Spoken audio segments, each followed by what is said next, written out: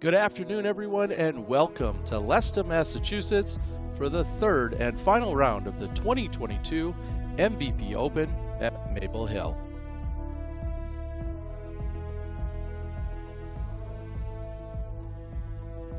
Your leader, Corey Ellis, ready to go, but he's going to be hunted down, or at least an attempt or two. Corey Ellis came up just short a few months earlier as he was going after his first ever Disc Golf Pro Tour victory. Calvin Heimberg was in his way today. We'll see if the story is different. Welcome in, everyone. I'm Terry Miller, the Disc Golf Guy, joined alongside Nate Sexton and Nate Doss, three-time world champ and previous winner at this event. So, Nate, I'm going to throw this up to you right away. What does it mean to you to win this event as you've done before? Oh, wow. It's a tremendous honor to be a part of the history here at Maple Hill. It's been named all kinds of things, but at the end of the day, you were playing Maple Hill, and what I took the most pride out of was that over 4 rounds, I was able to, and oh boy, they found this one, didn't they, Terry? Oh, yeah. So, see, I have made that putt before. What I was most proud of was the challenge and the difficulty to get through 4 rounds at this course. I could just lay my head on the pillow that night knowing I did something amazing, and it really is a special place to play. I enjoyed almost every round out here. There was some tough ones in there. Oh, look at us. There we were back in 2011 or so having a conversation. Wow, some things never change, do they, Terry? No. But Sexton, we've been talking about what it means to win, and this is a big day for a lot of our competitors out there. Corey Ellis, I mentioned earlier, so close to taking down a Pro Tour win. What's he going to need to do today? A little more of what he's been doing, and that's been incredible. I mean, he's right at the top of the field in both driving and putting. So, spoiler alert, you're going to be in first place when you're doing that. And he's got a 3-shot lead. That's a rare thing in this day and age. So he's got a fantastic opportunity just to try to keep his nerves in control, keep himself centered, and just keep hitting the center of the fairway like he's been doing for 2 rounds now. Yeah, and we saw everything on display yesterday, including the long putt. We know that he's not only a Circle 1, but also a Circle 2 specialist. That putt's so deadly, but then doing it with the drives, just like we're seeing here on hole 8, getting the 8 holes all fired up, as if they needed any more fuel. Corey was there to provide it. Here he is on hole number 12, the standstill, piping it right up the middle to make for a short birdie. And on hole 13, making the long look there. We go back a few months. This was the D-Glow playoff, the Great Lakes Open in Milford, Michigan. And this was so his mid. Close to being in bounds. Like, this thing just barely out of bounds for him. By that much. The playoff did not extend for Corey. He came up just short.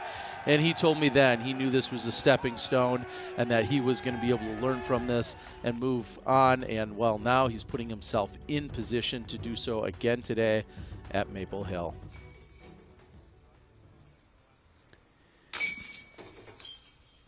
I mean, what a show we're in for today. What a round, because obviously we said Corey has the 3-shot lead. The whole rest of the lead card has never won at the Elite Series level or the major level.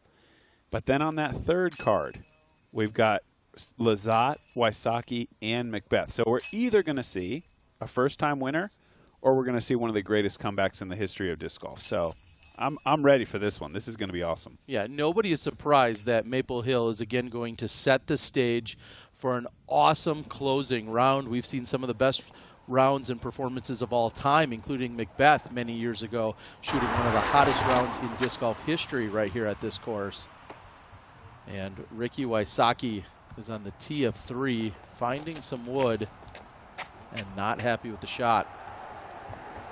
And, you know, what a group, as Macbeth was explaining. I mean, Ricky and Paul playing together here. You know, they're 1 and 2 in the points series, and depending on how they play, there's still no guarantee of who's going to take the points series title. Ooh, Macbeth looks to have parked number 3, and I think I misspoke. Simon Lizotte actually playing on our second card, though he is tied with Wysocki and Macbeth coming into the ring. The famous Scooter is ready to take it away. Up first from Davenport, Iowa, Ben Calloway.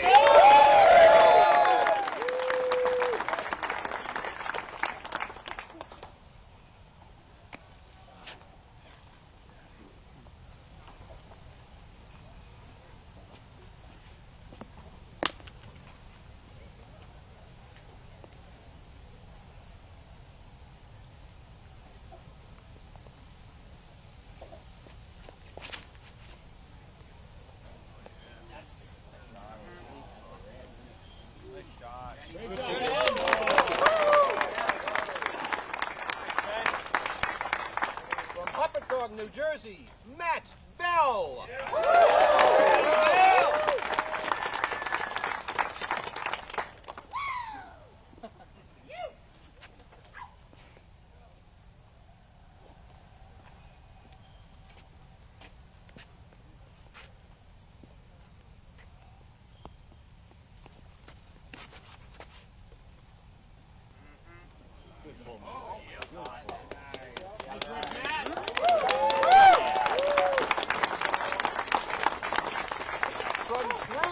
Massachusetts, Simon Lizotte.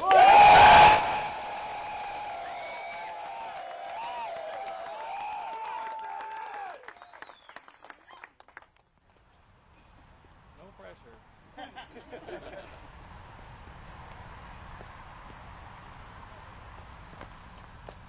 Get in the hole!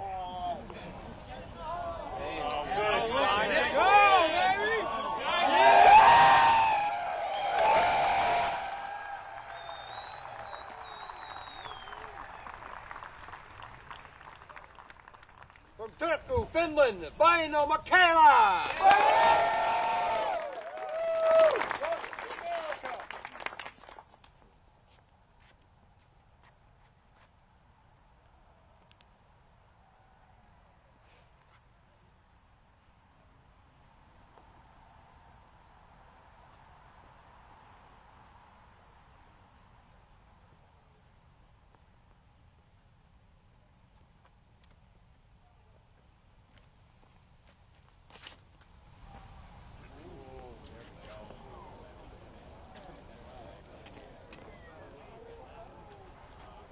Good pull, Vaino.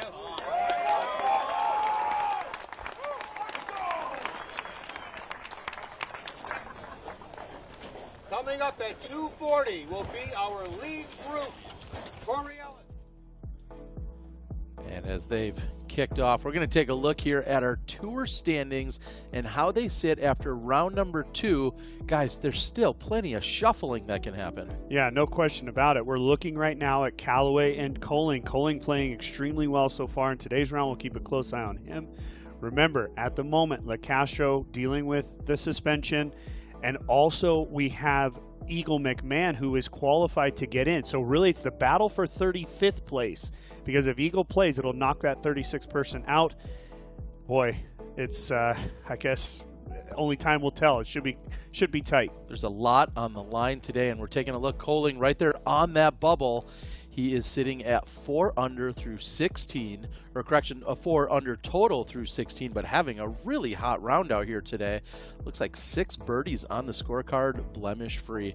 And right now out on the ground, we have none other than Brian Earhart, along with the PDGA's own Grant Zellner. Guys, what do you got for us?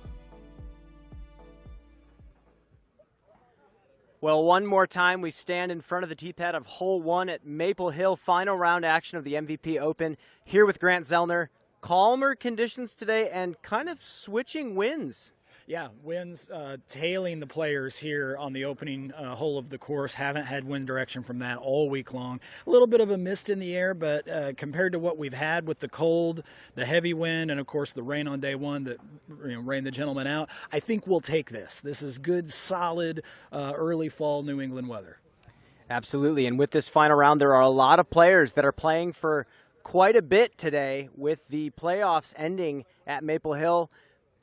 A lot of players trying to fight their way into the Tour Championship. Sure, this morning we saw a lot of movement among the FPO field. I mentioned Valerie Mondahano and Missy Gannon vying for that fourth and last bye in the first round. And sure enough, Owen Scoggins ends up jumping both of them and taking it. So this afternoon you can expect that kind of drama up and down the leaderboard. We just saw Ben Calloway right there on the cusp of making it into the play-in round altogether. So is Jeremy Colling and several others that are already on the course. So look for your favorite player. Even if they're not on the lead card, they're playing for something today.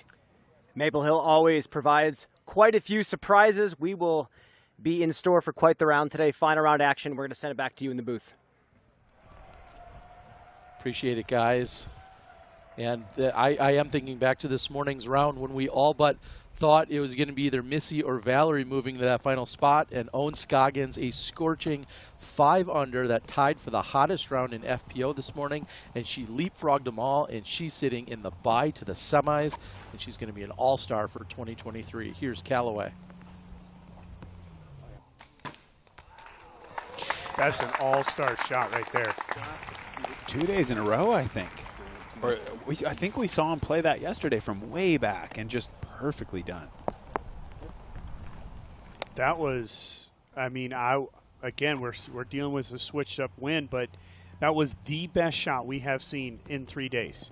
And you can actually see the rain coming down, a little bit more than a mist at the moment, but super aggressive by Callaway. Callaway did not start his second round off that well, but battled really hard to finish.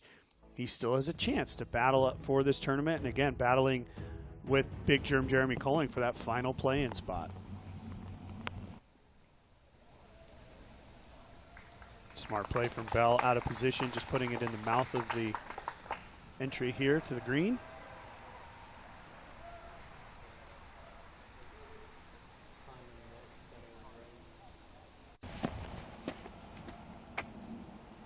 Now joining Paul Macbeth. Look at this switch up. Didn't we see him go with the backhand? Yeah, but I saw this on his Instagram early in the week. He threw that in practice. It makes it work. But yesterday he threw the backhand within just inches of the basket. Yeah, it's interesting. I mean, it's a great option, but surprising to see because didn't he hit the base with a backhand yesterday? Yeah, he did. Maybe he's just trying to show off. Yeah. He can get there in any given method. I don't doubt it. You know, maybe he's flexing to Ricky a little bit. Simon from out of position here. Wow. That is gutsy from him and Callaway. Hitting that gap perfectly, the weight on the shot perfect, staying inside the green. Great job.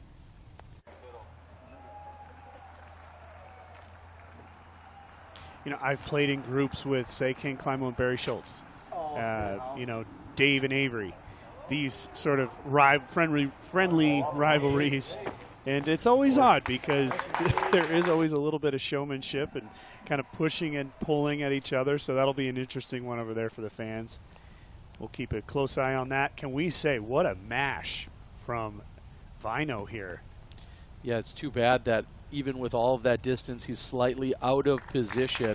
But in terms of raw footage carried, that has to be one of the longest drives we've seen this entire weekend. I mean, he is so far down in that corner. I would have to guess that's in the neighborhood of like 625. Like he's up there nearly pin high. That's crazy. Unfortunate that he couldn't get it a little more centered, as he's just going to have to go jump putt for the par. But man, that thing flew a long way.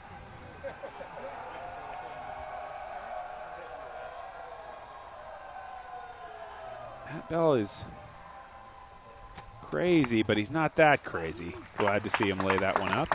He is absolutely deadly from 100 feet, but and thanks to our friends at Statmando, we can actually give you guys some details. AJ Carey today, 704 feet on the drive. What? Kyle Klein was 685. Makula, 684. Wow. So he had only the third longest drive of the day.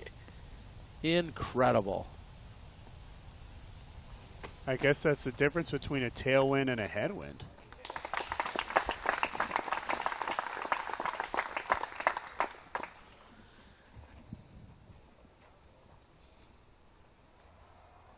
Yeah, and Brian on the ground had mentioned that a little earlier to me, that there was that tailwind, And so certainly assisting our competitors. Not that you don't need raw power and nearly perfect skill and form to throw that far, but a tailwind certainly aiding today.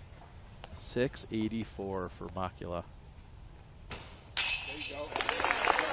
But of those guys, Kyle Klein's the only one that made birdie. So I think maybe A.J. Carey, even 704 feet, he must have been tucked down right. That's the only way I can see him not getting a birdie with that kind of distance. But, man, incredible.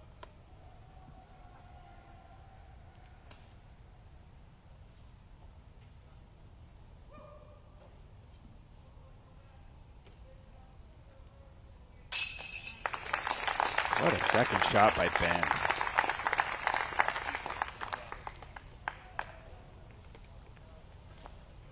I don't know there's much scarier in disc golf than trying to hit a gap defined by out of bounds.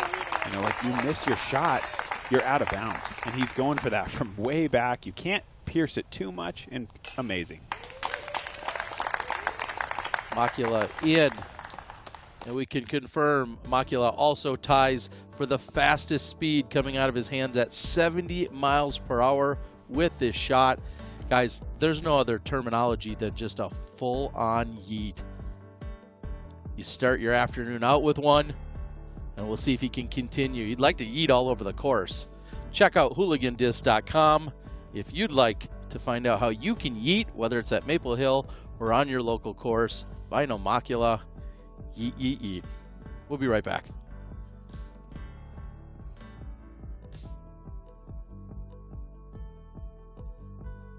The MVP Open is presented by MVP Disc Sports. MVP, the leading edge in disc sports. This is the MVP Pro Shop, your home for some of the most unique discs MVP has to offer. Our mission is to bring you the right tools to up your game while directly supporting both players from Team MVP and the most exciting artists in disc golf. Here you'll find Tour Series discs, exclusive artist series, signature series, and even the latest prototypes from the MVP family. Simply put, we offer a selection that you won't find anywhere else. The leading edge is here on the MVP Pro Shop. Chris Tatar looking confident early. That is now 8 straight birdies. Chris has nothing to lose.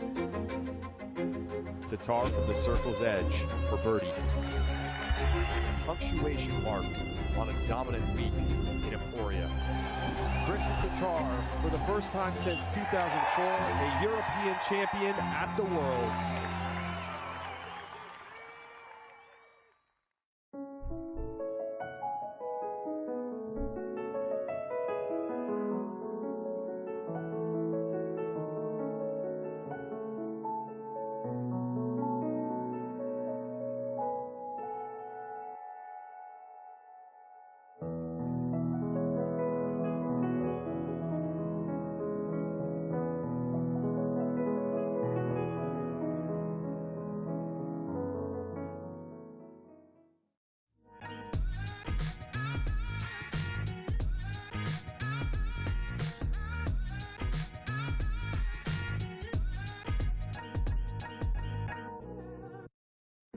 It was important for me to partner with a retailer that could help with growing my brand and making my products available all over the country and across the world.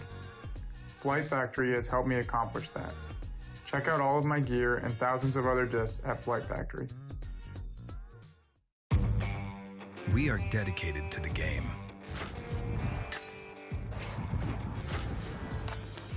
Developing technology and providing data that helps you take the next step. Whether it's your next training session, league night, or major. Because we believe the best way to grow the sport is to push the sport. And the best way to do that is together. We're focused on the future to make that happen.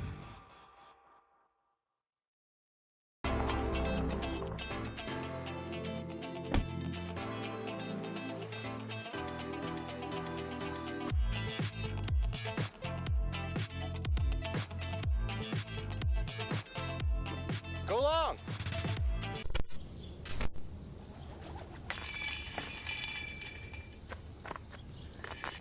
Whoa. Hey, over here.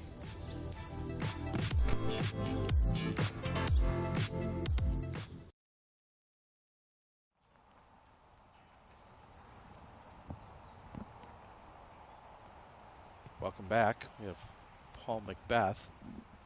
A little bit more distance than we thought.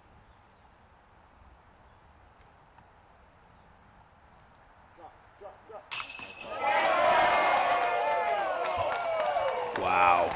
We saw 2 of those from him this week. 1 park job and 2 clutch downhill putts. Look at that rain coming down on the water.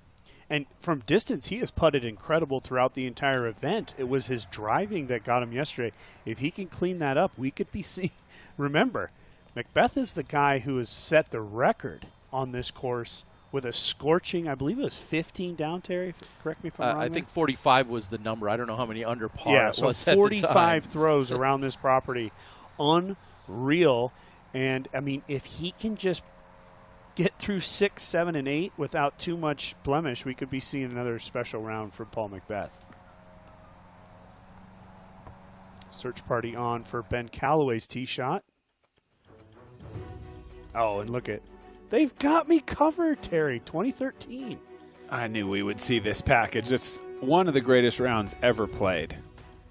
Yeah, hole number 10 here, played from a very different tee. Yeah, this was a par 4, actually. That was his second shot. Look at the old short tee on 17 when you could really push the drive up in there. Oh, well, it wasn't an elevated basket. Now I see why it was so easy. Okay.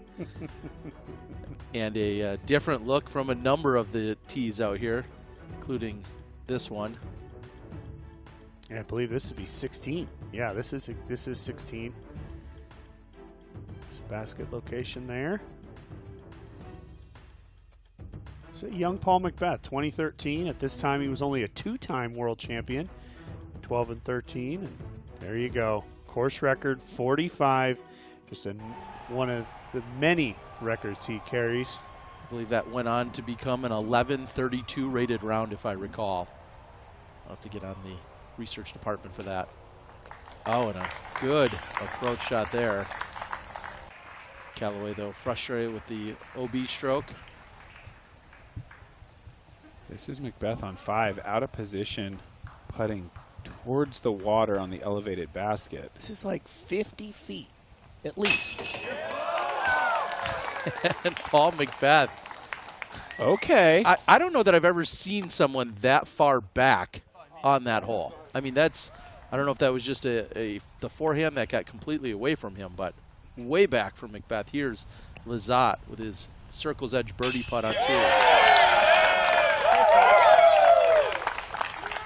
Yeah, Simon really rounding into form here now. That was a beautiful putt. That first round we had him on our coverage, and that just was not a banner round for him, but he kind of battled through it, still made some birdies hanging in there, and now he's inside the top 10.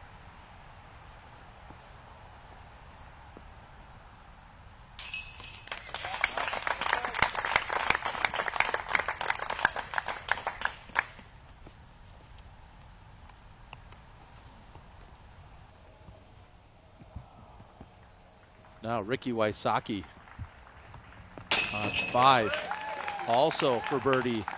Back-to-back birdies for Wysocki, and we'll be right back after a word from these sponsors.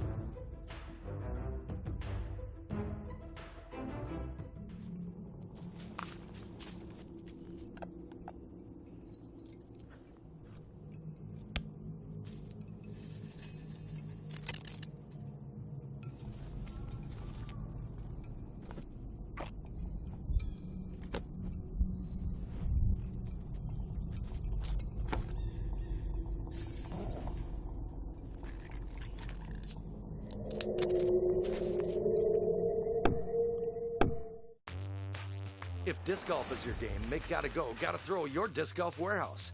With a huge selection of discs, bags, baskets, carts, shirts, and more. GottaGo.Throw.com has all the tools to take your game to the next level. Shop online or our Golden Valley, Minnesota store. Free shipping with all online orders over $75. Online or in-store, get what you need for the game you love. GottaGo.Throw.com, your disc golf warehouse. In the game since 1993. What did I hear? What do you do off the tee? I'm so happy I don't want to get stopped. Your leader, Corey Ellis. Final few adjustments, getting ready to go with a 3-stroke lead heading into the final round at Maple Hill. Someone who knows Maple Hill very well, Simon Lizotte. Millimeter apart.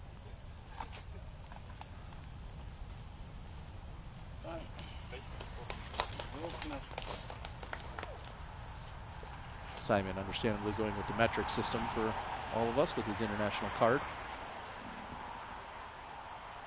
I believe he was actually just speaking German there, Terry. Probably has Jerome, his friend and fellow competitor, out there caddying for him.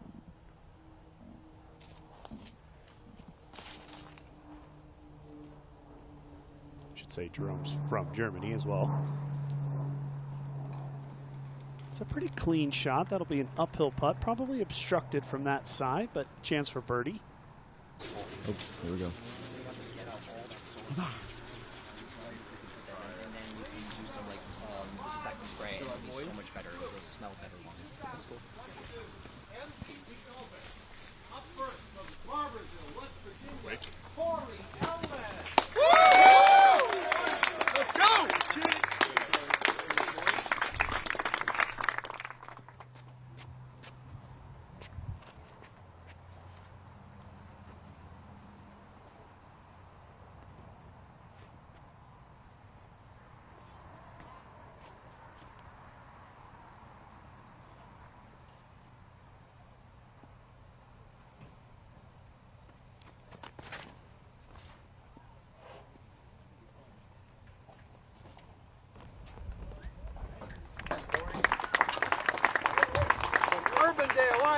Gannon Burr.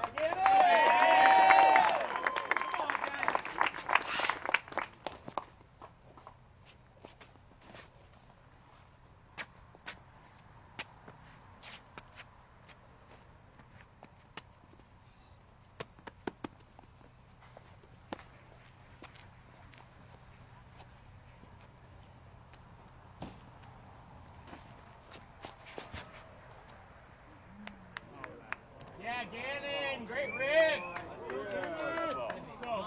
That's the turn. Good spin, Gannon.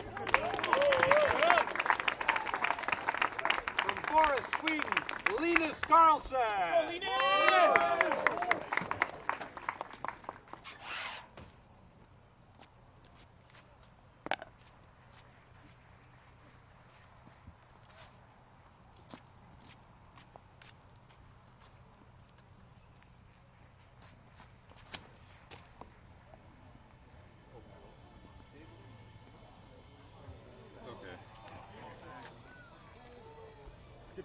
Thank you.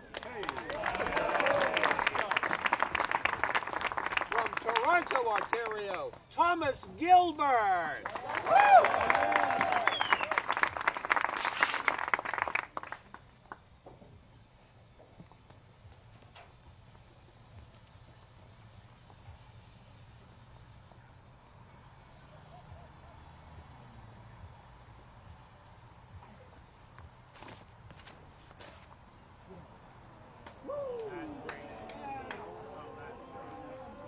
So flat. There you go, Thomas. Enjoy. Have fun. And just like that, our lead card is off for the final round. And we're going to take another look at the patented short run-up and delivery from Corey Ellis. And if you have any intellectual property you'd like to either protect or see if it's even protectable, you can reach out to our friends at Sunstein Law. Logos, patents, copyrights, whatever the case might be, they can help you out. And just think, you might actually get an invite to the VIP booth of Sunstein here at the MVP Open. And we're going to take a look at the UDisc course close-up here at Maple Hill, voted as the #1 disc golf course in 2021 and 2022. Always a front runner, even if it's not on the top of the list. They've got 5 layouts that will challenge all skill levels. And for our gold layout, it's a par 60 at 8,584 feet. Features tunnels, rock walls, ponds, so many signature shots, including the one we just saw on hole number 1. Also the par 3, hole number 14, a beautiful shot over the water's edge. And UDisc, find over 13,000 courses. Find your way to the course, and then once you get to the course, you can also find your way from tee to pin, all thanks to your friends at UDisc, the app for disc golfers. And when we dig in a little bit more, we see that it obviously doubles as a Christmas tree farm. There's 5 main layouts. Simon Lazat said he likes to play the shorter, easier ones because, well, birdies are fun. And it's across the street from the Pyramids Disc Golf Course, also with a high rating on UDisc. We've seen some incredible putts by Macbeth on both 4 and 5. Now he's in trouble on 6. This is a bogey look. No way. Another 50 feet. Let's see it. Unbelievable. That's to say bogey. I have to think about how terrible his previous shots were that he had to make that for bogey. Well, I'm sure he got caught up short, then kicked over that rock wall based on his lie there. But another 50-foot putt. That's now 3 50-footers for the round. All in a row. Some trouble for Lazat. Not able to get out cleanly to the basket on 3.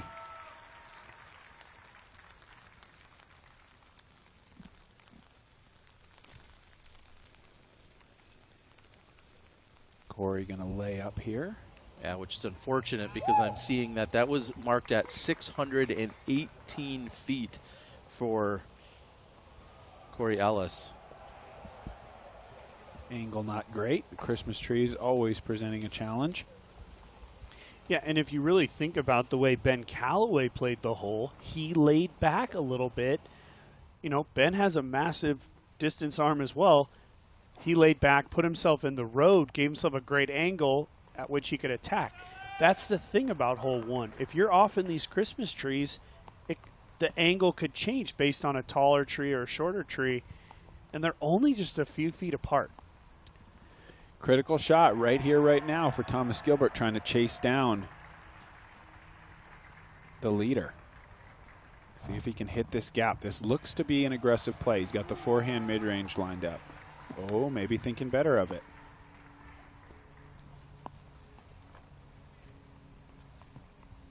This forehand mid-range play is super difficult. Really, either the backhand or forehand so challenging. He's got to try to push it into the gap before it finishes off to the right. I think he went, oh no. Oh, maybe not. If he can hit the rocks, he's going to be okay. I think he went back to the bag and grabbed driver. That looked way too low out of the hand, but probably pushed forward to the rocks. We're going to wait and see if that thing crawled OB or if he's going to get away with it. And if he did stay in bounds, I would, you know, we've used this many times before on 18, a blessing in disguise. That is a super tough sidearm, and, you know, avoiding an out of bounds would be great here on number 1. Oh, that's perfect from Macbeth. He's not going to need a 50-footer this time, I don't think. This is that uphill birdie putt I was alluding to before the break. Makula for birdie, uphill.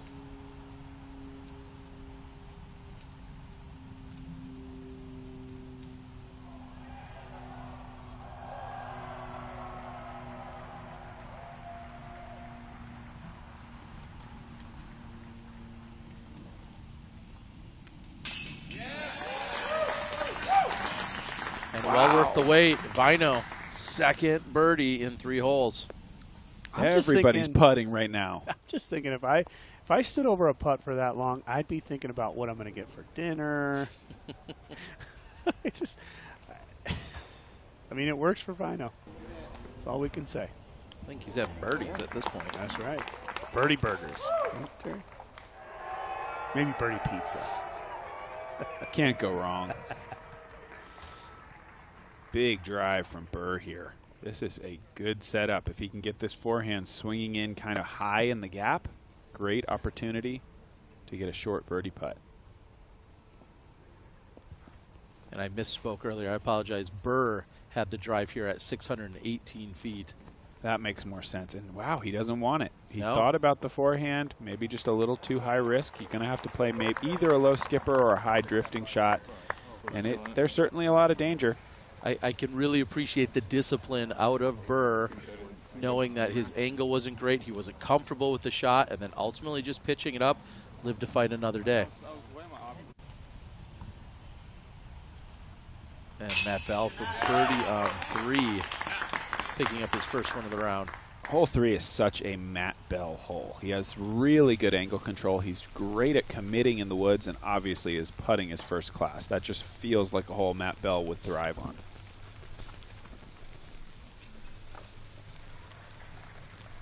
So Corey not in the greatest of positions. You can see what he's looking at. As you go into the woods here, the green literally just turns perpendicular and goes 90 degrees to the right. Corey has to control the angle and speed. You have out of bounds completely surrounding the basket here on the green of 1. I think the only mistake you can make here is trying to absolutely park it. He should just be playing for a nice 20-footer, drift it slightly right. I like that a lot. Perfectly explained and perfectly executed there by Corey Ellis.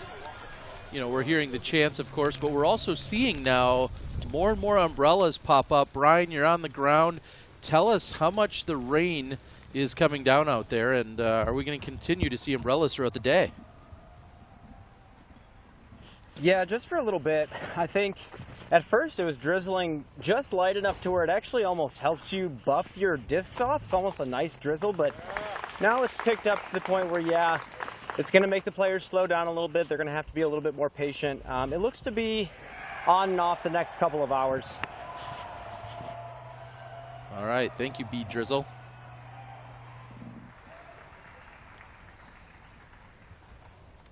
I'll give you a 4 out of 10 on that one, Terry. I think that's generous. Here's Gannon Burr. And speaking of 4s, that's exactly what Gannon is lining up.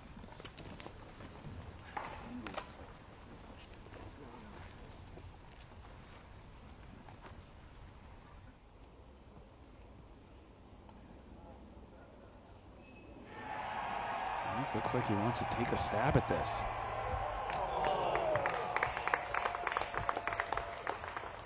Try as you might, the subconscious is your biggest enemy there. Trying to make a putt like that, you can do so much work to try to convince yourself to be committed, and most of the time it's going to just float short just like that.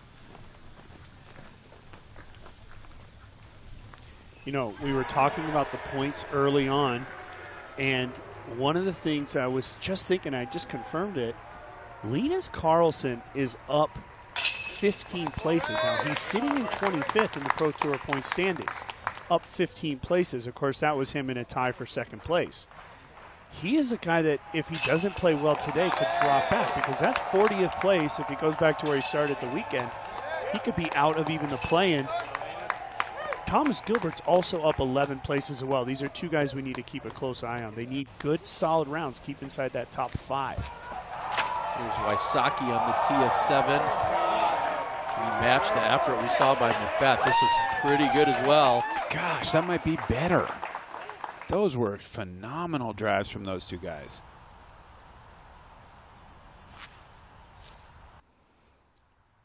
Vino coming down on 4, trying to pump the brakes, and it's done just that. We're going to take a quick break. We'll be right back.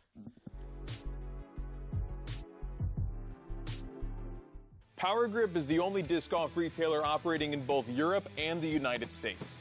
We got our start in Finland in 2009, and now we've established Power Grip USA's online store, with retail stores still to come.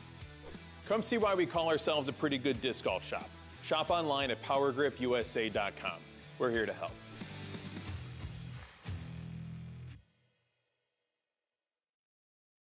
Hi, I'm Innova Team Captain Nate Sexton. Welcome to our instructional disc golf series.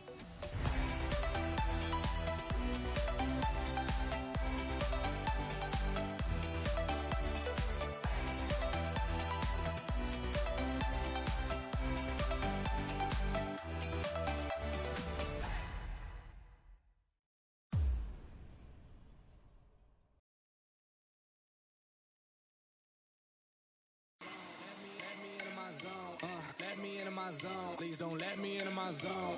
Let me into my zone. Let me into my zone. Let me into my zone. Please don't let me in. Please don't let me into my zone. I just need some time on my own. All these people trying to get a conversation. You can conversate to that tone. God up on that throne, yeah. So I'm never alone, yeah. Ballin' can't beat me up 'cause I'm back in my zone now. Hello, we're Kenna. We're a Dutch growing company. We love plants and we want to tell you some cool things about them. Just like humans, plants can communicate. They can sense when another plant is close. Plants look out for each other too. They warn neighbors about nearby threats by secreting substances. And studies have shown that plants love a good tune. We love and understand plants. Let our passion excite you too.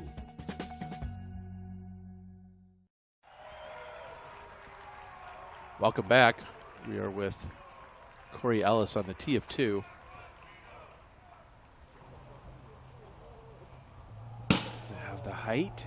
Not quite. Going to be a big putt from there, but inbounds. And while Gannon steps up, I want to quickly explain, you're hearing roars and cheers largely coming from hole 8's green. They are affectionately known as the 8 holes. There are hundreds of people over there that have stationed themselves up and are hanging out and cheering for everyone that steps onto the tee. And then once they throw their shot, that's where you're hearing these loud eruptions coming from. So hole 8 is the primary source of that audio, a little bit behind hole 14 as well. And I'll say the 8 holes have seen 2 hole-in-ones today.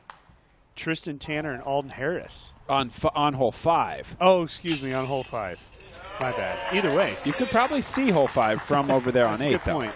My bad, everybody. But still, 2 hole-in-ones on hole 5 today by those 2 fellas. Well, that's where Simon's heading to next, hole 5 after that birdie on 4. Now Linus Carlson, tee of 2.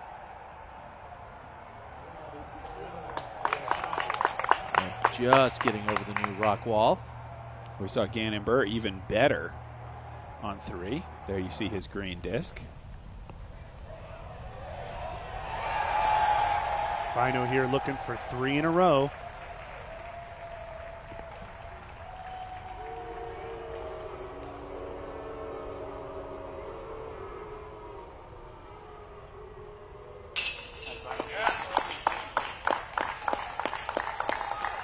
Go 3 in a row. Bino starting off hot.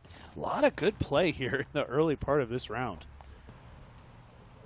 Thomas pushing right the tree, perhaps saving him. Oh, for sure. And inbounds and in a great position to make birdie.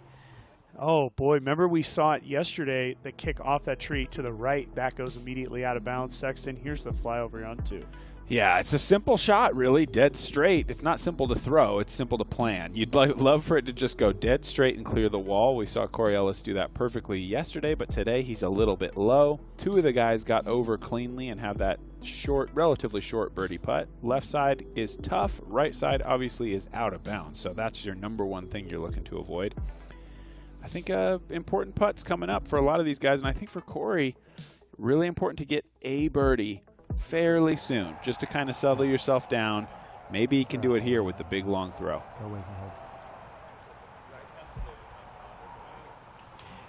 I could not agree with you more, Sexton. A birdie or 2 is going to calm those nerves, give you a little bit of confidence, because right now the Sharks are starting to circle. There's a little bit of blood in the water. You got guys, you know, in groups ahead playing extremely well, getting through those challenging holes.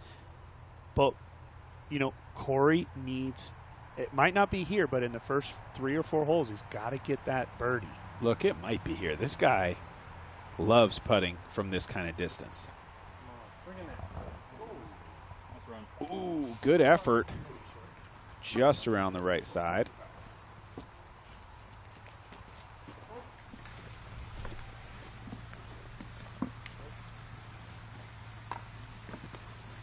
Yeah, I want to throw out to Brian briefly. Brian, we've now seen 3 rounds of people playing with this new rock wall in place. This is new for 2022. How much do you feel like it's affected the drives and the play? mean, obviously, we've seen it multiple times on coverage players hitting it on the fly, but it also takes away kind of that sneaky roller line that a lot of players were starting to take over the years. Yeah, I think it's actually a really good change, to be honest. And Thomas Gilbert, high chain and out.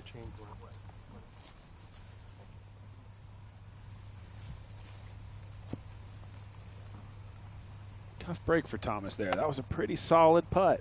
Just didn't quite hold.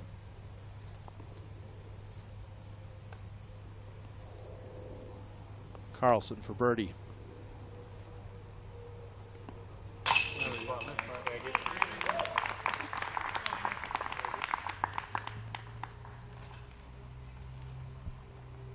Yesterday, Carlson had several big par putts made that kept his round from really derailing, and a lot of it was early through the first about 8 holes, and then he got going a little bit on the back 9. So nice solid start here for Carlson, and a little bit more than Ellis would maybe like. Again, one of the best putters in the world, so would feel confident, but Ellis for par.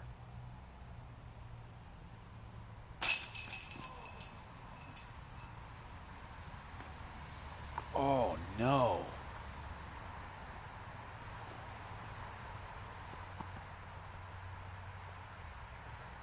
Look, it's still early, but that is not good for your chances. I mean, hole 3 is still very tough.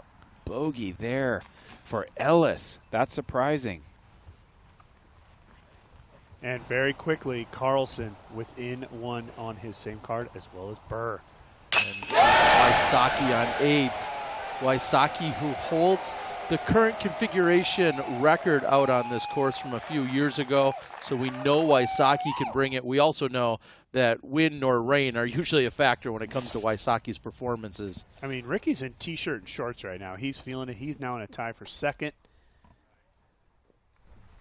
He's 1 shot back after that bogey. And Makula getting the green flag. He's parked on 5. I mean, buckle up, ladies and gentlemen. This could be what we're all asking for. Paul Macbeth. Also 10 down. Oh, my gosh.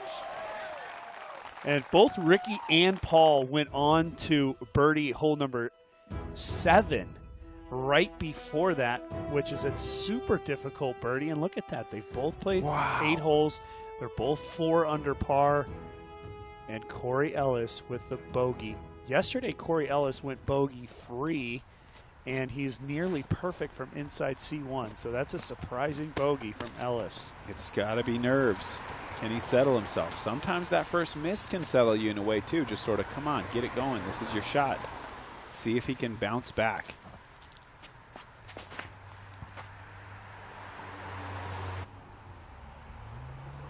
Oh, wow. Right to the basket, hit off of it as Gannon Burr nearly pulls a Felberg and puts it in on 3. What a shot. That was exactly how Dave did it too as well. It was off a skip and just a hair low. It does work its way away from the pin, so it's not a guaranteed birdie, but incredible tee shot from Burr.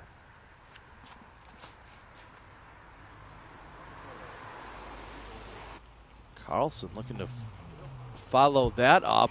No way. And a great shot by Linus. 2 of the best I've ever seen back to back. Hole 3 playing as the 4th most difficult hole today. Only 8% of the field have birdied. That's 6 players. We've now got 2 inside the C1 area. That looks a little bit left. Oh, but it fights. And that's also looking. That's that Makula range that we just saw from that lower right side of the basket. Now Ellis, he needs to stripe one here more than any time so far in this tournament. For him, this is one of the most important shots of the day, no matter how things go. A birdie here would be huge. Oh, it looks good. Wow. Just catching a tree. We're going to roll the Zuka replay. Take another look at Gannon Burr. Gannon just kept that disc inside a tight window and so much forward momentum.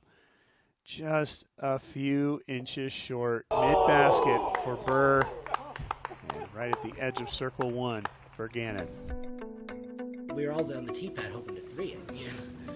When we look back, we'll rewind 7 years to Dave Feldberg and the 2015 Vibram Open.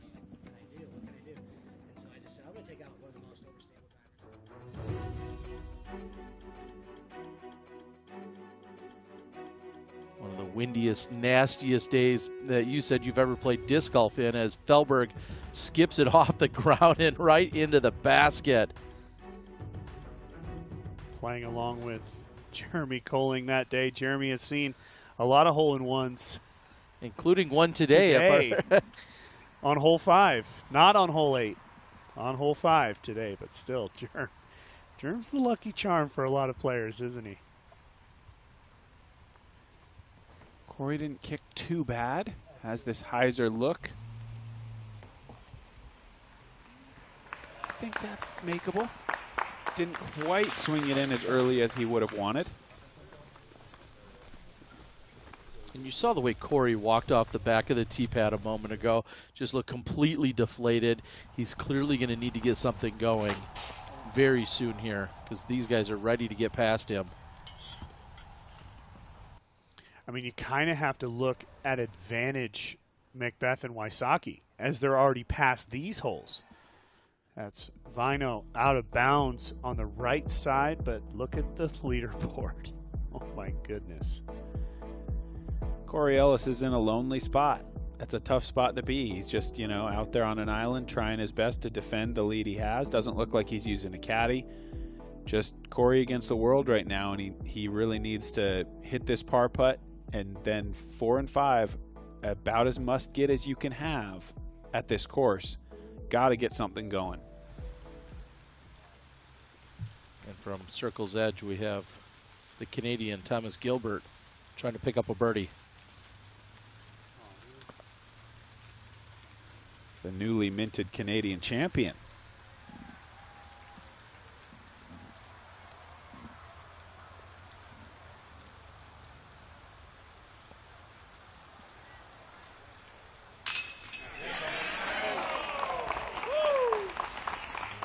There you go, Thomas.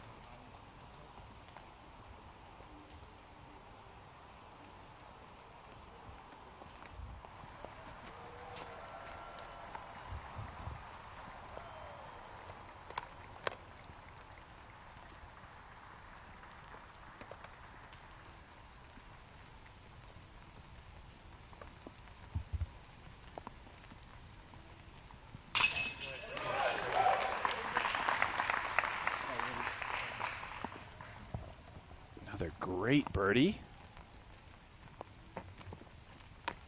Opportunity to see 3 birdies on this hole. Wow, and look at what Gannon has left for a putt yet.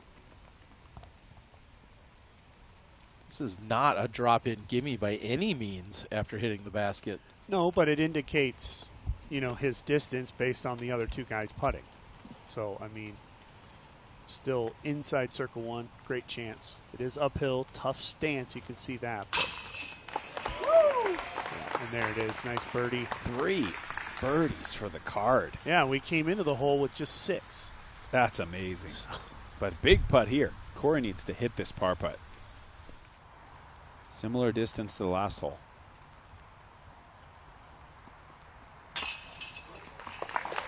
Nice.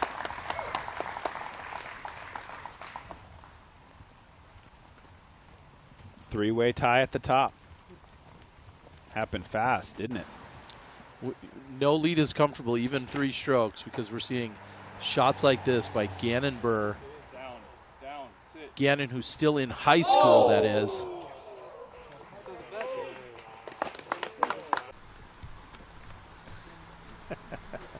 And it's a very brief walk over to hole number 4. 2.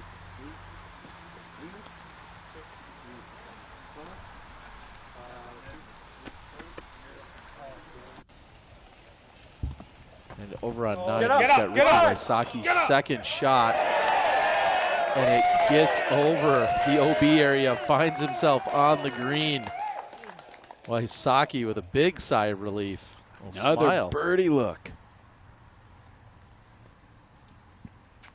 Are we going to see a jump putt by Gannon Buhr here? This guy putts so far.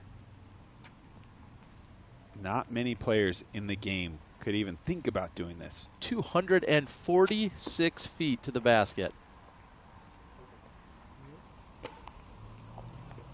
Just that simple. That is crazy.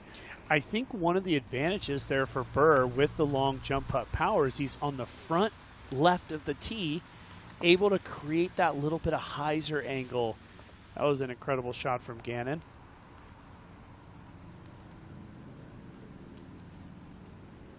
I just think with the putt delivery, too, the first gap probably isn't really, wow, I guess he's doing this on purpose, huh?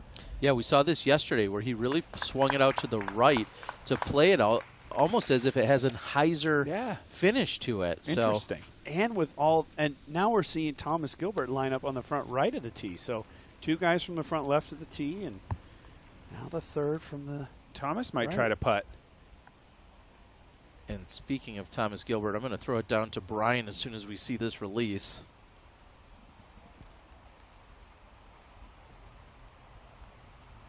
Wow. And that is on point and parked. Brian, what do you know about Thomas Gilbert and his day out here today on Championship Sunday? I had such a nice conversation with him at the putting green. You know, everybody can look at his stats and say that he hasn't had, I guess, the season that people were expecting him to have. But the way he talks about his season and the way he talks about his game is so nonchalant. You can tell he's just got such a positive attitude. He's riding the wave, and he knows his time is coming. He said just that victory at the Canadian Nationals really sparked his confidence again. He knows all the parts of his game are there. He just needed that little boost of confidence to bring it here in Leicester. Appreciate it, Brian. And as we'll piggyback on the phrase of confidence right now, Corey Ellis is going to have to dig deep to find some, and he's going to have to turn things around. A very, very slow start, along with a difficult approach still here on 4, the shortest hole on the course.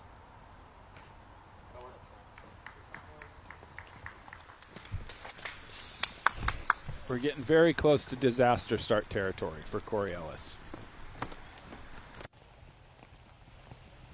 Now over on 9, second shot for Macbeth. He carried a long way off the tee. Yesterday he was over there after going out of bounds. On his second exactly. shot. So today, Macbeth very close for birdie. Vino, after going OB in the worst position here on 6. The early OB on 6 is almost impossible to recover from. Late OB still gives you a look to maybe save the bogey, but that early OB almost impossible, like you say.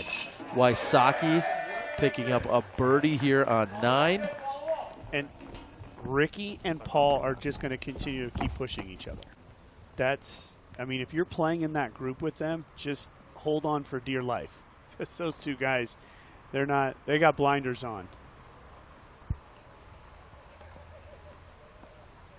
And obviously they're a few holes ahead on the course, but they're pulling into a tie for the lead for the moment. Not anymore, because Carlson just moved to 12.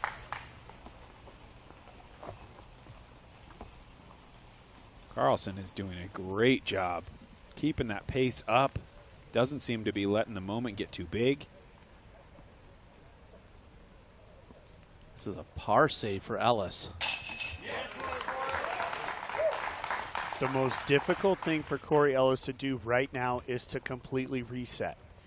The lead is gone. That you're not getting that back. But you're about to head into the most difficult holes on the course. 5's a gettable birdie. 6 and 7, super tough. You have to reset and be up for the battle. And I think he is. He has the skill to do it, but he needs to reset really, I mean, extremely quick. We may see a little frustration from Buhr and Gilbert here after disappointing 2 putts. That first one off the tee, putting for ace. Both of these guys putting for ace, missing everything, and able at least to tap in the birdie. But yeah, 2 putt for both of those guys on the stat sheet. That's going to be tough. Yeah, and it was cool to see them do it in different ways as well. Burr with the hyzer putt, and Gilbert with the pull putt there. Up ahead on our Eric Hole, Ricky Wysocki. Ooh, first tree. Wow. Looking a little more like a slip. Wysocki frustrated by the release. And this is one of the few holes in disc golf where we see Paul McBeth almost take an additional stutter step because he's going for that much more power, which tells you how long this hole really plays uphill. Yeah, Paul's got great power. I don't know if it's quite top end. I think this is almost everything he's got all the way up to this castle. Well, now he's got to look for birdie, trying to tack another one onto the scorecard. Now, Gannon Burr, tee of 5, forehand out over the water. Nice. This looks good. Is it long enough? It certainly is. Yeah. And that's out near circle's edge. Very makeable putt. Today, with the better wind conditions, hole number 5 playing as the easiest hole. 58% of the field getting birdie or better. As I mentioned before, 2 aces here on hole 5. That's actually a little bit of a better percentage than we typically see on 5, but I think the low wind has definitely helped with that.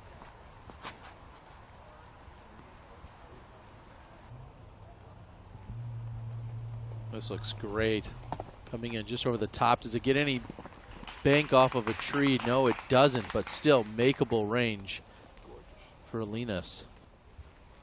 So often when the turnovers come in like that, even the forehands, it often finds a tree just directly behind the pin and stops it. That one carried on. I like that one. Get in. Ooh. Oh, just over the top. Burr was calling for the ace. That was really close. Sexton, I'm thinking Thomas has worked a little bit on his sidearm with you. That little one hop right before he threw it reminded me of your style, and that was a great shot from Thomas. Yeah, we've played a lot of practice rounds together. See him adopt what I try to call the Sexton hop. Oh no. This is okay. We're officially disaster start. Yep. He will now head to the drop zone. Here on hole number 5, the drop zone is 177 feet. They're actually only walking up about 50, 60 feet on this hole. Actually more about 100 feet, but it'll be a tough shot still over the water. And we've seen back on hole number 2 a very birdieable hole. That one came out short. This one, he finds trouble on 3. He's the only player in the card to not get through clean. And then on 4, also the only player on the card to not get through the fairway clean. And yet again on 5, he does hit the gap. The problem is it's low right out of his hand, and that's less than 6 inches lower than what he needed as it hits the wall. And with that, you go to the drop zone, and barring a throw-in, this is almost at least a bogey. It can get worse than that. This is not good. You don't want to hit these trees. And now he'll have an obstructed putt from there. I think he's lucky to be in bounds, guys. Like that, you don't want to play that early turnover. So now McBeth in great position to pick up a birdie on 10. And yes, the putter is on fire. Whoa. McBeth picks up 7 birdies in 8 holes. McBeth is a hard guy to put on a distance number because he plays it so close to the vest. He's so in control. So you want to say, how far can he throw? Every once in a while, he'll throw something 650, and you think maybe he does throw as far as a Simon, or it's hard to tell with that guy. But he does enough on the castle. And still with obstruction for Corey Ellis, just a little bit to deal with. This is for bogey on 5.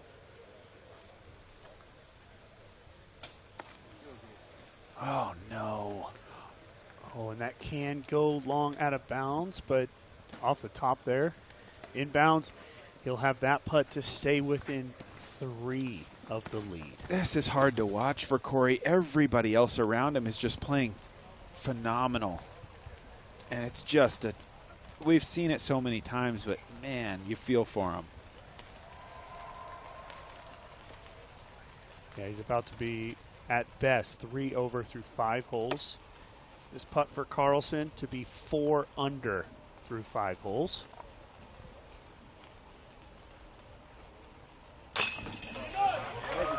Carlson is ready to win this thing. Yeah, like, and he so is is playing Burr. so well. Well, and I'll ask, you know, with us seeing less of Carlson than any of these other American players, maybe there's not an expectation or as much pressure on him coming from the disc golf community. Is that a crazy statement, other than the pressure he's putting on himself? Yeah, I don't know him well. I think that's more about his personality than anything. You know, how he feels that and how he perceives that. But to this point, embracing that role of feeling like a chaser, hitting putts, see if he can keep it going, along with this guy and Thomas. All of them are playing really well.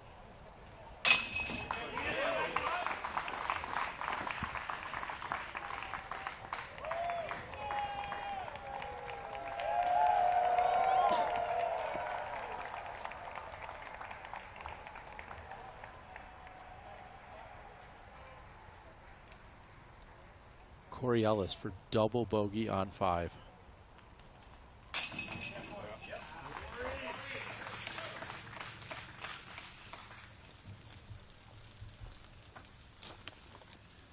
Wow, Corey Ellis is now in 6th place.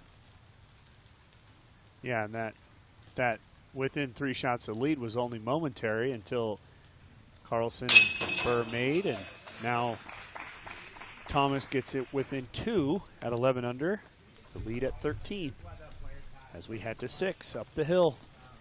And the cameraman. Nice hustle. And Ricky Wysocki way off. In fact, this is terrible. This is another fairway for one of the other layouts on the course. That's the blue fairway from over there. Nearly impossible to get to the basket. Ricky puts it too far to the right. He's in the trees. Oh no, Wysocki's still putting uphill, trying to fight back the other direction. Wow, what a run. That was. It's going to be most likely single bogey, and that was nearly assured after he took that kick off the tee.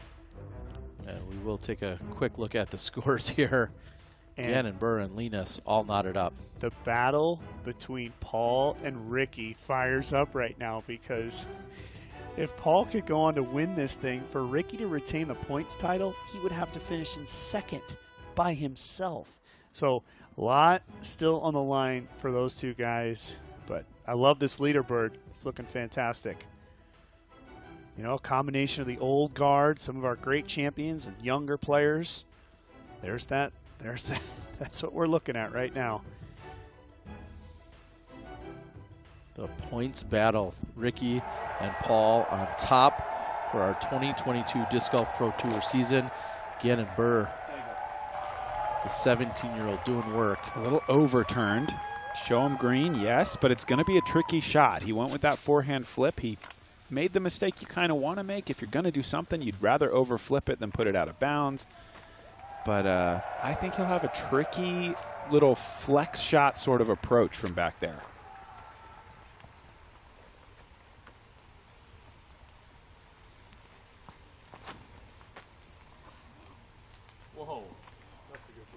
Whoa, how does that get through? And a green flag. A similar challenge that Burr's going to be looking at. Hole number 6 today, and traditionally throughout the years of this tournament, playing is the most difficult hole. Right at 1/2 stroke over par.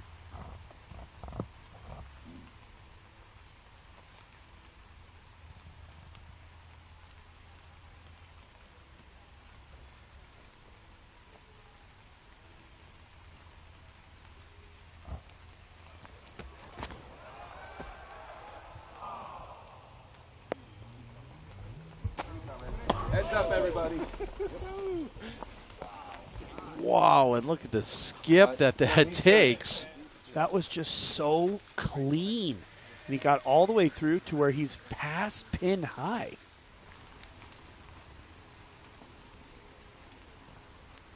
Did he hit like a backpack or something? What? It sounded to me like a tree. Yeah, it did. It was a loud clunk. Crazy kick. I thought he might be ace running there for a moment. Yeah.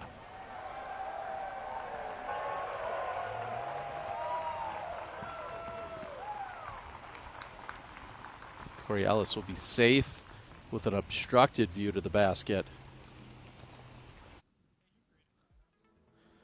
Nate, you know how to throw a great sidearm from time to time, maybe always. What's Thomas doing here? Look at that. That's my little move. The Sexton hop. He takes that double step on the right foot to kind of load up that final step to put as much momentum into the hip turn as he can. So this big step out, driving through with the hip and the elbow and shoulder obviously coming through right above that, keeping it low. Nice strong delivery, and man, he flipped that thing up perfect. One kick away from, I think, being like 25 long of the basket. We'll see what kind of putt he's got. And thanks to our friends over at Idiosports, move with purpose. You could go out there and find them on idiosports.com. Maybe even pick up a pair of Nate Sexton signature shoes. Man, you're everywhere. I mean, that was nearly a carbon copy of your form there, Sexton. Here's Simon on the famous hole number 8. And what a great kick for Lizotte. Green flags all around. If you couldn't tell. He was safe, right? That's right. Now Gannon Burr. This is by no means an easy shot, especially with a forehand OB on the right side. I expect the flex through the backdoor gap. Does not hit it. So that's going to be a low likelihood of having a clean look to the basket and probably 50 feet short. Yeah, he would be lucky to go all the way up to the rock wall on the right, where you would see a similar putt from what we saw from Macbeth, but he would need to get that kick all the way over there. The challenge from this far back on this fairway. Now, of course, we can see the basket here, but if you throw anything on that right side, any kick off one of those big trees, OB. It's going to go right. It's going to kick out of bounds. It's just too tight. You can't hit that shot. That's why a lot of the players like to take that back side. But the challenge with the back side is it's nearly impossible to park the hole. So you're relying on a 20, 25-footer. But that's Carlson the smart move. It is the smart move. Carlson has a horrible angle here. He has to be going for the risky shot here. Keeps it low. Nice kick. Yes, that really was a nice kick. Very fortunate kick. You know, we're not sure if he's going to have a full wide open look there, but I think pretty close to it. Probably 40. You can confirm we've got Brian Earhart on the ground. Brian, what do a couple of those approach shots look like? All tough. There's really not much of anything. Thomas has actually ended up going about 70 feet long and in the woods. He actually has one of the tougher up and downs right now after the first two.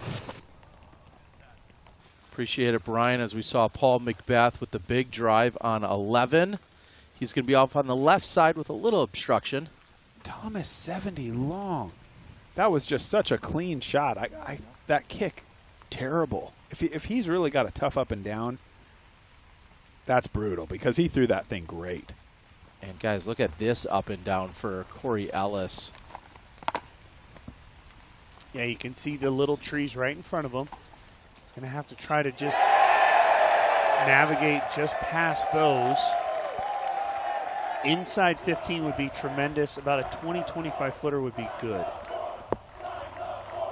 Oh, and he found the little line there, and nice inside 15 feet. So really solid shot there from Ellis.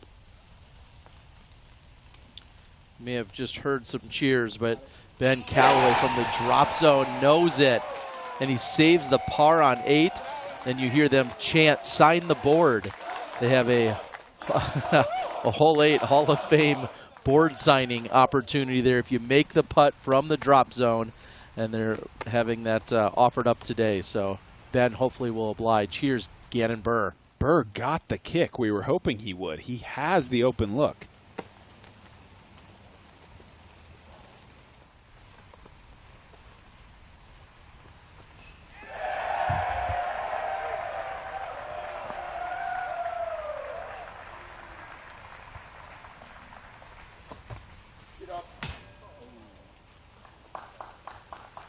So on line for Burr. Gonna be a bogey. That putt from Callaway is so huge because Big Germ did end up going on to bogey the final hole.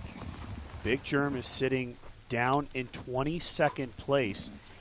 If Callaway can somehow find himself inside the top 5, the chance for those two to switch gets to that point. We'll see. Carlson here with his par.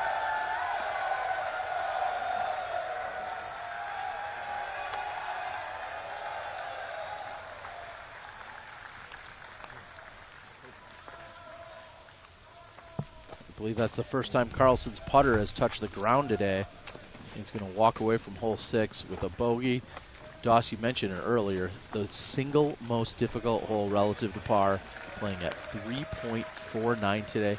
Just 9% of our field taking birdies. 44% bogey or worse. Now, where is Thomas Gilbert? I don't know that I've ever seen a drive over here where he's at. Yeah, he's long left, and you can see the edge of the pond just out of frame on the left here. But look at how deep it is. This is an area where nobody's ever walking, nobody's ever playing, so it's not really maintenanced. I would imagine he can find a small little gap to get through there. I would think so. He's only 60, 70 feet from the pin.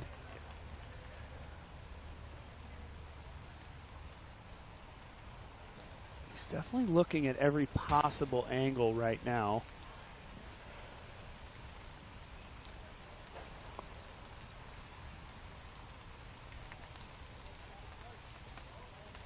Wow, it must be really bad back there.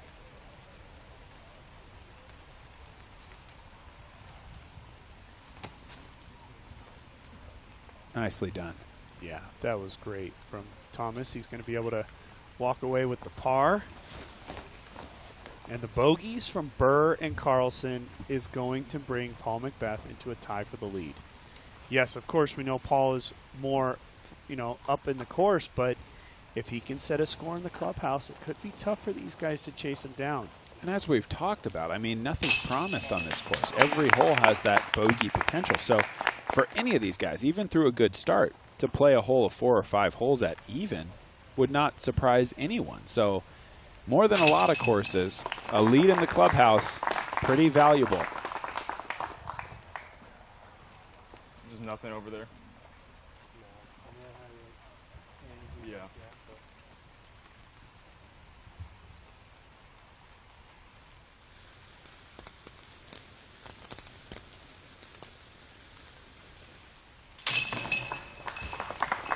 For a hole playing so difficult to just walk away with the par, not the worst thing ever.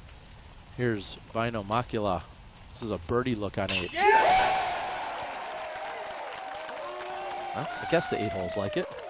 And Macula with that tremendous start, 4 in a row. Then he went double bogey on 6 and 7, and then followed it up with a birdie there. Nice bounce back. Wysocki off the tee of 11. That is a big drive. He's got to avoid going too long, and that's exactly what he's done here. Just a little too long, found one of the tall pine trees in the fairway. Matt Bell for birdie on 8. Very quiet round for him. Bogey free, but just 2 birdies. He's going to need to pick up more. And Simon Lizotte, Massachusetts resident, just down the road from here. We saw the drive earlier by McBeth. Can he put himself in position? And if this flexes out, he's got that 50-footer again, I think. He's going to need all of that and then some, but he can see the basket, it looks like, on 11. Now back to the tee of 7 with Thomas Gilbert. Super important fairway to hit.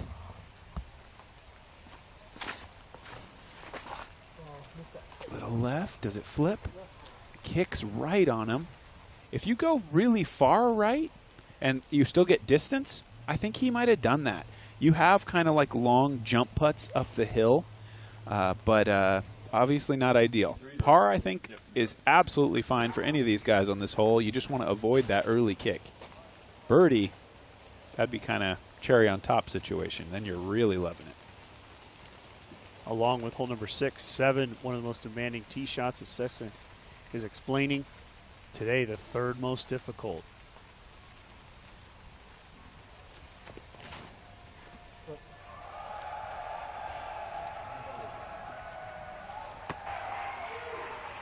And he kicks down there by Thomas Gilbert into that area that you were just explaining, Sexton. A lot of distance he gained there. So now with Wysocki on this right side of the fairway. I think he might have this.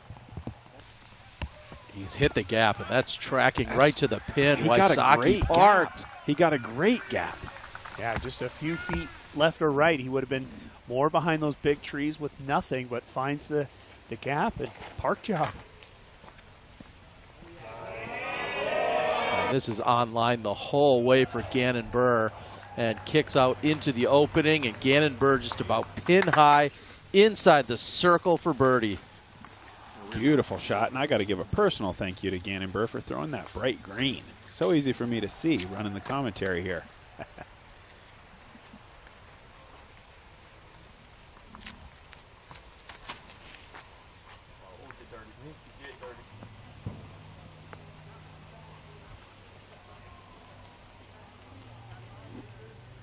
Well off the mark there for Linus. He's going to have to recover.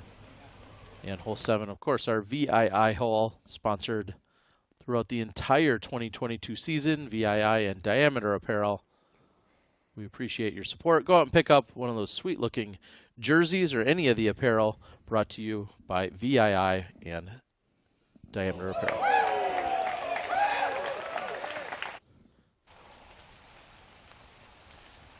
Macbeth has a birdie look. 38 feet. He's just a pace outside circle 1. This might be too close for him. I don't think so.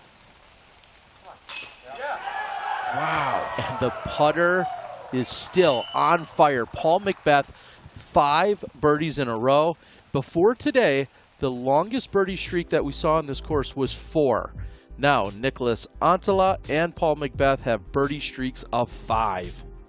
Bring in the heat in the final round, boys. He's 80% from circle 2, Paul Macbeth. Wow. At the moment. He has made 4 of 5, and he is now the outright leader in the tournament. From 6 back to start the day. Insane. Of course, Burr has a great chance at birdie, but here we have Carlson, who's in second place. This is not easy. I mean, we saw 3 fairway misses here. I don't think anybody was punished terribly, as hole 7 can dish it out a lot worse. He's got a good opportunity here. He's got to hit this first gap and just drift the forehand to the right. Oh, yeah. What a shot from Carlson. Great angle, perfectly explained, and again, perfectly executed. Clutch shot. That's kind of a 50-50 type coin flip type shot for a player of his skill level, I'd say. A top level player. You can certainly imagine yourself doing it, but really easy to let that one get away from you. Completely agree, and now it'll be up to the other 2 down here on the right side. We'll see if they have a gap.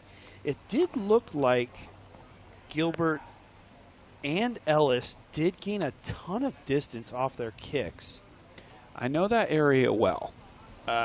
This is a tough hole for me. I have a hard time going to the backhand with this tight of a window. So for a lot of years, my play has been hit the fairway as hard as you can, fade it down there into nothingness right. But if you carry forward, the par is not bad. And we're going to see Thomas go to the jump putt. This is what I was thinking, that he'd have enough forward carry that it's just about picking your gap and popping it up that hill for the easy par. See if he can do that.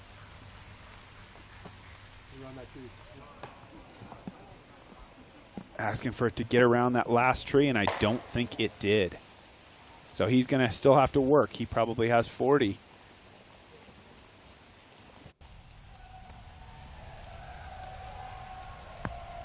Here's Simon Lizotte with his second throw on hole number 9. He's going to be giving it a jump putt. Needs to get over the OB. Picture perfect drive. Yeah, the reason we see those guys go to that jump putt is because they can control the spin and the speed all at the same time. And Simon did that beautifully. Now here is the look from Ellis. Yeah, and just to clarify, that is a spectator rope in which it's been deemed that Ellis is eligible to move that, and then he'll replace it after his throw. That's all been predetermined by the Disc Golf Pro Tour, along with and confirmed by the PDGA. So this is one of those, it's somewhat of a unique situation, but it has certainly been addressed and talked about earlier. Yeah, it's the difference between an OB delineation being part of the course, if you will, and a spectator rope being kind of outside the bounds of what we include in the course. So you are allowed to move something like this in the run of play to let yourself get your feet into a better position.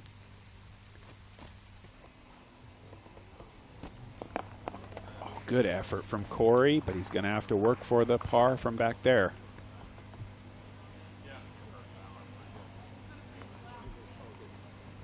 See the disc of Burr right there. Great chance for birdie.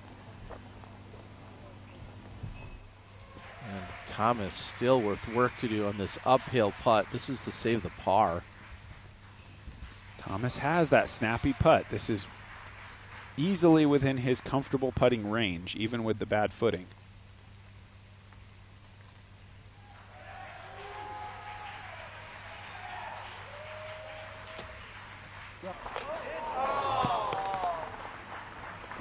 Great effort. Great effort. Just a little high.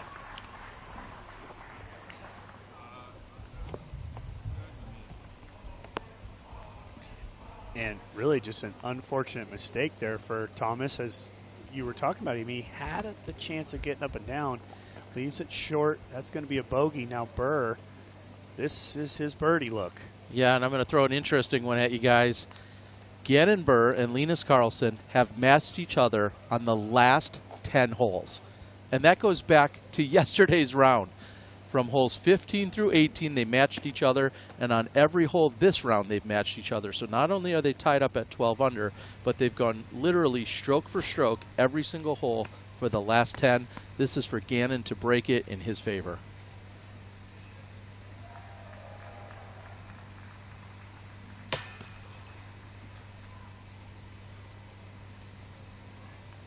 We have not seen that very many times from that kid.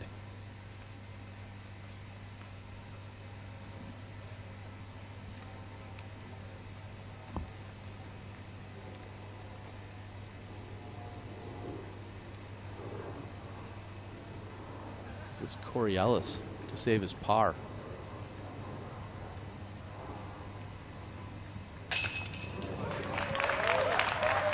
He'll do so, but that means Corey Ellis through 7 holes is still 3 over and has fallen all the way back to a tie for 8th.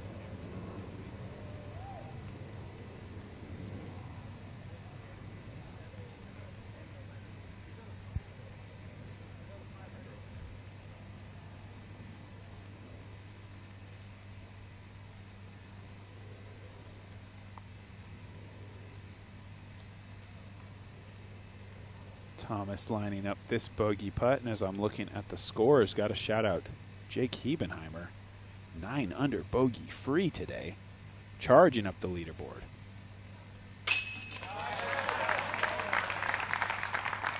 Gilbert in for the bogey. We're going to jump up ahead. Hole number 12, Paul Macbeth. Yeah, now it's a consistent rain. You can see the moisture on the tee pad. You can hear it on our camera, the microphone, and Macbeth. Oh, that's a really good shot. A little bit better than the one we saw from him yesterday. Great chance of making birdie. Can Wysocki do the same? You keep doing that, dude. Oh, low left for Ricky. This is going to be terrible. And we heard him say, why do you keep doing that? So something off with Wysocki, and he's well off the fairway. This is it. And guys, when we come back, we're headed over to hole number 8, and we all know what that means. There is no tomorrow. We die with King. Nice and slow on the slope back. Okay. Build up. This is huge. Hail the king. Hail King. Miyagi warm up. Miyagi warm up. Don't forget your spirit. Finger warm up. Get those going. Get those going.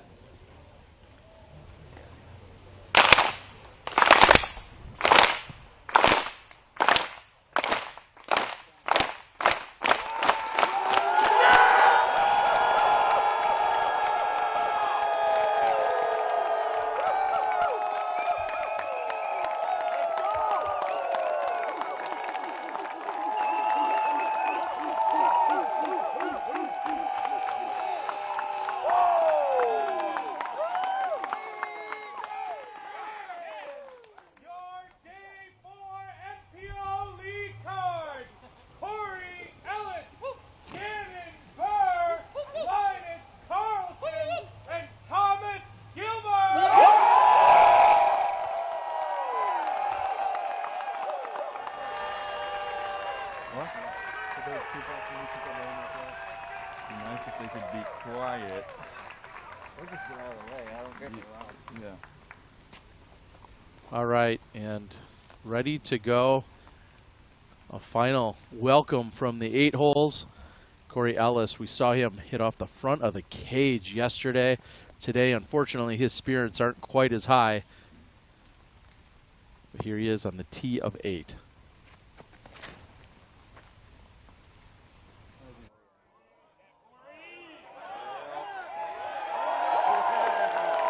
Beautiful shot. You know, I'll be honest, I love the exuberance. I love the whole hole 8 thing, but I'm not sure I like seeing Corey Ellis have to wait for another introduction when he's already on a tough day. I don't want to be a party pooper, but I don't know that I like that the pageantry takes it to a place where Corey Ellis is now waiting to throw his shot in the rain due to all that. You must be real fun at parties, Nate. Yeah, I've been told that before. I've been told that before. No, I'm obviously I love the show. Of course, but, you know, I fully agree. Yes, and here's Gannon Burr.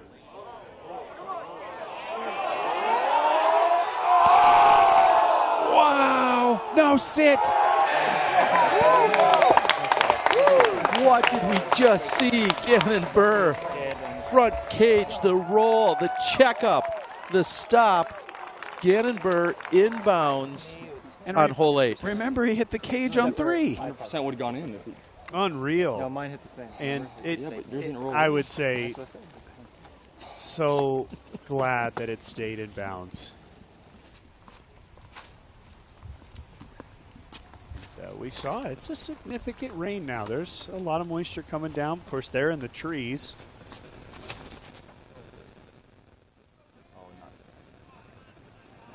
Push.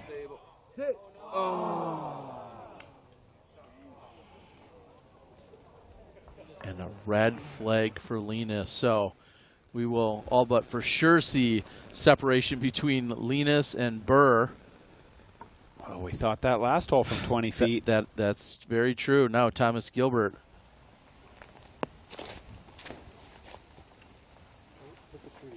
And you gotta wonder, Thomas with just the sweatshirt. Sweatshirt Shot at there, that. but with enough rain, I mean, is that going to end up affecting him? So Carlson will head directly to the drop zone. Our Zuka replay is going to show us this again. It was on a beautiful line. I started grabbing you right around here, Terry, and I couldn't believe what I was seeing. Just short. And then it comes up, thankfully, just short of the OB water. Wow. How heartbreaking that would have been to go from an ace or an ace run into the water, but it checks up.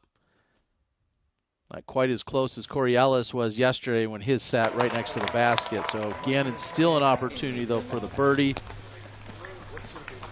So like I said, Carlson will head directly to the drop zone. It has been Bushnelled at 56 feet. Of course, it's downhill back towards the water. We already saw Callaway make it today.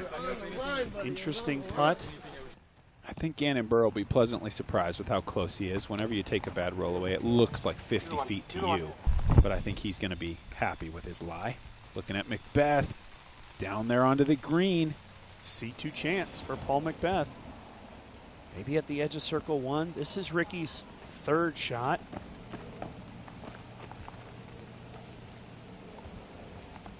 Needs to sit. Finds that collection area below the basket. And Ricky's going to be really happy if he can escape with a par after that tee shot. And here's the view from the drop for Carlson.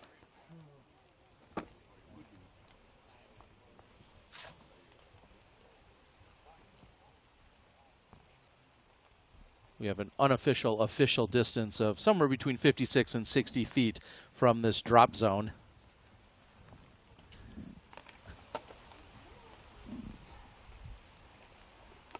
I'm calling it 56 feet, Terry.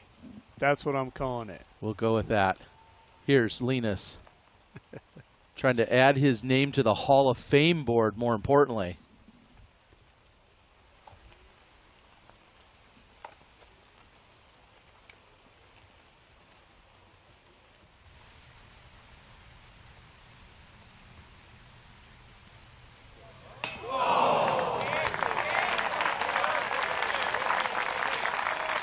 proper miss for Carlson. You cannot miss that putt. High off the top of the basket, almost certainly would go out of bounds, so it'll be a bogey for Carlson.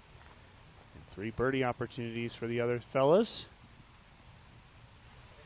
I feel like the one mistake you cannot make on this tee shot is to come up short. If anything, go deep, bank it off the wall, use that even to your advantage if you have to, but you cannot come up short on this tee shot. Yeah, your mark can't really go any further. Yeah. And all worked out. Thomas, this will be his birdie putt.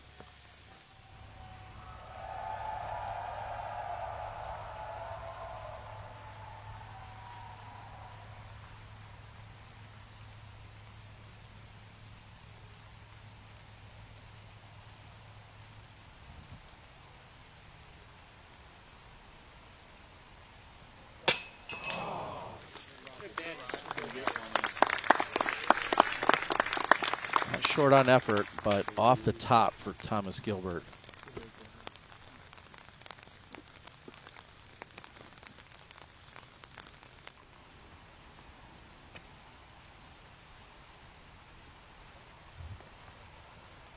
So Gannon awarded up to 1 meter from the painted OB line.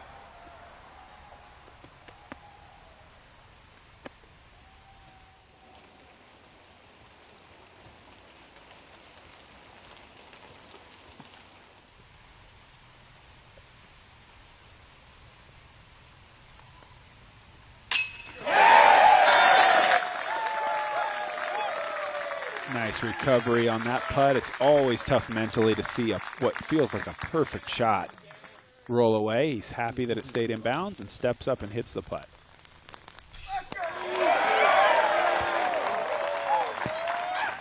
Corey Ellis putting his first birdie on the scorecard today. And as bad as it's been for Corey, a great back nine is still going to put him in a really nice spot in this tournament. And Macbeth with another circle 2 look. Doss, you said he's hit 4 of 5 today. He's got another opportunity here.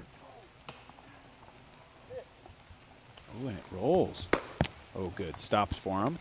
I mean, that was dead center. Just a few inches low. Here's Lazat on 10. Good shot. And left side near the castle's edge. That's the best spot you could possibly be. We saw the long third shot by Ricky. Here he is to save his par, and he's done just that. What a way to scrape back and walk out of there with a par. Yeah, after that tee shot, that's a tremendous par for Ricky. Final 3 straight, and he does it. There's that double bogey I was talking about, but other than that, it's pretty much all birdies for the man from Finland. Gannon Burr right now with the outright lead, or correction, he's all knotted up with Macbeth at 13, but they are 2 clear of Linus, along with Simon and Wysocki.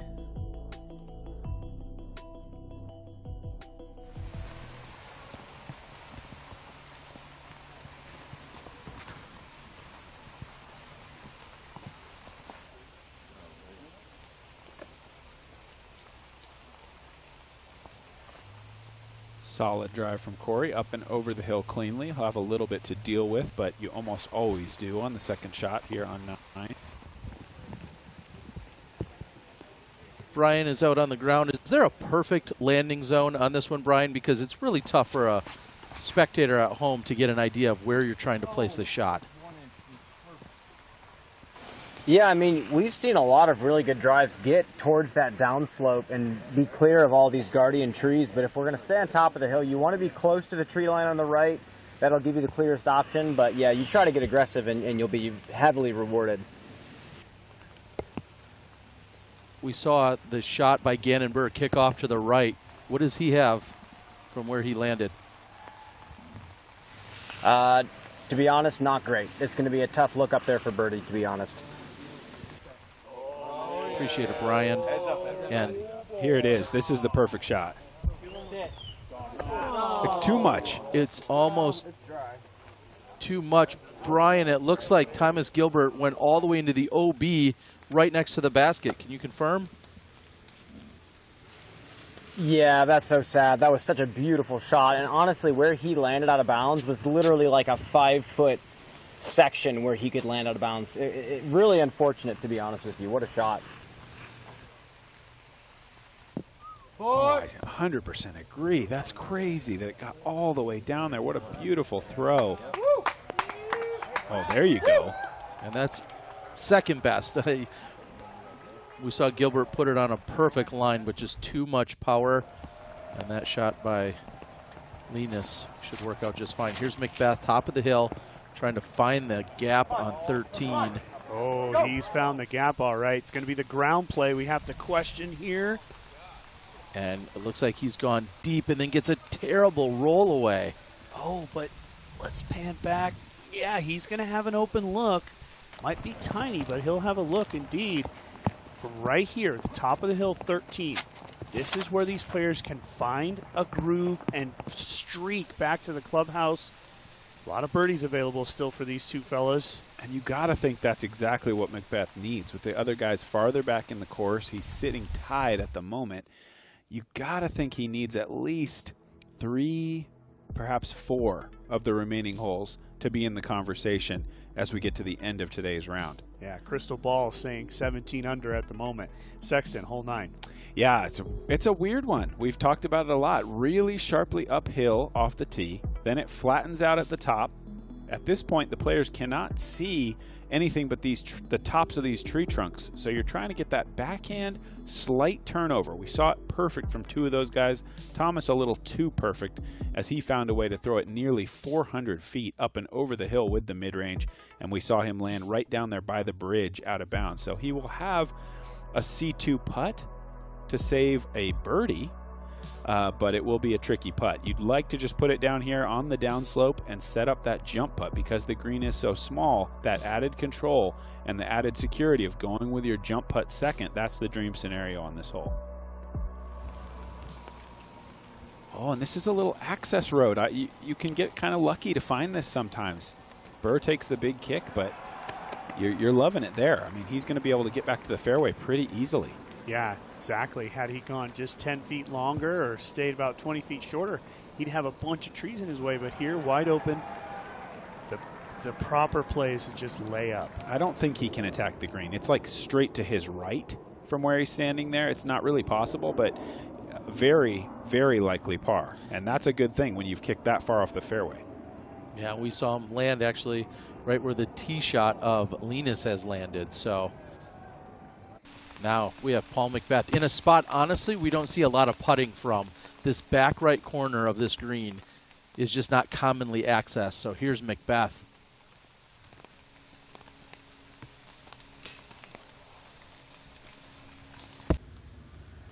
Low left for Macbeth. Wysocki out there about 60 feet left for his birdie look.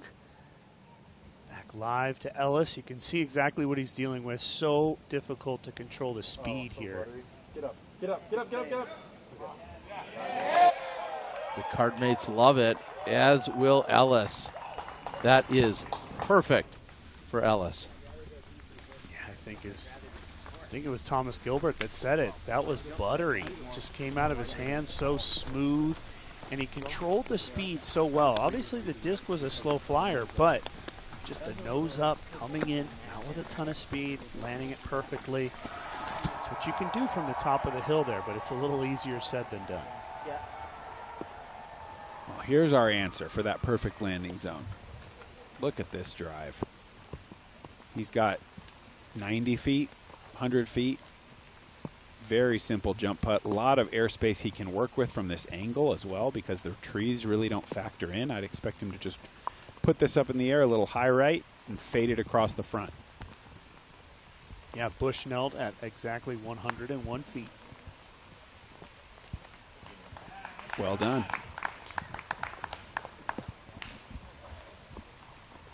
So you can see Bird just a little bit more forward from Linus as he comes into position. And Terry, I think you said it perfectly. I mean, this is a great angle, just a little bit ahead of Carlson. He should be able to. And again, in my opinion, you just lay this one up. It's just not worth it.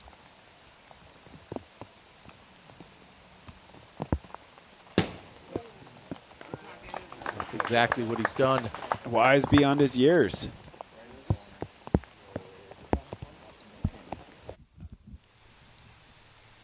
Now, Ricky Wysocki with a look on 13. Yeah, right around 60 feet here for Ricky. He answers where Macbeth couldn't. Ricky Wysocki now moves into just one spot behind Macbeth, 13 and 12 respectively for those two guys. 9 today played as the third easiest hole. A little bit surprising to me, but you know, it's a 400-foot par 4.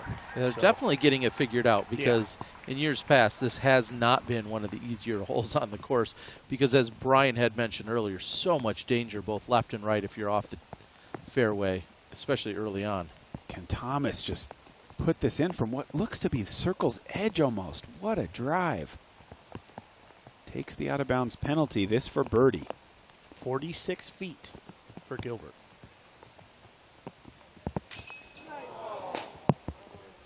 Ah, man, he's been so close today.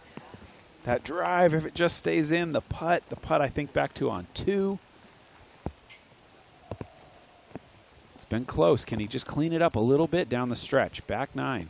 Still waiting for him. And what we're seeing from Paul and Rick is just so predictable at this point. It is so hard to put those guys away. It just no matter what you do, no matter they have that off day, you're like, oh, well, I guess Paul and Rick maybe aren't a factor for once. Maybe us guys who haven't had a pro tour, our lead card, we can come out and play for the title. Those guys will not stand by and let you do that. And I've said it before, but man, annoying is the best word. They're impressive, they're incredible, but when you're in the position that the guys we're watching today are in, it is so annoying that these guys just never lay down and they're just charging right back into the conversation, and you just kind of felt like you knew they would because we've seen it so many times. So Gilbert will pick up a par even with the penalty stroke. And as Linus had put in, that brought him into his tie for third along with Ricky Wysocki. And Gannon Burr will tap in. So now we head over to hole 14. We know this can certainly break a round or put a screeching halt on anyone's run.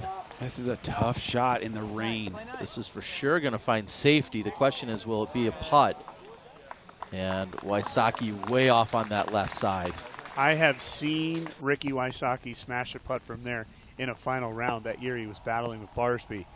So, makeable putt for Rick. Now here's Simon.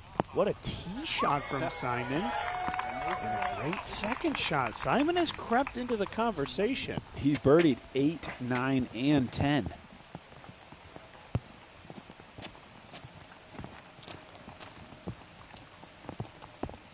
The mistake here is going too far right.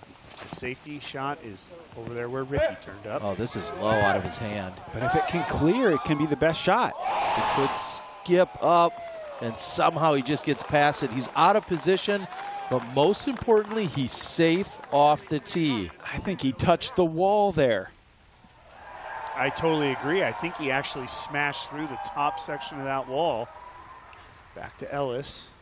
Hole 10, 377 uphill, plays more like 480. I doubt this can have all the distance it needs on pure hyzer, but it's close. Probably a 40-footer.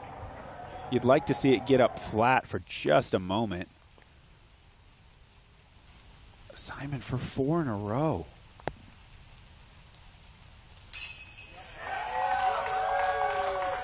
Yes, sir. 12 under total.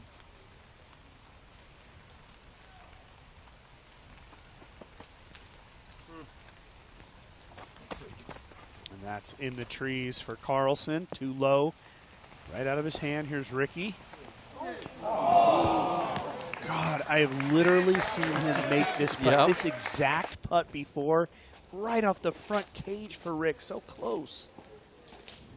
As we're seeing Gannon Burr line up, I want to quickly ask Brian, we see rain still continuing, umbrellas coming up and down. Is it getting any windier? Are the conditions getting better or worse? I'm feeling a little bit more wind, to be honest with you, but it's still not terrible by any means. It's just been a steady sprinkle of rain throughout the day. It's not brutal. The players are probably not even worried about it too much. Decently mild weather, to be honest.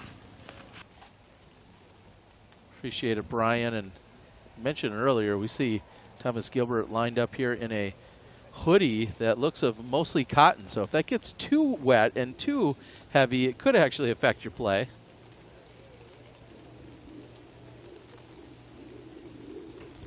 Thomas looking to launch this thing high right. Get above all those trees. Oh, it's terrible. A little slip and a big kick. Better than the kick we saw Wysocki get. I think he's on the right side. He might at least have sky open to him, tomahawk or thumber or something like that. But not ideal.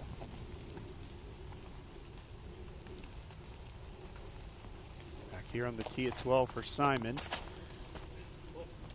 Earlier, we saw Macbeth's tee shot. That was about perfect.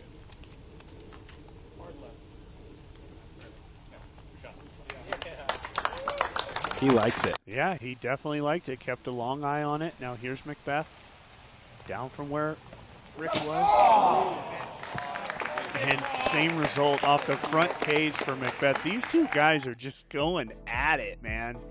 It is fun to watch, and I guess that's the reason you should be there in person. But we love that you're watching us here on the Disc Golf Network. I can't believe the leaderboard right now. Yeah, it looks very different from how we started this morning, or this, should I say, mid-afternoon. But Gannon Burr out in front along with Paul Macbeth. I mean, look, Corey Ellis is just like a 3 birdies in a row away from being right back in this thing. If he can kind of just forget about the start, I mean, this is still possibly his tournament to win. He could do it. Yeah, and the trick for Ellis is believing it to the end. From what he did in the early part of the round, he has to trust in his skills to the 18th. You can't think, oh, I want to go into 18 2 up. That's unlikely to happen. You've got to believe that you need to give yourself a chance to go for that green on 18 and maybe be in a tie or a chance. There is that chance. It's an outside one, but the possibility is there if Ellis can start streaking some birdies here. He's in good position. This does not look good for Thomas Gilbert. Hard to say what kind of line is going to be available, but I bet you he's going to throw it pretty high. He is lining up a backhand, and he is looking high, as you said there, Sexton. He's going to try to go to a big turnover here. The challenge is getting enough on it that the gravity of the slope up the hill doesn't just pull it into a hyzer finish.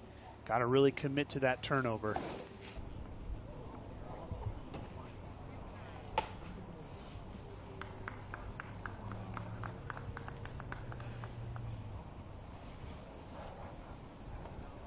Hard to say. Not an easy shot to film.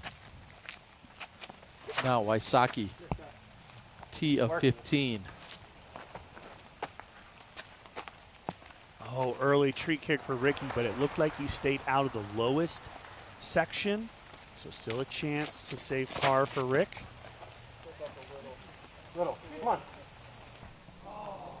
Oh, pretty costly for both of those guys in the position they are in. 15, I think Musket is too strong, but it's not far from there for the position Ricky and Paul are in, trying to chase down on just the last few holes. Yeah, 5th easiest hole, number 15 today.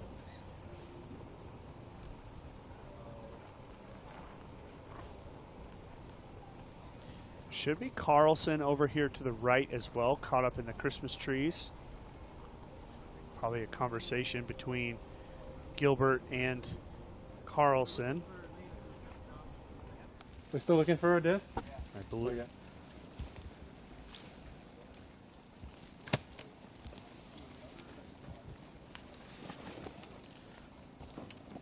And apparently they are still, in fact, looking for Linus's disc. Found Gilbert way off on this left side. So a bogey is probable in his future. Yep, Thomas is going to head over and help with the search party. Just the thing about these Christmas trees is once they get to this size, it's so dense. The branches start to grow together. It's hard to walk between them, but it looks to me like they've now found it as the other players are coming out of the tree. So Carlson has been found, and his disc did in fact stick up in the tree. Terry, we see it right here.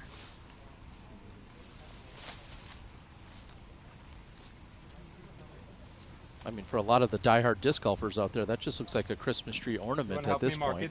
We see plenty of trees decorated with discs and other things come Christmas season. I know I'm a big fan of trees. Linus will have what looks like,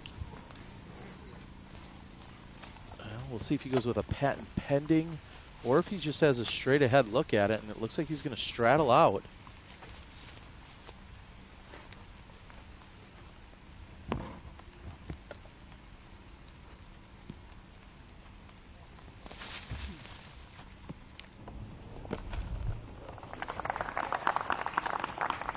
And a good recovery shot. Yeah, it is a good recovery shot. He's up level with the basket. Obviously a scary looking putt, but not a ton of distance for it. Now, let's head over to Ricky. This is on 15.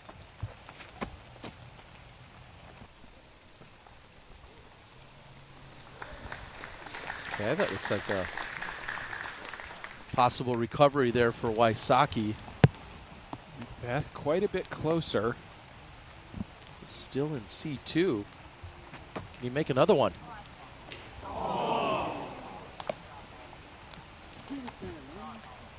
That is now 4 holes in a row that he has hit the cage from birdie deep. from deep. That, yeah, so close.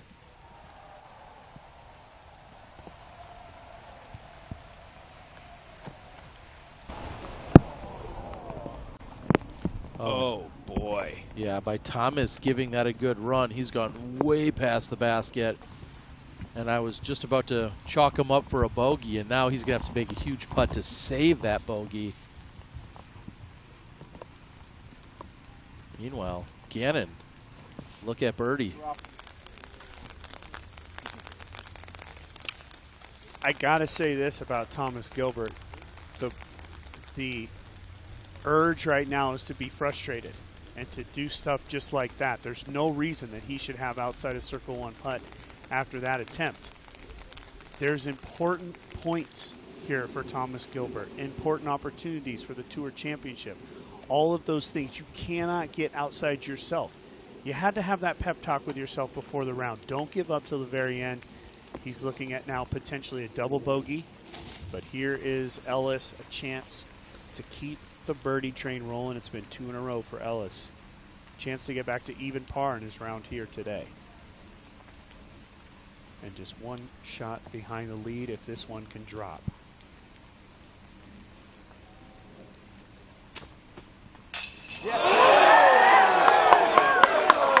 Big time putt, Corey.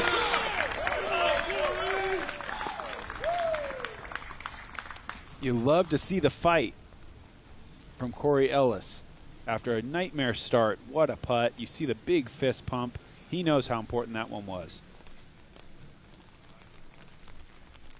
As you just mentioned, Doss, that putt to bring him back to even for the round, and one off the pace of Gannon Burr and Paul Macbeth.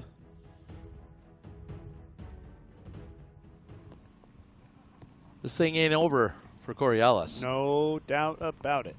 Now Thomas Gilbert needs a long circle 2 putt to save bogey.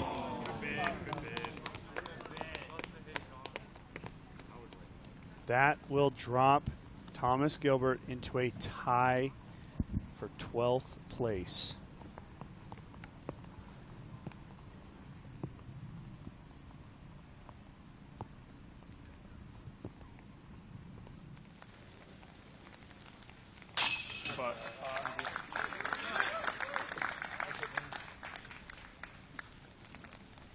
No problem for Linus now. Gannon Burr will also have this short putt for his par.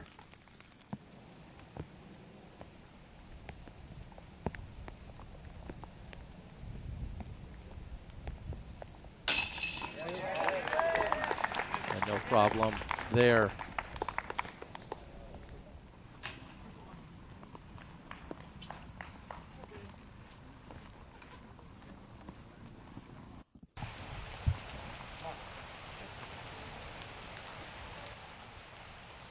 This the look from Dylan Capaccioli. Beth and Wysocki, and he runs it in. Look at the round. 4 bogeys in a row. Just keep on fighting. Back under par now. And we've seen Dylan over the years here at the tournaments at Maple Hill, and what a fun opportunity for him to play with that group. Now Lizotte after the tee shot on 12. Oh yeah, down there in the zone. And think about it. Lizotte, Macbeth, Wysocki, they're all grinding. The advantage for Lizotte is that he's on the chase card. Still a few holes behind this group, and Macbeth saves his par. So quite the cool-off here that we've seen from Macbeth after the start that he had. We've got more action, though, coming to you guys on the other side of this commercial break. We'll be right back. Hi, I'm Andrew Marweed, and for the last 3 years, I've been one of the top putters in the world. I chose the DGA Steady for its straight, consistent flight path and the confidence it gives me on the green. Plus, it comes in both beaded and beadless versions with a wide variety of plastics. I prefer the Stone Steady BL, but you can find your Steady at discgolf.com.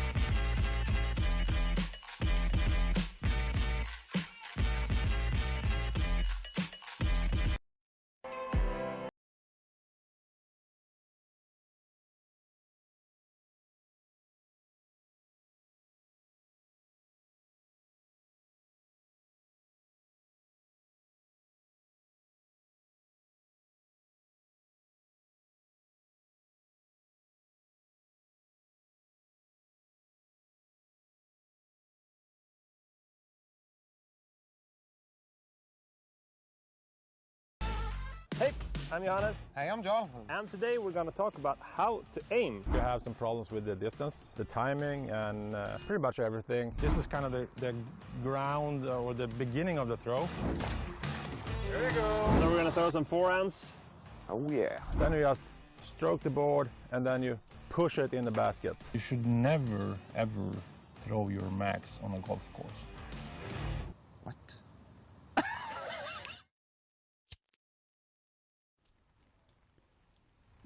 Welcome back. We are on the tee of hole number 11. Nice, Corey. Yeah. Corey Ellis has now surged back into a position to potentially win this event based on his last 3 birdies. And that is a great shot. He is on the edge. Those trees will affect him, but that is a lot of distance.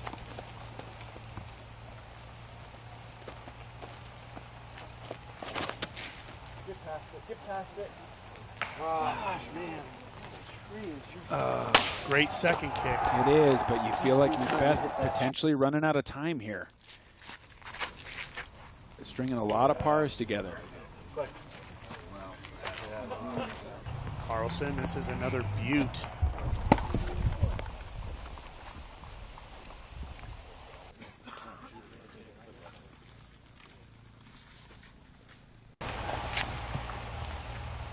Wow, Ricky Wysocki, T of 16. An opposite kick from what we saw from Macbeth.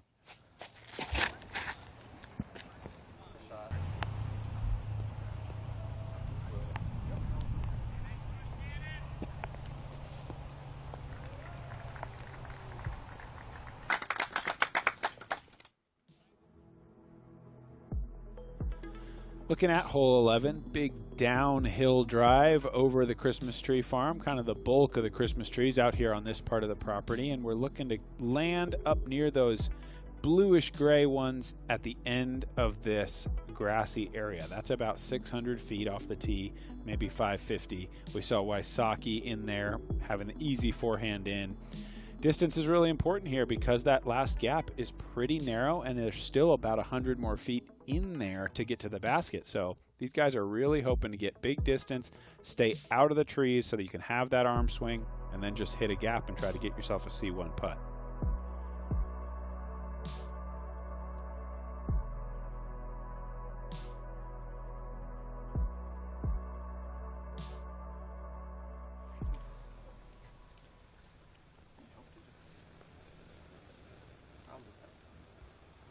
So again, the umbrellas are erect, ready to go as we're heading into the last half of the course.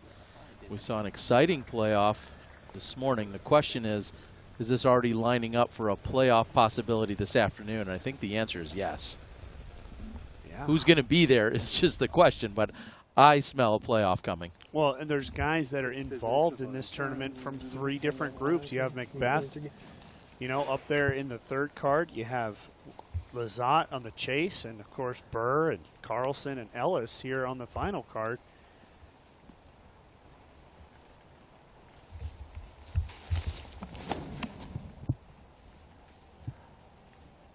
That's good.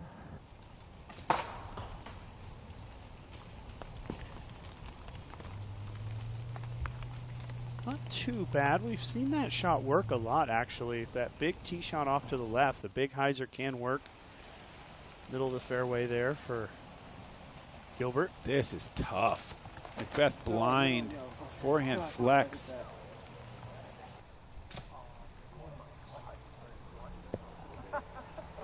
Gonna have to earn it with a big putt. It's a good shot, though. We've seen Simon do this before. Over everything, looking to play the crash.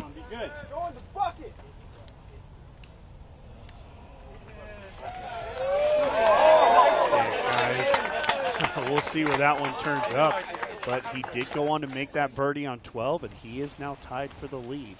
So 3 guys in the lead: Burr, Lizotte, Macbeth. I'm having fun looking at the new UDisc win probabilities. They seem to really like having holes left to play, favoring Gannon Burr at the moment with a 41% chance to win.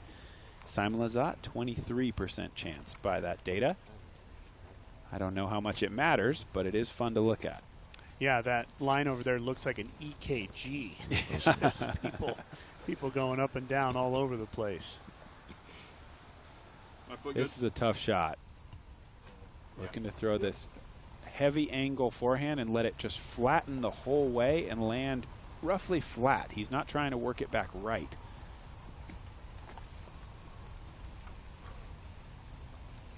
But it's a high degree of difficulty here.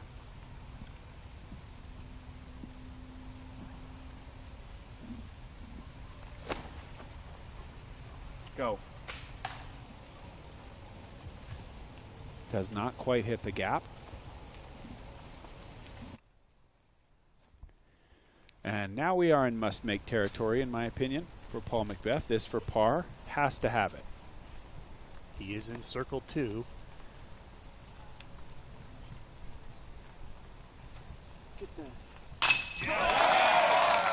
And Paul gets it, saving the par.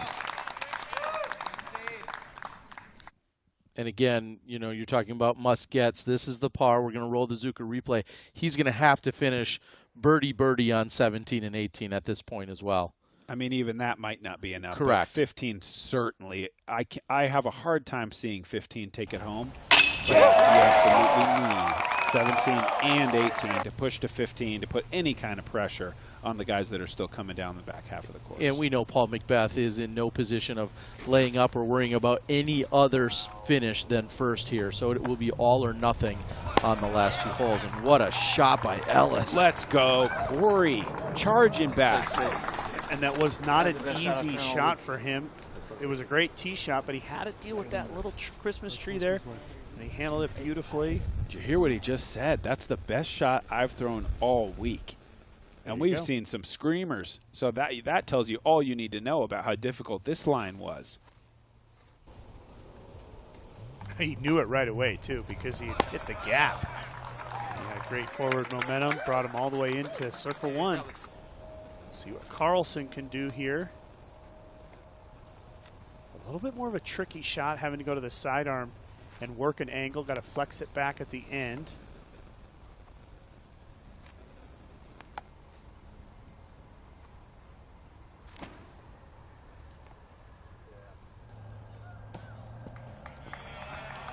Beautiful shot. Tap in birdie coming up for Linus. That was an awesome shot. It's really good. Simplest birdie I've seen.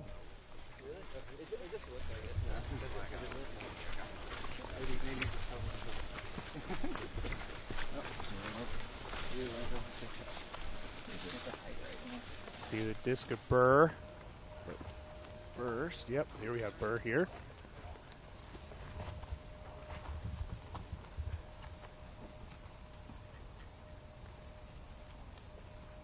Got to avoid early trees here for Gannon.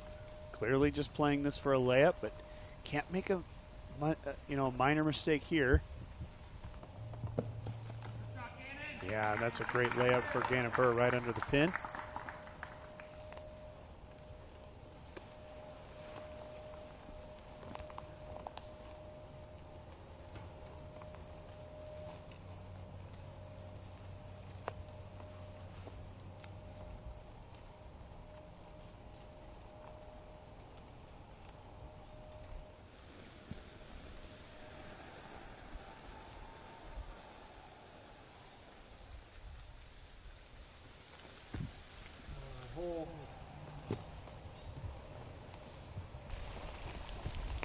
Nice effort from Thomas. Back outside circle 2. Wow, this is what Simon got going over the top. Fantastic result. Edge of circle for the birdie. And the outright lead.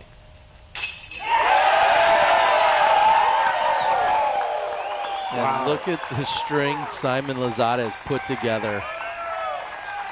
And just think back to Friday, Simon Lizotte had all but given up, was not playing well at all, and the last 2 days have been tremendous. He's now the outright leader, as you guys have said. Chance for Ellis to get 1 behind. Yes, and he does it. Simon with 6 birdies in a row right now.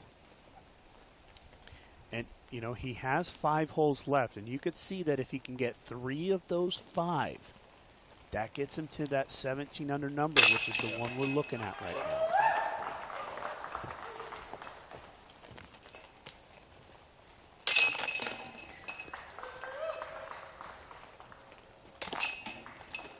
Linus in for birdie. They've got a long walk over to 12, but don't go anywhere. We've got more action on the other side of this break. We'll be right back.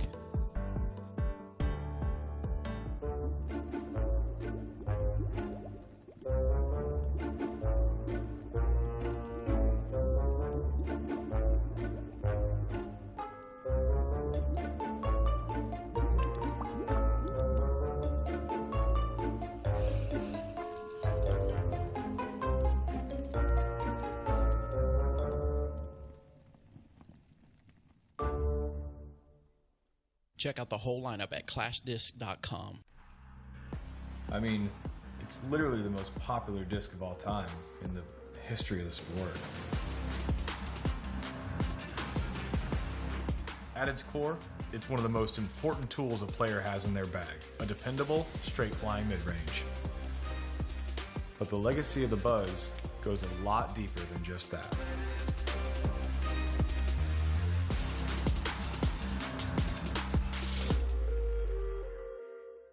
Power Grip, Europe's #1 disc golf shop, is now available in the United States.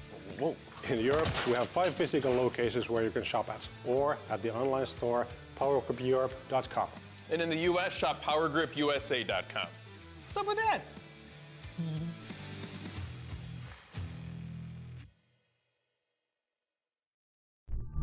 Details are everything when you're at the top of your craft. Step up to my lie with good footing. I settle into my motion. My grip is firm but comfortable. Release my arm up. The release needs to pop. Focusing on what I'm going to do without any consequences. My craft is in the details because details are the difference. And welcome back, Corey Ellis, to take the tee of hole number 12. We saw him just obliterate this tee shot the other day. Conditions a little bit tough for going power with the slippery tee. But let's see if he can get a hold of this one. Makes this hole so simple if he can reach the landing zone that he's capable of reaching.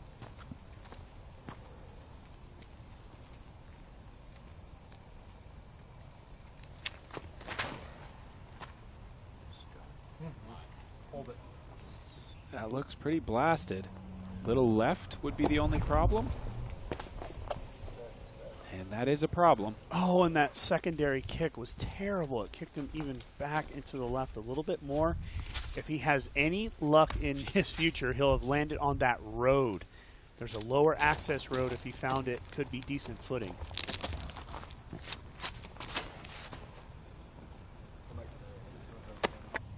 Carlson taking a completely different line way up the hill to the right. Whoa. Up by the tee of 13. We might see a Spikeiser from there. I don't know that he can access the tunnel down to the basket. We'll see. If he's interested in a birdie, he may have to go skyward.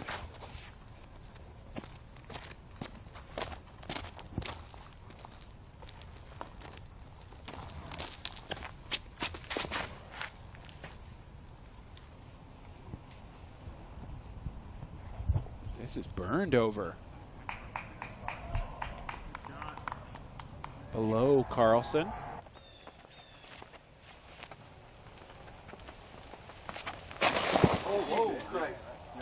Ouch. Wysocki, a major slip on the tee of 17. Looked like a heavy fall on that right knee.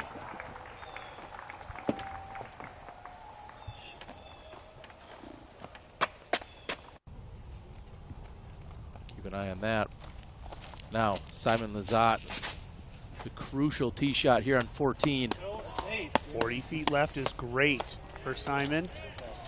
We'll see that checks up even short of that. Off on the left side, so that's perfectly safe.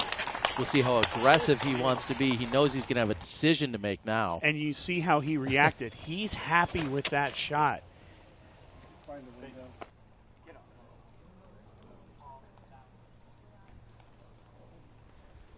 That's not good at all.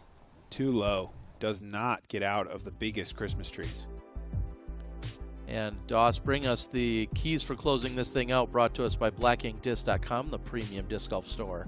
Yeah, aggressive accuracy going to be, I mean, that is going to be the #1 thing. And I guarantee you're going to need to make a C2 putt if you want to win this tournament, maybe even 2. And then, of course, hole 18. What decision are you going to be forced to make? Can you lay it up? Can you go for it? One of the best finishing holes in disc golf, hole 18, here at Maple Hill.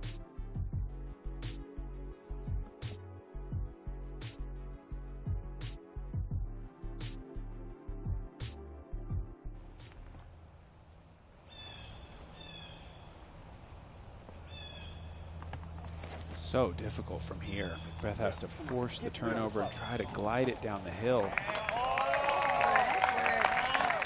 Fans like it. Great shot from there. Matching up with Thomas's second shot here on 12. He's way out of position here. Looking to throw Anheuser forehand down the hill. And I just don't even know how he could be that accurate with this sidearm. I think it's, you know, probably just a crash play. Try to just put it on a line, hope for some great ground play or tree play. We'll see here from Gilbert.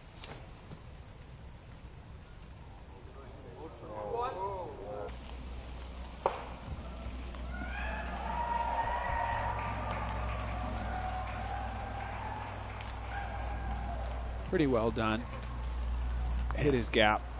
After that, it's just hoping for the right ping pong bounce. Wysocki looks to be all right after that fall. Good drive. Come on, go, Ricky. Needs a good skip. Kind of fought through, past the rock wall and everything. Yeah, unique position for Wysocki. So this is the view from the green of 12. You can see all the way back up there to the gray skies here. Two of the players are going to be way out of sight to the left, and then Corey Ellis tucked in the trees on the right from this perspective. But Burr and Carlson are way up the hill. Yeah, so the challenge for both Carlson and Burr, you can kind of see it here. You are so high. You're so far above the basket at this point. You're probably in the range of 60 to 80 feet above the basket, the level of the basket.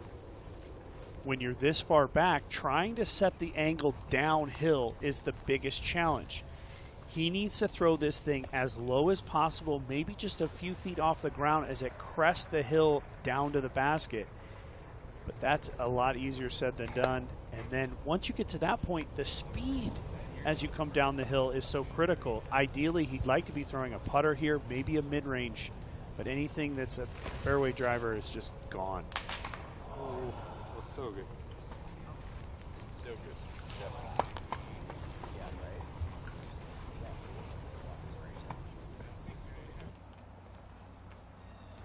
Jumping back to Macbeth, a long look for birdie here on 17. You know he's running this one.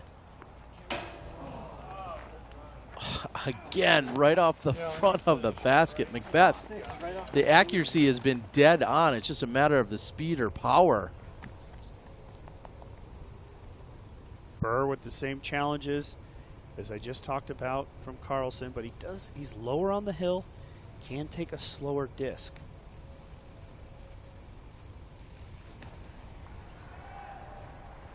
Right.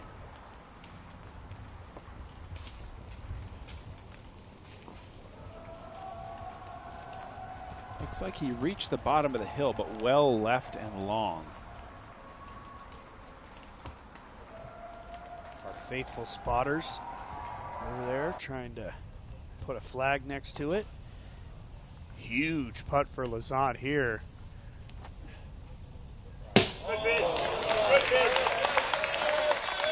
Just the fact that Simon would go with a pitch putt there it just shows his creativity. And he's not scared. He's developed that this year. I've seen him make quite a few. Ah, his Ricky is low. But that floaty putt, he made a few at OTB that were fantastic. Just kind of a new wrinkle for Simon. What a huge time this would be if Ellis can find a gap. Nobody else in the group in position for birdie.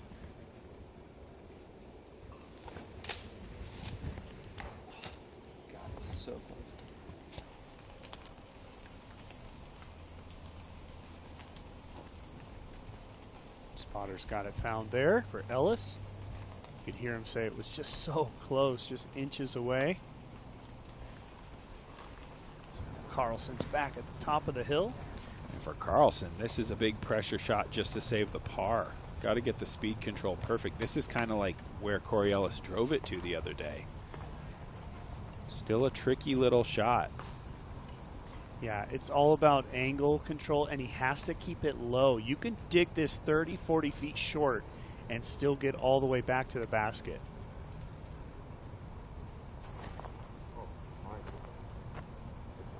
It's pretty high. Yeah, and that's going to leak to just about circle's edge deep of the pin. We'll have work to do to save the par. Up ahead on 14, we have Matt Bell. He's trying to pick up a birdie.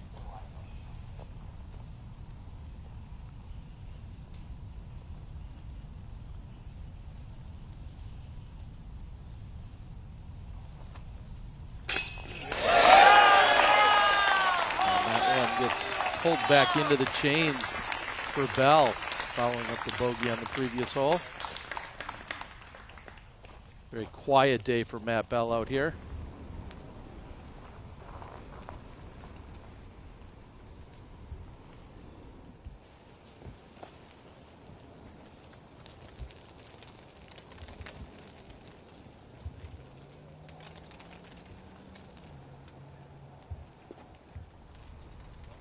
All these shots from this low left side are, you know, all within jump putt range. They're going to go to the jump putt, kind of jump throw, just to try to find something tight. You know, a small little gap, use that slow speed. Oh, sit. And just too much air again. That's exactly what we saw from Carlson from the top of the hill. You have to... If the disc has any speed at all, it has to come in 20 to 25 feet short and just use the slope of the hill. If you're flying at the pin with any speed, it's going to be 20 to 25 feet long. I just get the feeling that Thomas Gilbert is kind of stuck in the mentality that he needed on the front nine. He's in the lead card contending for the win. That's out the window. He cannot win. But he's still kind of running everything in a way that's going to sacrifice his chances to make the top 10. He needs to kind of rein it in my opinion, and just try to play good golf. Don't play desperation golf at this point. There's not a trophy waiting for you after the day you've had. It was a great start. It's a good fight, but I'd like to see him just kind of calm it down a little bit. Yeah, and I cannot reiterate to add on to what you just said, Sexton. His position right now in the tour standings, there's a chance that he could drop out of the guaranteed in and might fall into the play-in section, or even potentially worse. You know what? It's not likely, but just can't lose your focus. Yeah, super important.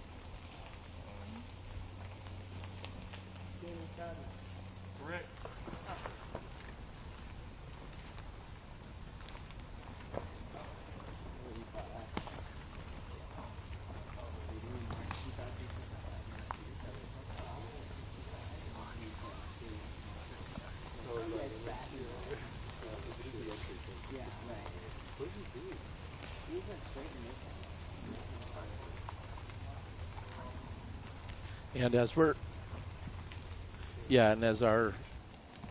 seeing Gannon Berg go try and hunt down his lie and the options he does or doesn't have in front of him. If the tournament were to end at this exact moment, Ricky Wysocki would have a 4-point advantage over Paul McBeth for the season-long Disc Golf Pro Tour standings. So tight between the two of them at this exact moment. Wow, I mean, that's just a putt. It's like Ricky just missed from edge of circle there on 17. It's going to come down to the 18th between those two guys. Right now, Paul McBeth sits at 13 under. Wysocki sits at 14 under. There's going to need to be some separation between the two if McBeth wants any chance to get past Wysocki for the Tour Points champion. Quick correction there. Ricky is at 12, so just one shot behind McBeth. Separation, more separation is still needed, though. McBeth wants to get past Ricky. Yeah, you would think that if they tie, or if they're just one stroke apart, regardless of where they land on the leaderboard, it's not going to be enough points for McBeth. McBeth, if that's what he's thinking right now, needs that birdie and potentially a bogey from Ricky to really make it a topic of conversation. So here's Carlson, this to save his par.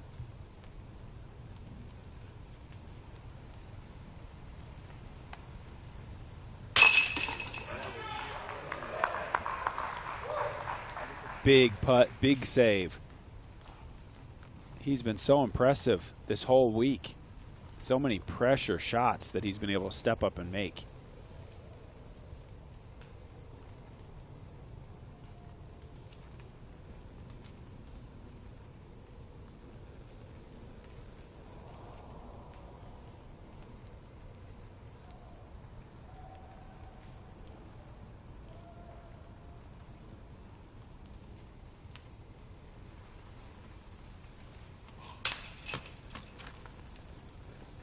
And Gilbert, light left side, doesn't connect. It's going to add another stroke to the scorecard. Pays a potentially heavy price for the super aggressive run from 100+ feet.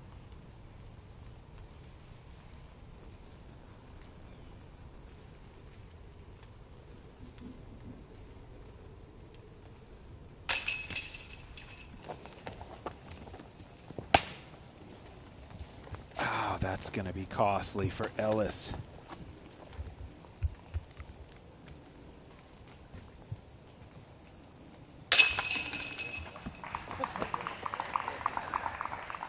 Carlson able to cash his putt. He will stay even with Burr, and Ellis will drop back. Now, Ricky Wysocki on the tee of 18. Hi, Rick. Hi, Rick. And I seriously doubt they're thinking about the tour points, but if they were, all Ricky would need to do is match Paul on 18. 15 proving to be a problem today for our contenders. Which is quite surprising knowing how easy it typically plays for birdie. Here's Macbeth.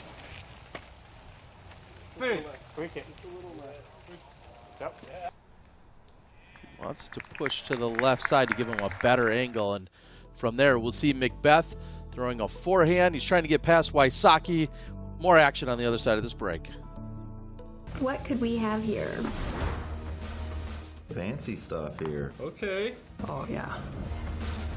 Good quality, super stiff, pretty grippy too, I would say. I think I would throw every disc in this plastic.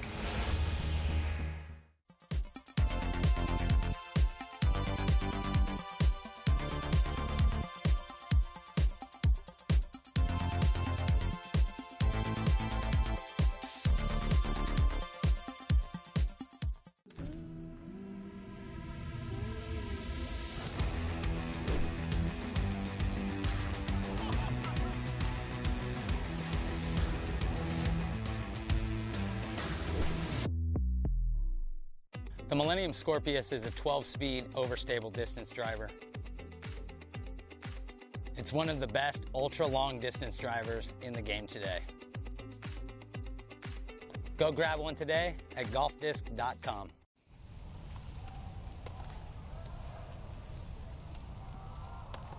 Now Simon Lizotte has a long outside chance at a birdie here on 15 after the errant drive.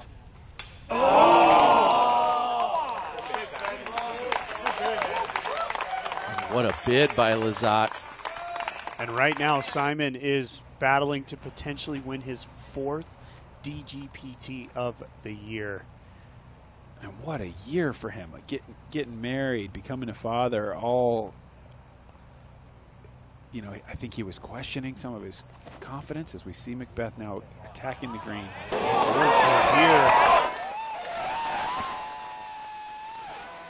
And Macbeth on the green in 2 on hole number 18, looking to close out with a birdie. And that is huge for what we're going to see from Ricky, because Ricky's going to be forced to go for that green. We'll find out here in a moment. Back to Carlson on 13.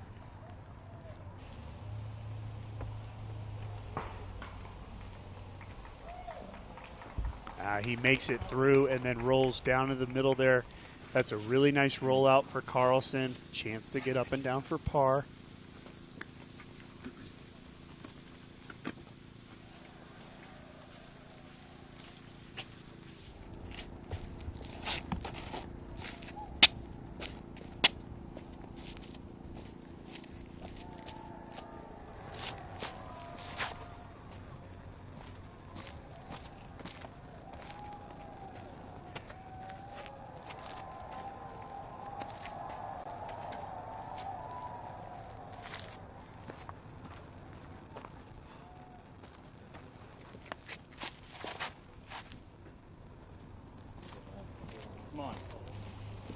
I like this one. Again. Fantastic shot from Gannon Burr. The perfect shot. He worked it off that big tree on the left, turning over right down the middle of the gap. But the thing about 13 is you got to get fortunate on the ground play, which he did, right up next to the pit. That's the second drop-in we've seen from Burr on that hole. Corey Ellis needs to answer. That's pulled to the right.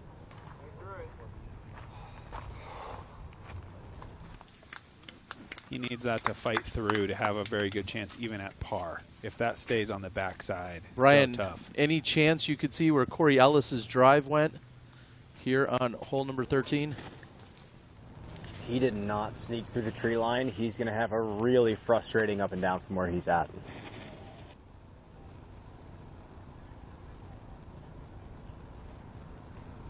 Thank you, Brian. Now Thomas Gilbert on the tee of 13.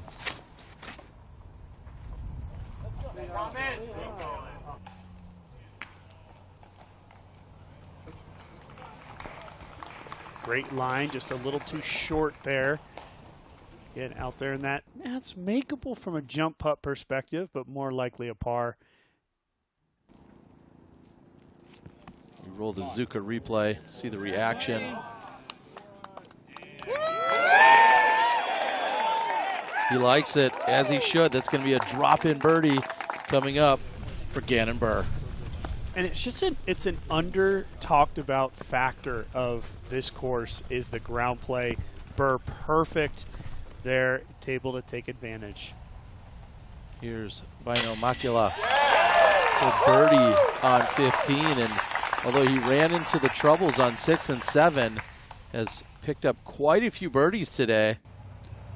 Seeing him in a tie for 5th at the moment. Now Wysocki needs to answer here on 18. Go, get to him. Unreal, hits the corner tree, and he is OB. Ricky will head to the drop zone. Chance to make the putt, save the par. Macbeth's on the island. The tour points are going to be close. So close. Oh, he's got it on a line, and this is fantastic. Can he get through? Wow. Yes, he does. Simon Lizotte with a B, with an A shot on a tough hole. I don't know what that was, Terry. Sorry. I'm thinking B line, A position. I know where you're thinking there. We'll pick that one up, and Ellis. Now, looks like he's going to be saving his par. Unfortunately, par's not going to do it for Ellis at this point. He's going to need to pick up some birdies. Linus, very long look here. In fact, we see Linus at more than 100 feet.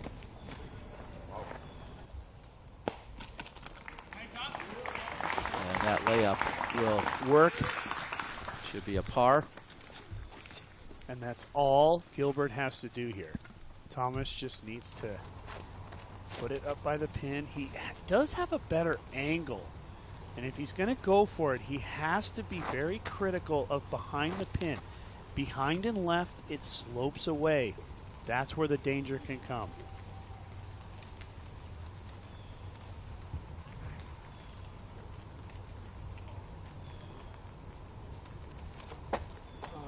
Hold Annie.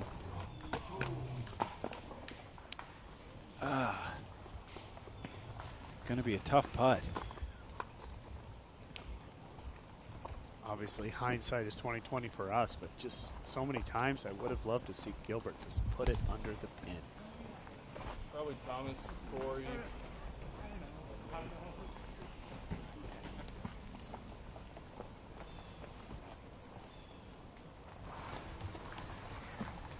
As Gannon helps direct traffic, it looks like it's going to be Thomas Gilbert still out.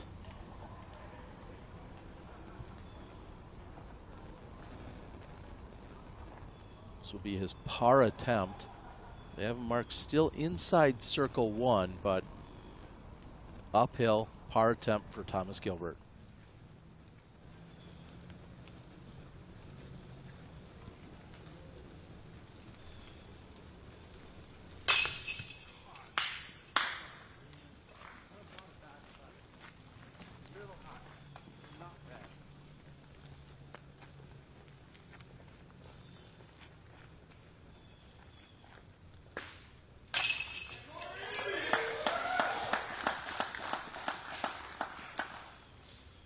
Ellis saves the par.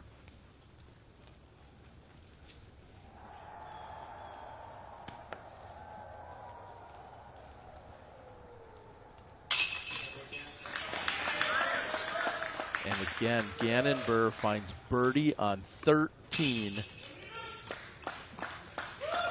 There's nothing like the roars coming through the woods here at Maple Hill. You can hear the crowd all the way up on 18, the crowd that's with Simon on 16.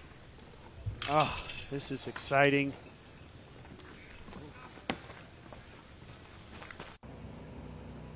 We've got Ricky Wysocki now from the drop zone after going out of bounds on a second. Come on. And Oh, Wysocki closes out the season on the Disc Golf Pro Tour with the par save from the drop zone. Could that be the difference? That might be the difference, Nate Sexton. I think you said it perfectly there.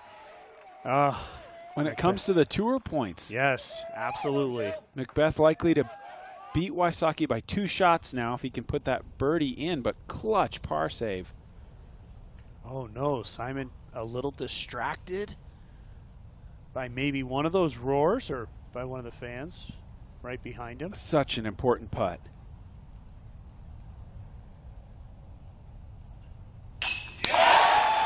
And Lizotte cans it. He moves to 15 under. Look the at the reset. run he's on. Unbelievable. Simon Lizotte 9 down for the round, 15 under overall. And 2 holes left to play for him. I'm going to say it for Lizotte. It's 17, must birdie 17. And then, you know, you got to make your decision on 18. Macbeth able to make his birdie here. He will finish 2 shots ahead of Ricky Wysocki. And we have the breakdown. If Macbeth finishes in second, Ricky must finish in fourth. If Macbeth finishes in third, Ricky has to finish at 7th to keep the lead. So we'll keep a close eye on that. Starts to be about how many players can squeeze in between them. Exactly. Exactly, yeah. At this point, it's out of their hands. It's going to be a matter of who comes up and becomes either the help or the spoiler between the two of them for the tour points title. Gannon caught a little bit of leaves on the way out, and that might have skipped huge. Did he catch that tee pad? Let's ask Brian. Brian, we saw the Gannon Burr shot. How good is his positioning? Yeah, he's definitely short left. That's not a great position. Obviously, birdie's going to be out of the picture. Might even be a really tough scramble from where I'm at. I can't quite see exactly how far down to the water on the left side he got. Thank you so much, Brian. But to hear birdie out of the picture for sure is huge as we're watching Carlson. That's it. And this is coming right at the basket. It's going to go right over the top, but it checks up, and Carlson will have a putt from inside the circle. He's trying to get to 14 under. Yeah, with the birdie out of the conversation for Burr, that would bring Carlson right into that tie with Gannon. Corey needs a birdie here in a bad way. He's now dropped 2 back of Burr, 3 back of Simon. What a battle we're getting to watch. Oh. I like the width. Nice and flat. That's it. That's the shot. That's the dream shot, to hit below the basket, slow down the speed. That's what all these players want. Best drive we've seen, I think. 100%. It's such a hard line to ride. To be below the basket is so scary, but it's the perfect shot if you can do it. High risk, high reward. Gilbert from the tee of 14. Oh, yeah. Oh, yeah. He's done it as well. This is perfect. Never Even mind. closer. Now we got a new best shot.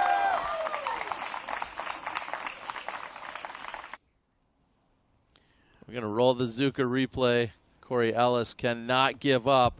And remember exactly what I talked about just 3 or 4 holes ago. Corey has to believe this all the way to the 18th green. It's not going to be easy, but shots like that are going to help him get there. If it's going to come down to it, he has to continue to believe and finish strong.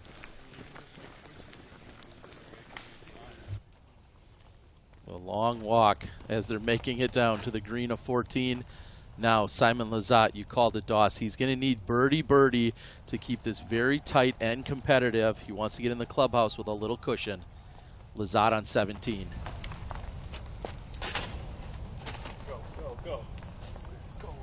So good. Oh, that was great. Huge. Oh, he's going to have a jump putt to the basket if he wants it. Oh, my. What a shot from Simon in such a tight part of the tournament. You know, I think that's like 40 feet better than anything we've seen. He has I mean, I hesitate to call it simple, but it's close. For the approach is going to be so short. Either a really light backhand or possibly even a jumper coming up from Simon Lizotte with the distance on this drive of 17. Perfect positioning and huge D. I didn't even know if it was possible to get that far up with the new tee pad location. That's like a perfect drive from the old shorter tee. I'm going to go ahead and say it right now. Assuming Simon goes on and birdies, I would not go for the green on 18. And the reason why is because of the people that are behind me. Macbeth's already done. I'm already past him. Force youngsters like Gannon Burr, who is now in a terrible position. Force a youngster like Linus Karlsson to make these shots. Force Corey to play perfect to come down the stretch. Don't try to go for the green and make a bogey and give them the chance. Force them to pass you. That's what I think for Simon. I think this water is actually out of bounds. He is lucky that he got on dry land, but he's got a really tough shot. And I think I agree with what you're saying for Simon. I think what it comes down to is checking the UDisc. Yes. In the modern era of disc golf, he's got to be refreshing that to the very last second before he makes that decision to have as much information as he can possibly have about what kind of numbers are possible coming up the course. I would prefer to get beat by one by somebody playing great than to not have a chance to win at all. Can't disagree.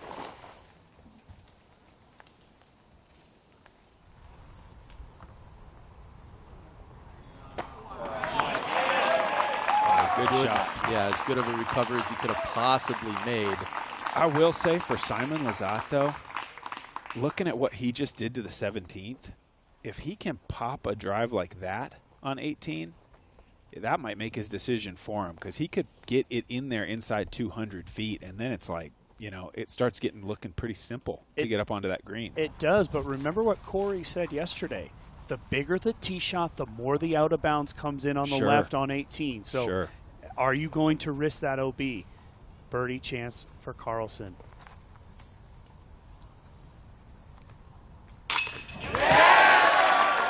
Clutch again. Goes to 14 under. One behind our leader in Simon Lizotte.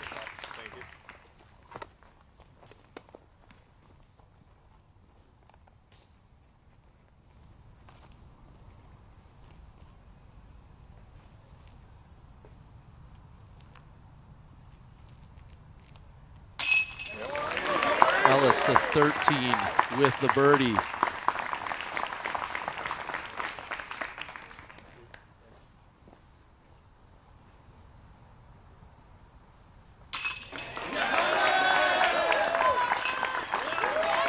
Bounce back for Thomas Gilbert. We're going to take a big, deep breath.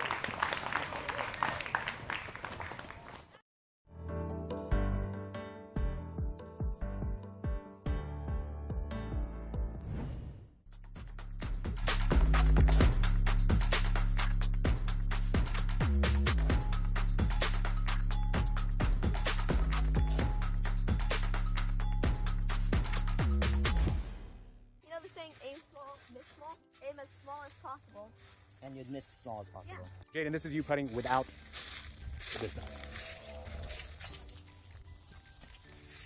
Same putts, only with a much clearer target. See? It does! It does work, dude.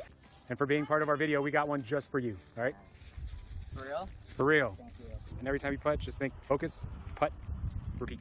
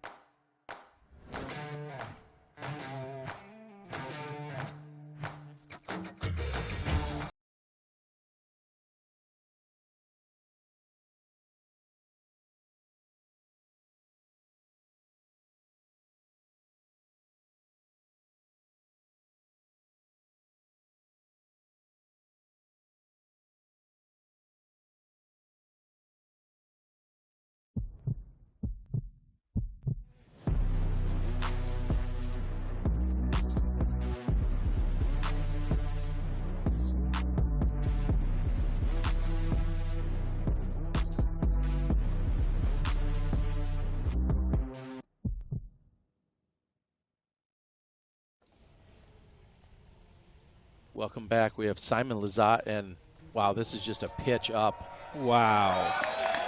Right next to the basket. Simon will be able to tap that in and pick up the birdie on hole number 17, and in doing so, he'll be at 16 under for the tournament.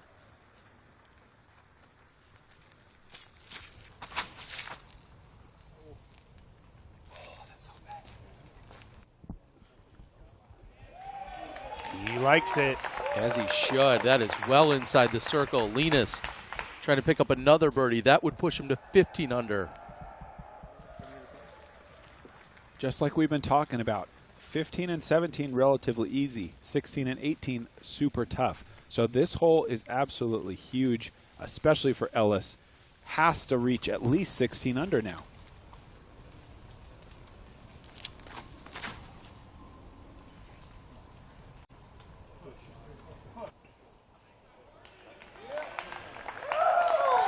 Pushed off to the left side. Brian, can you tell us what kind of position Ellis is in on that left side? Did he get to pin high? Yeah, he's in a decent spot, honestly. He's got like a couple trees to deal with, but overall, fantastic shot. Thank you, Brian. Now, Thomas Gilbert.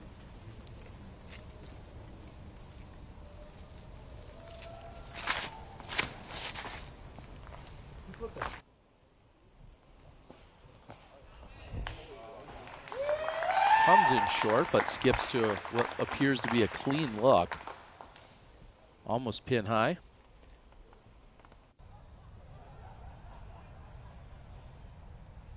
Now we're with Vino Macula and his second shot here on 17. Wow, also a huge drive.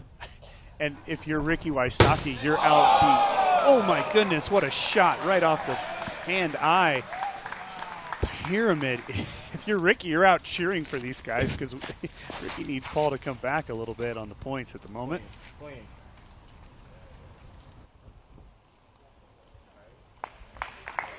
Out there in Ellis range. I think those are the two trees that Brian's referring to. Those ones right there on the right side of your screen right now.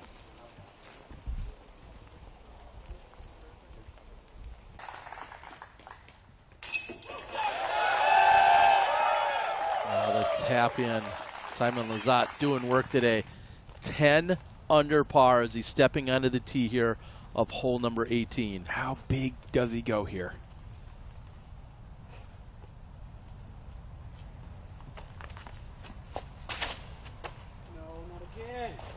It's pulled. He doesn't like it. He went for everything. He threw that thing super high. He'll be gotta forced think to par. Par is best case. How many times have we said it? Blessing in disguise. And I think, again, for Simon, that is a true blessing. Force these guys to come get you. Put it up there safe. Get on the green. Go into the clubhouse at 16. And if somebody beats you by one, well, so be it. They beat you with their best game. Just think about it. Ellis has to go 3 of the final 4. And Carlson and Burr have to go 2 of the final 4 to just tie. They have to go 3 of the final 4 to win. And to be honest, we have not seen that happen too many times today. From what I can tell, I have seen only 2 players, Bradley Williams and Nicholas Antula, go 3 down through the final 4 holes today.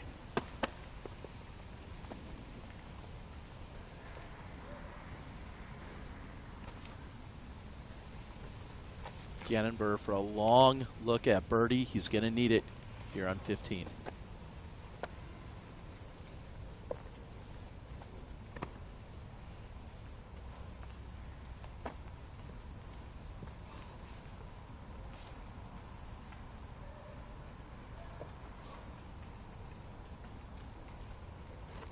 Get up. Oh, gosh, kidding me. That's freaking it, dude. Hear the frustration from Burr. That's going to keep him at 14 under. Just 3 holes left to play. Nate, you just called it. He's going to need 2 out of 3 to finish. That's just going to be for the tie. He'd need to birdie out to get past Lizotte, depending on how Simon closes out. Now, Thomas Gilbert for birdie.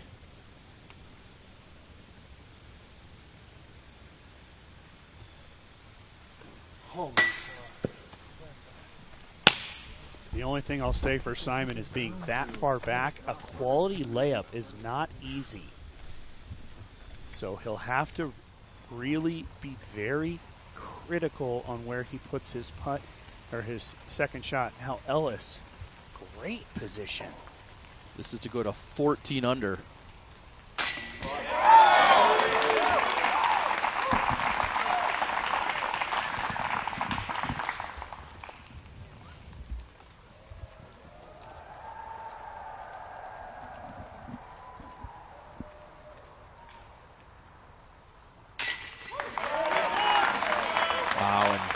Everybody holding their breath for just a moment. Linus in for birdie. 15 under. Unbelievable. Linus, very much a chance. We're going to jump back up ahead now. The second shot by Simon Lizotte, arguably the most crucial of the tournament for him.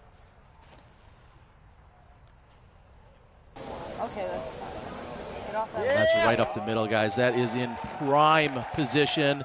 Simon can give it a stab from there if he wants with a long jump putt, or he could just simply lay it under the basket. Either way, Simon Lizotte is all but guaranteed the par from there. That's so crucial as we take a look at what's needed on 16. Besides a few birdies, Nate, how are they going to get there? Oh, man. They have to avoid bogey first, but birdie would be huge for any of these guys right now that are chasing. Got to go down the middle, obviously. Big power. Take your distance driver and hit it hard. Unless you really have a ton of power, can step down to the fairway. 480 feet nearly through gaps the entire way.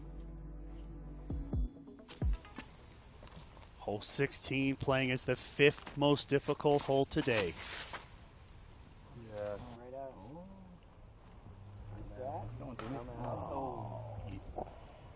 And a late tree kick kicks Carlson out to the right. That is out in miracle zone for maybe a make, but more than likely a par for Carlson. Should be pretty easy par, I think. Yes. 17% of the field have taken birdie here on 16 today. Only one park job on the cards today.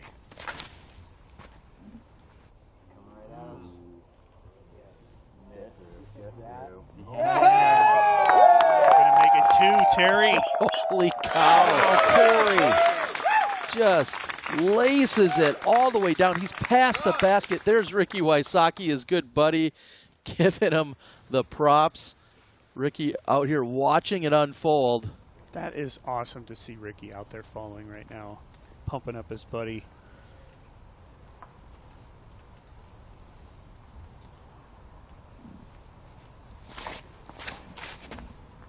Turn in front of it. In front of it. Come on. Oh! Gilbert with a nasty tree kick now. Gannon Burr lining up.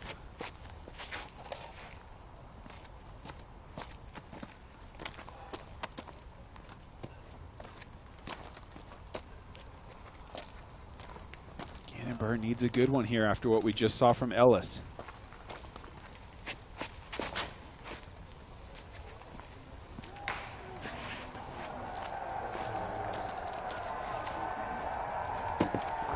Gannon Burr a kick, and he knows that is going to wildly diminish his chances here to take this down. Burr sits at just 14 under.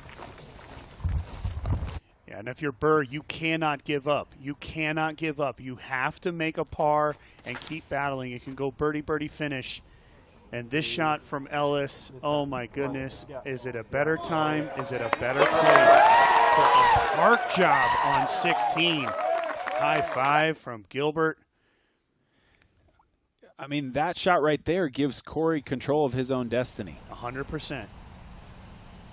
Now Simon Lizotte on 18. He is the trick shot master, but under the pin would be great. And that's exactly where Simon Lizotte lands. He's underneath the pin. He'll have a tap-in par. He'll be in the clubhouse with a record-breaking 10 under for the tournament and 16 under overall. Simon Lizotte will be your clubhouse leader. And he started the day 6 shots back. Tied with Macbeth and Wysocki. All of them made a charge, but Simon the best among them today. And what a round, 10 under. And round 1, Simon Lizotte shot 2 over. Wow. So think about that for just a moment, ladies and gentlemen. Simon Lizotte a chance to win. Now, if you're Simon right now, there's his scorecard. He shot a 10 with just the 1 bogey on 3. If you're Simon Lizotte right now, tap in, sign your card, make sure it's all legit, and head over to the practice green. Stay loose, stay warm. You might be in a playoff that's going to start right here on hole 18 in maybe just about 20 minutes from now. We'll go ahead and reiterate as we see the rest of the card tap in. Simon Lizotte going to do so as your leader. If there's a playoff, it will start on sudden death on hole 18. And then if it continues, it will go over to hole 1, and they'll continue to repeat in that fashion. If any playoff takes place, it starts on 18 and then goes to hole 1. And as I said, Simon had Jerome, a fellow German, on the bag today. Good friend of Simon's, Jerome Braum. Brian, our card is making their way down the fairway. Give us a little assessment where everybody's at. What are their chances? We know where Corey is. Give us the rest. Yeah, the rest are all in positions that a good technical shot with touch can get you an up and down for par. Nothing pretty, though. There's no walks in the park from either of those 2 positions. Corey obviously is in the bullseye, essentially. So, yeah, that's where they're at right now. We should say Thank you, sir. that it's going to be Gilbert here first.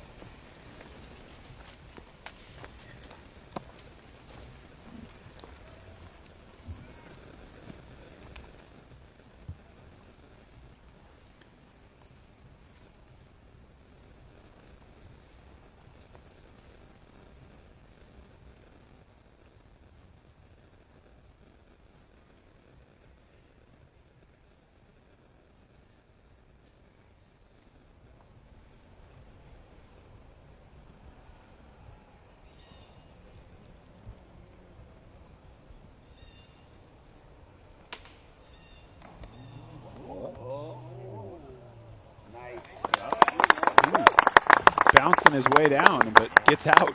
Yeah, really nice redirect from Gilbert, able to get into the open. This was Burr, guys, OB. He was OB. Terrible kick.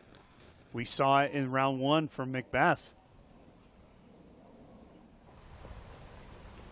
Well, that's got to be the end of his chances. Yeah, that will end Gannon Burr's run here at the MVP Open. Yeah, he would need some sort of eagle. Eagle birdie, birdie eagle, something like that.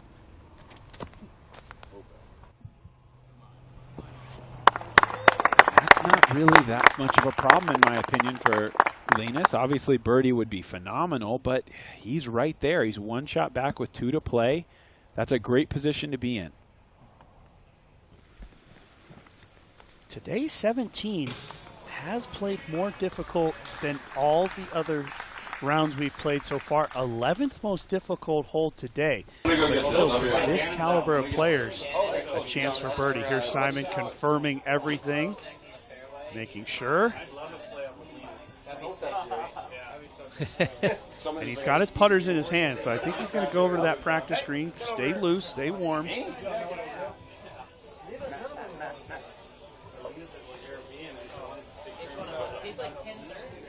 I don't think I'm allowed to do those. Not until I'm done working. And we heard Simon say, I'd love a playoff with Linus, and then going on to discuss the European component to that.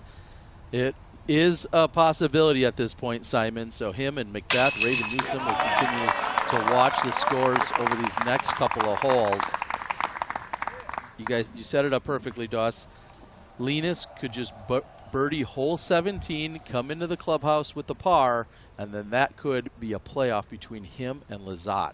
And this man right here. I Yes. mean, I think a three-person playoff is also extremely possible. The exact same reason, yes, as now we have Corey at 15, Linus at 15, Lizotte's at 16, but Corey and Linus 2 holes left to play. The very birdieable hole 16 comes up next. Yeah, and Burr did go on to take double bogey, so that it's going to need to be an eagle finish for Burr. We're taking another look at Corey Ellis and the drive to keep the pressure on, to keep his hopes alive. I mean, the fight that he's shown after the start he had. 18 holes is a long time, and Corey Ellis kept his head down, and that shot, if he can come out on top today, that shot is going to be legendary to throw in that moment right down the middle on 16 and park it.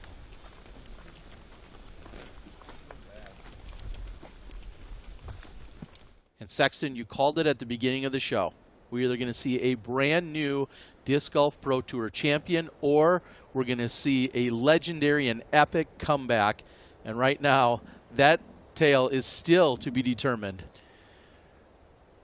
I think the crystal ball said 17. I think 17's coming for one of these guys. I think they're going to get hole 17, and I think one of them's going to roll the dice on 18 potentially and try to get out of here without involving Mr. Lizotte. Well, I have a different crystal ball. Yeah, that's good. That's good. I just don't know how in this situation, if you're Corey or Linus, how you could make that decision. Yeah, You know? I can see that side of it. That being said, it would be the most incredible thing we've ever seen if they did do it, if they did birdie 17 and they had the guts to go for 18. For me, it's all about the drive on 18. It truly. If you can push a huge drive, and these guys have incredible power. If you can put your distance into the pin 250 or less, I think you trust yourself maybe to go for that and just end it. And here's a quick unrelated side note. Right now, Paul McBeth has a .97 point advantage over Ricky Wysocki. Not even 1 point. Not even a full point to determine our Disc Golf Pro Tour points champion. Unbelievable what's in store. 2 holes left to play in regulation. Corey Ellis, the tee of 17.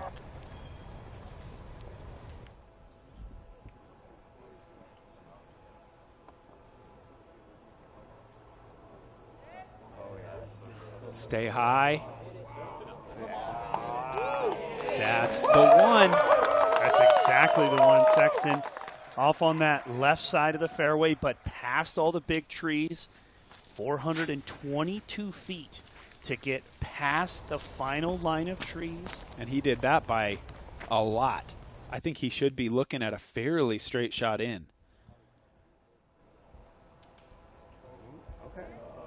Little brush of the trees, moving well right. The angle might be tough, but it's solid. He's going to have that sharp turnover. Well, he swung it back, actually, Nate, and he's pretty much dead center in the fairway. I think on the similar line to Simon, just probably about 80 feet back from there, but still. Very doable.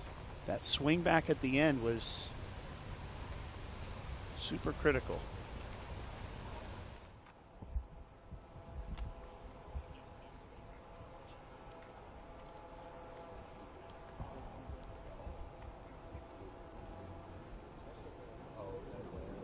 The other reason that I keep thinking one of these guys, if they can get up and down here, might go for the birdie on 18. The playoff starts on 18. So eventually, you're going to have to be there. The winner of this tournament, you would expect, would birdie 18. So I don't know. I mean, but then at that point, it to me, once you're all together, it comes down to a little game of chess. Sure. Who goes for what? Who does what? Sure. I'd rather be in that playoff. I think is really what I'm trying to get at that point. I can see it both ways, and I can't wait to see how these guys see it, because we're going to know that pretty soon. No doubt. good for you. Oh, and one of the last big ones there for Gannon Burr. Dude.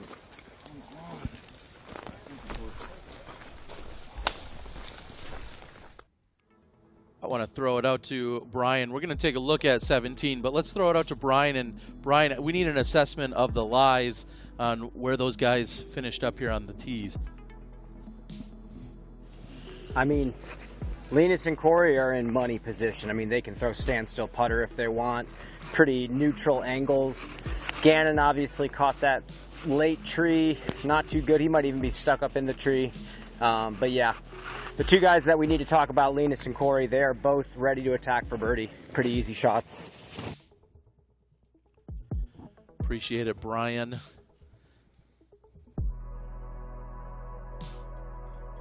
Yeah, we saw the fly over there. Both of those guys in great position. The only challenge here on the basket is that it is elevated and it is sloping behind the pin. See Tour Director Jeff Spring loaning Simon Lizotte a phone, probably to watch what's going on back there. Look, Simon, if you're watching DGN, great plan, buddy. Yeah, no doubt. And I would say head over to that green, get yourself a couple of putts. Deep breaths, my friend. Deep breaths. He's coming down 18 way.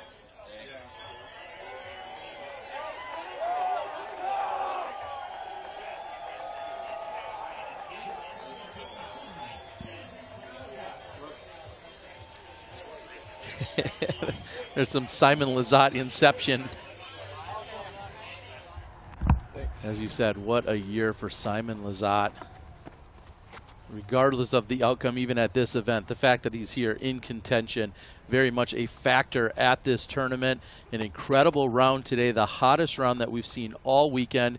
Jake Hebenheimer shot a 9 today. Macbeth, Klein, Joel Freeman all shot 8. But Simon Lizotte, the hottest round of the tournament at 10 under.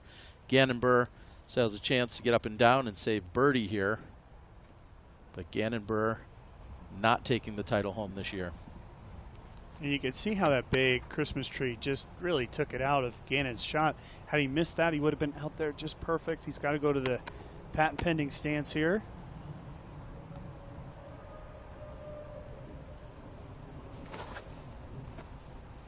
Go. Looks good. Just a little bit on the right side. A chance for birdie for Gannon.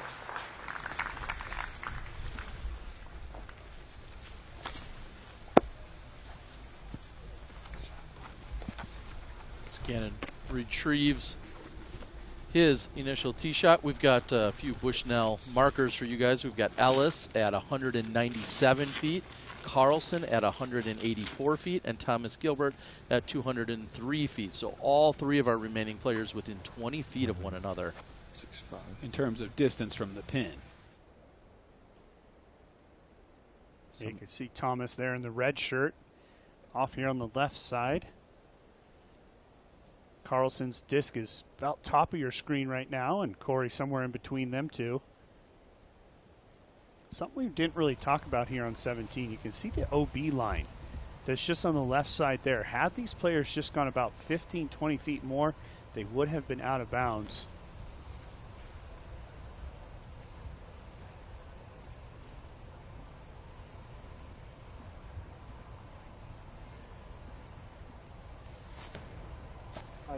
Heiser, faster, faster. Asking for that Heiser in front of the right side tree line. And that was a perfect preview of what Corey Ellis will have. Corey's going to walk up and just take a look, make sure he can spot a position on the ground where he wants to play it without taking out the hitting of the pyramid. You need to land about 15 to 20 feet short with a putter disc if you have any chance of staying close. And again, I mentioned it just a few holes ago, how critical the ground play is here at Maple Hill. Speed, angle, so important. I love Corey's angle in here. I think it's just an absolute stock shot, flat and drift. Yep. There's not much in the way of a tough gap to hit. Just got to get the speed right.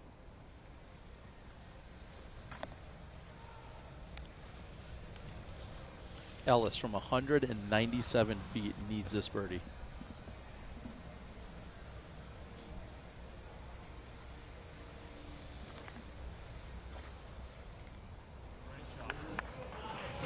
It looks perfect. It is perfect. And Sexton, you explained that perfectly as well.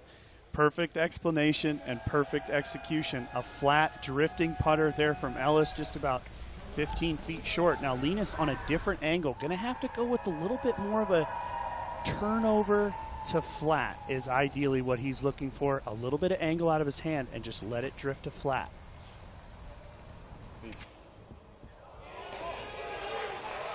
Yes. Even closer for Carlson.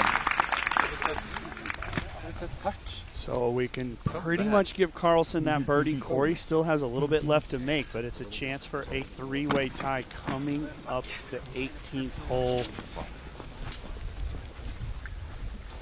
And, you know, I think arguably we are looking at what could be the best finish that we've had here on the Disc Golf Pro Tour. It's the final playoff event. So much still left to find out.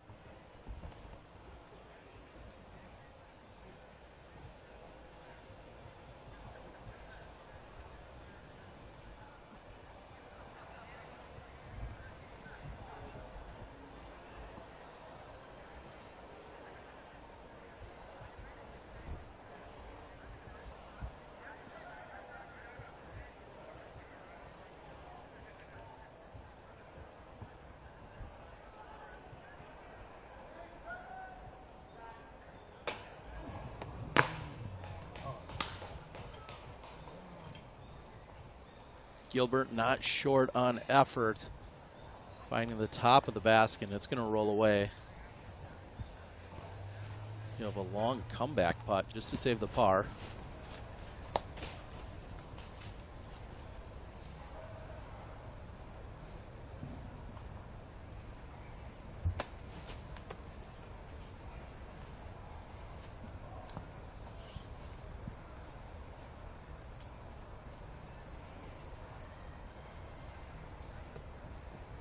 Gannon Burr for birdie on 17.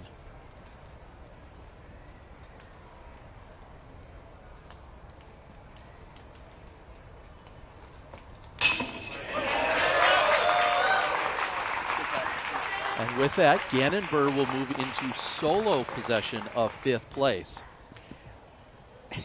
Macbeth's got to be worried about the birdie from Burr, because that would bring him up into a tie for 4th, and that .97 points would become a factor.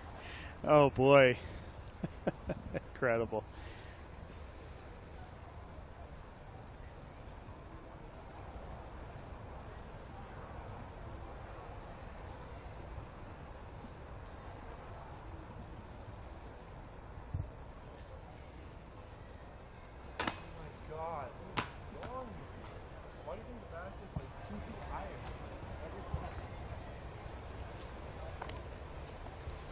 A super tough day for Thomas Gilbert. It's, you know, it's embarrassing, it's frustrating. And, ultimately, it you know, it goes. It's a part of the growth of a professional disc golfer to go through these moments. Wow, not a great time for a little intensity pickup in the rain.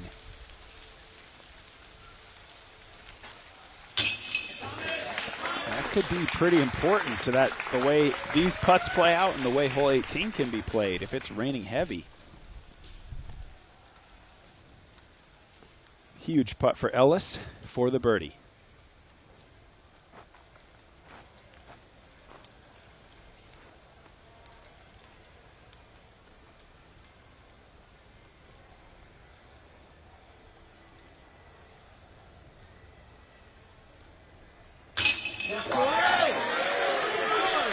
Confident stroke. Corey Ellis has a share of the lead after putting 4 birdies in a row together. He's going to go into 18 tied with Simon Lizotte and now tied with Linus Karlsson. We have a 3-way tie, 2 of them heading to 18. Wow. This is it, guys. Hole 18. You're going through the gap, up the hill to the landing zone. You guys have seen it a bunch of times, and then it's the decision. I think for me, considering 18 is the first playoff hole, if I feel my drive is above average, it's go time. If it's below average, I live to fight another day and go up against Simon. But if you throw a drive, if you're Linus or Corey, and you throw a drive that you are unlikely to beat in about 10 minutes of signing scorecards and getting ready and walking all the way back down there, then I think you just lay up. But man, opportunity to just kind of take destiny into your own hands if your drive is good enough and just win the thing. Well, it's going to be important. See who acts first, see how big the drives are. Do they even give themselves a chance to play for birdie? What a finish we've got brewing. Hole number 18, the 3rd most difficult hole. And of the 81 players in the tournament, I'll subtract 4 from that because these guys still have to play. Only 16 have made birdie here on 18. I'll fully agree with Nate Sexton. If you have an above average drive, go for it. If it's anything but perfect, lay it up and live to fight in the playoff. Corey Ellis up first.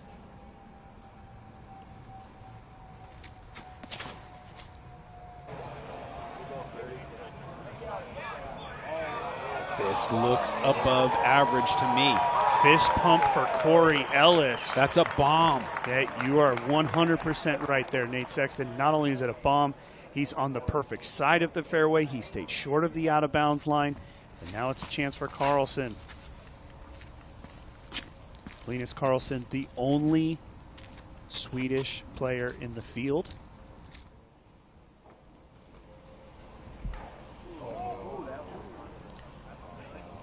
And in the biggest drive of the weekend, Linus Karlsson hits early that may take him out of a chance to move into a playoff. We'll see how he can get up and down, and if par will be good enough. That's the question. It's all up to Corey.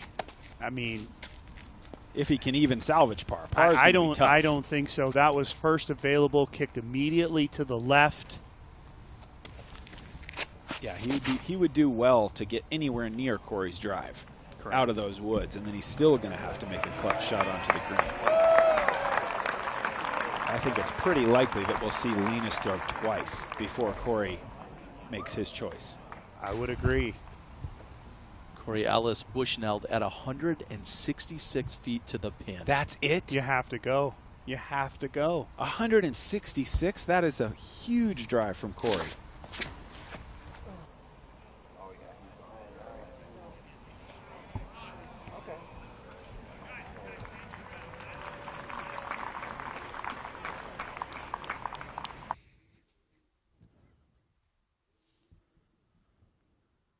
We're going to take another look at Corey Ellis and his drive, and maybe more so his reaction to it. Just that little short couple of steps and just explodes. Such a powerful player. I cannot believe that 166. Corey Ellis came up short to Kelvin Heimberg earlier this year. He's trying to avoid a playoff now. I'm going to throw it to Brian real quick. We got 166 feet. What do you feel about his angle and his chances for getting onto that green? It's literally the spot you would place your drive. It is so perfect. That's a zone chip forehand for Corey all day if he wants it. We'll see what he's thinking when he steps up to that lie. Thank you, Brian. Yeah, and I know everybody at home's probably screaming and yelling at me because I'm going back on my word. But the thing about it is it is still a difficult shot. We can sit here and say that is an easy chip zone for him, but it's a chip zone in a tough spot. We'll see what happens. Karlsson first here, 577 left to the basket. He's going to go to some kind of cut roller here. No, first contact with a stump. And it's over. There's no way he reaches the green from there. We said it yesterday, and it's even more true today. Everything easy is now hard. you know, for the position Corey Ellis is in. There's no such thing as an easy shot. And again, I'll just clarify. Right now, Corey Ellis is most likely in a win or lose situation if he decides to go for the green. Yeah, and that's the crazy thing. Now that Carlson is out of it for par, it does hinge on that. It's Lizotte or it's Ellis pending the result of that shot. I mean, Corey would have the opportunity to hit the drop to make the putt that we saw from Ricky Wysocki. Absolutely nothing right now is guaranteed, but I would almost say that Corey Ellis threw almost an unimaginable tee shot in that situation. Yes. To be that far up the fairway, avoid the left side out of bounds, and, you know, I think you articulated it perfectly. If it's above average, you know, you have to go for it.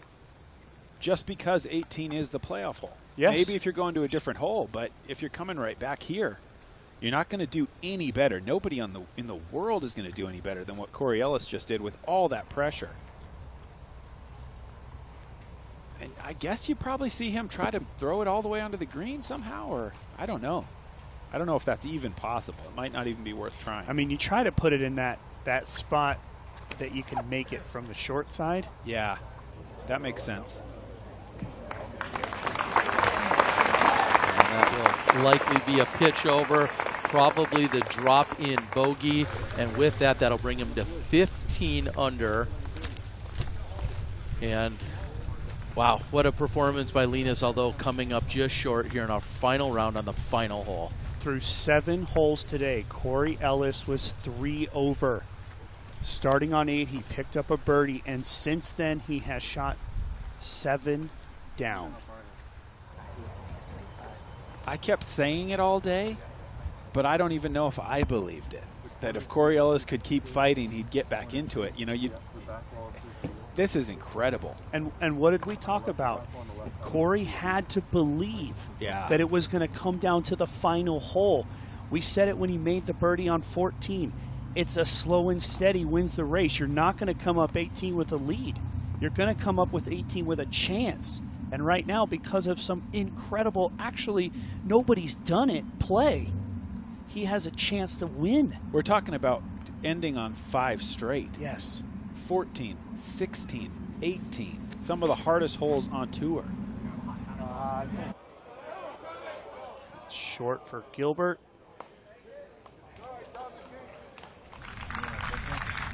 We're also getting statistics that Corey Ellis's speed on his drive of hole 18 to gain this distance was so incredible. It came in at 71 miles per hour. Wow, and through a gap. That just tells you all you need to know about how confident and how skilled Corey Ellis is. He can go to 71 miles an hour through a gap with the tournament hanging in the balance. And I want to clarify something here for the rules on 18. If you go out of bounds and you do not cross the green at any point, you play from the last place you were in bounds. Potentially closer than the drop zone. Bingo. If you go over the green and your last place in bounds was the green, you are forced to go to the drop zone. So that's the determining factor on whether it's marked or whether it's the drop zone. And this shot could decide the tour points championship. No question about it. Between Wysocki and Macbeth. We'll have to wait and see, but look at the drive of Ellis there. 50 feet ahead. Insane.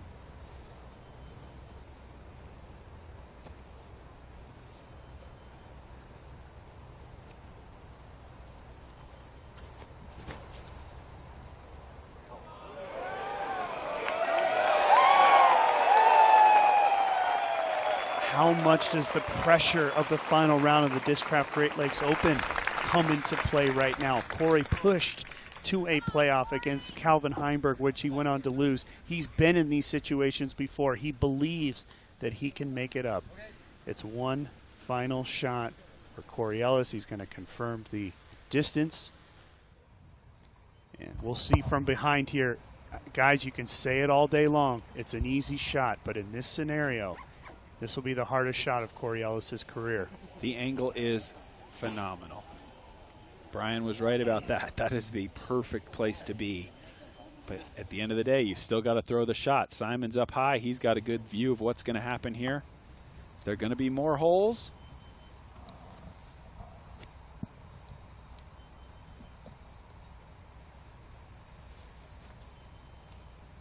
Corey Ellis for the shot to win the tournament.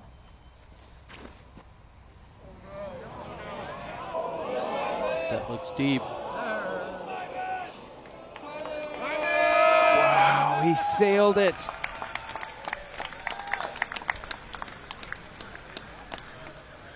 So it's going to be the drop zone putt. Now that this has happened, would you choose anybody else to try to make this circle 2 putt? Corey Ellis, an incredible putter, has made some incredible putts.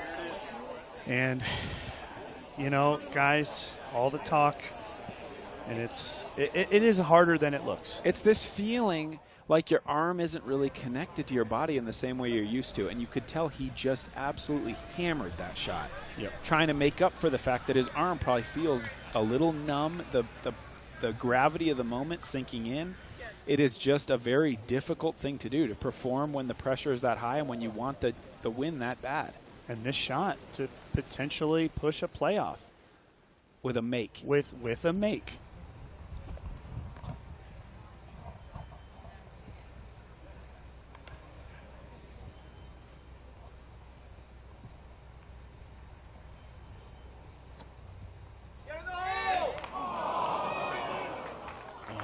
He's going to come up short, not giving it a chance to go in. Linus Karlsson, unbelievable effort here this weekend, but it's not going to be enough. And guys, Corey Ellis just didn't want to come up short. That was way too much. I don't know that he did cross the green. I don't. That'll be a topic of conversation right now. It'll have to be. That, or the spotters are going to make that determination that he did not cross the green. See Simon. This is, it's a tight moment here for Simon. There's Jerome alongside.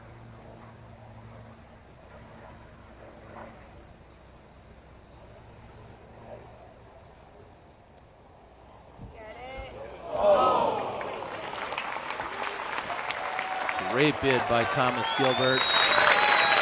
Thomas and his effort coming up short here today, but something to build on from putting himself in this position on the lead card for the final day. So it looks as if Ellis will mark it here. It's longer to the basket than the drop zone, but way less obstructed. Are we good?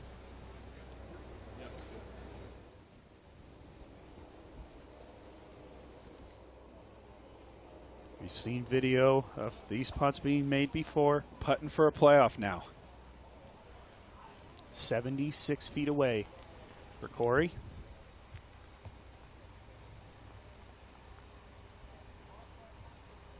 Corey Ellis to force the tie.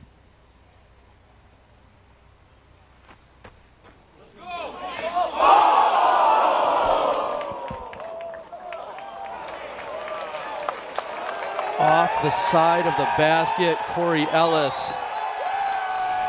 So close.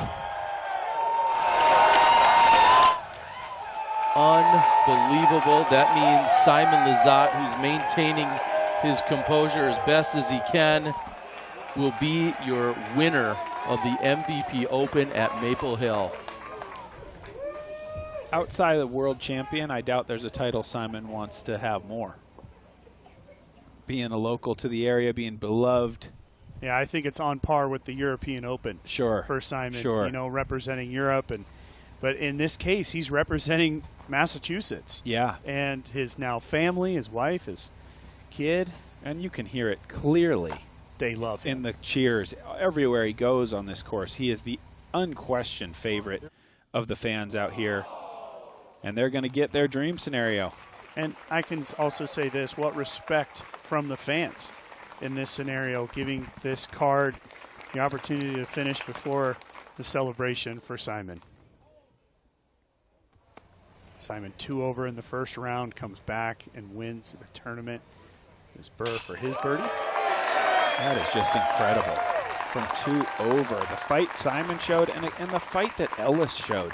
3 over early in the day. Nothing was going right for him. And he put on just a charge for the ages.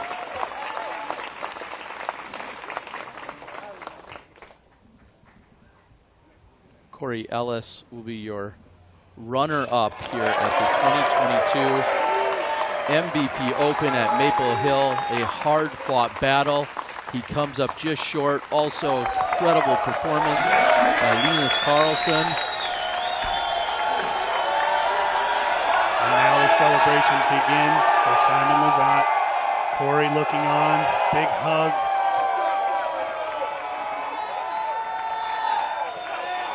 Your champion, Simon Lizotte, at the 2022 MVP Open at Maple Hill.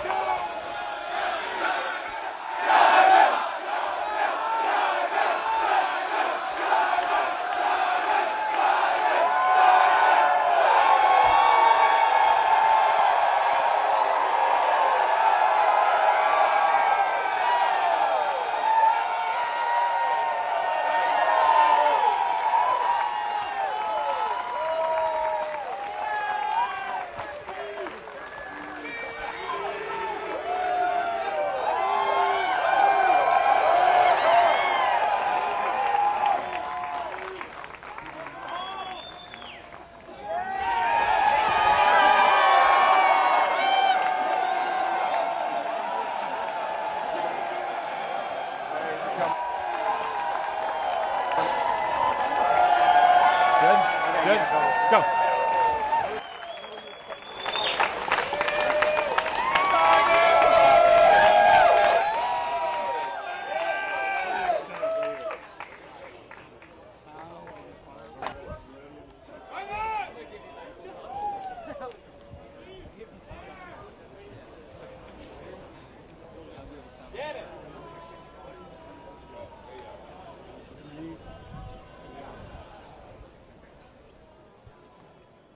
What a special moment in disc golf history. Simon, number 4. And out of all the victories that you've ever had in the sport of disc golf, where does this victory rank? It feels so unreal. It makes no sense. At no point this whole weekend I thought I had a chance to win. Maple Hill, the course gave me a lot of love the last 2 days. Great kicks here and there, and the crowd absolutely unbelievable.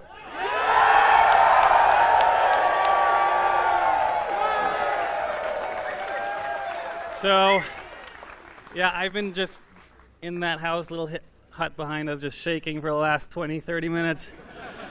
And I got lost for words. I can't believe it. It's crazy, just crazy. Well, let's dive into the tournament. Round 1, you shot +2.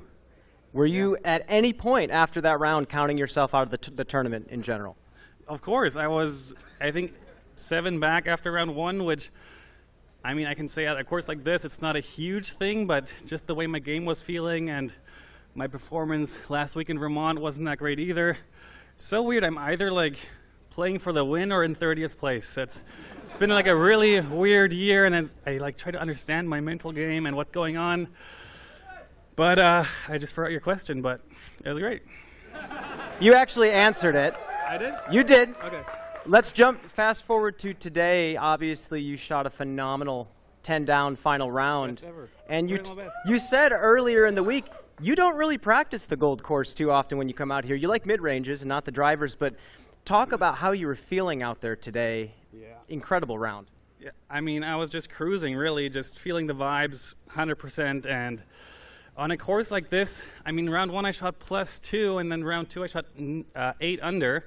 But my throws weren't much better. I just got kind of the better breaks here and there, and that's unfortunately or fortunately part of the game, that every inch, how you hit the trees or how you hit the roots on the bottom can make such a huge difference, especially on a course like this with the distance and the OB everywhere. So I really got the hometown love of the course.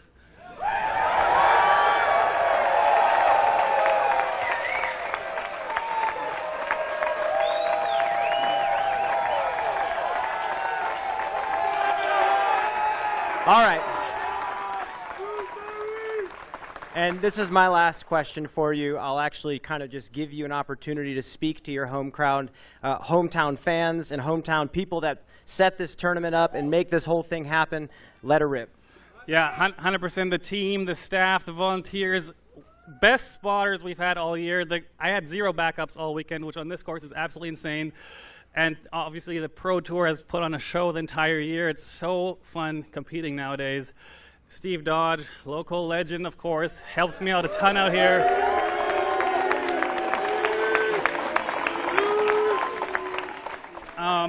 And then my wife, I'm married for like 2 weeks now. Crazy. She let me sleep in this morning, and she took the baby at 6 a.m. when he woke up, and I was very happy because usually when I'm home, I get the morning duty, but for this weekend, she let me sleep. So thanks, Natalia, and hopefully the baby and she will show up in like 30 minutes. Well, congratulations, and enjoy this victory, Simon.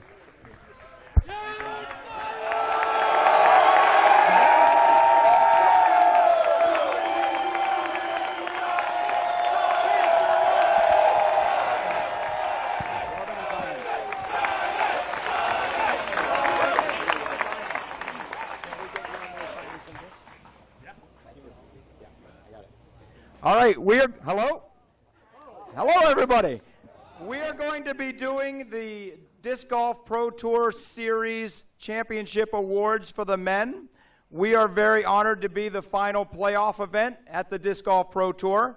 So without any further ado, I'm going to hand this microphone over to Jeff Spring, the CEO of the Disc Golf Pro Tour. And after Jeff is done, I'm taking a trip down to the pond to see what happens. All right.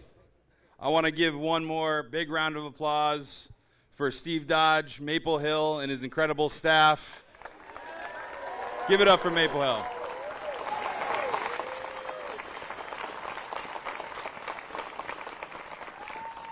I want to say thank you to Steve for starting the Disc Golf Pro Tour, being the tour's founder and first tour director. Give it up for Steve Dodge.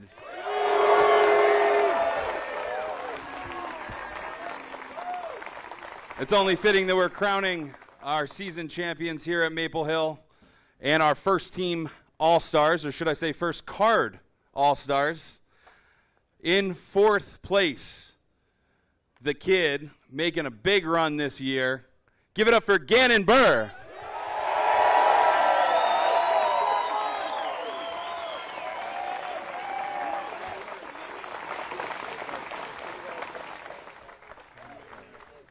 Wow, this has been an incredible season so far.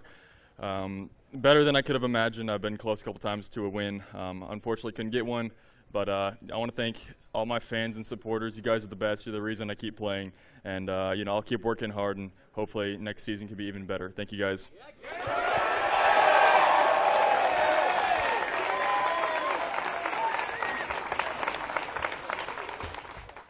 In 3rd place in the Disc Golf Pro Tour season standings, first card All-Star, multiple DGPT Elite Series winner. Give it up for Vinny Calvin Heimberg.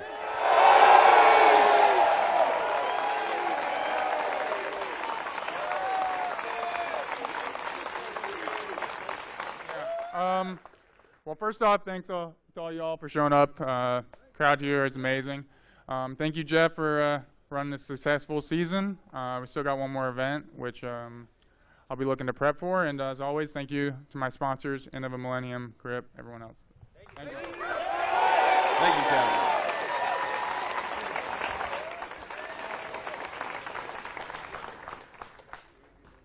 This one came down almost to the final putt.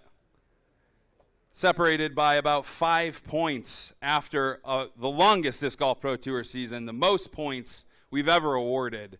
Came down to this green right here. In 2nd place this year, give it up for current world champion, Paul Macbeth.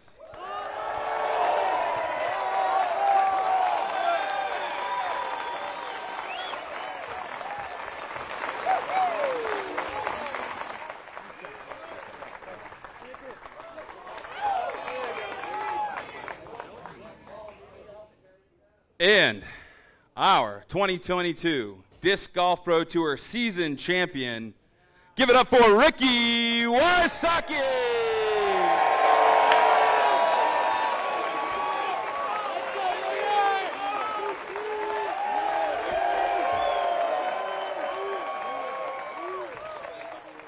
Sure.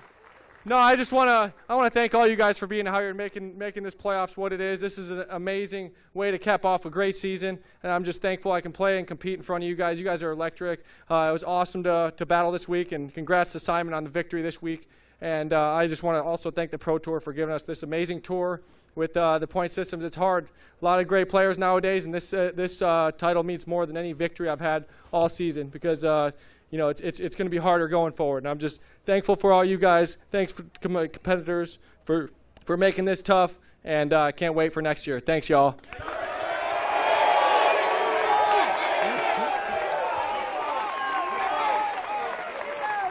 All right.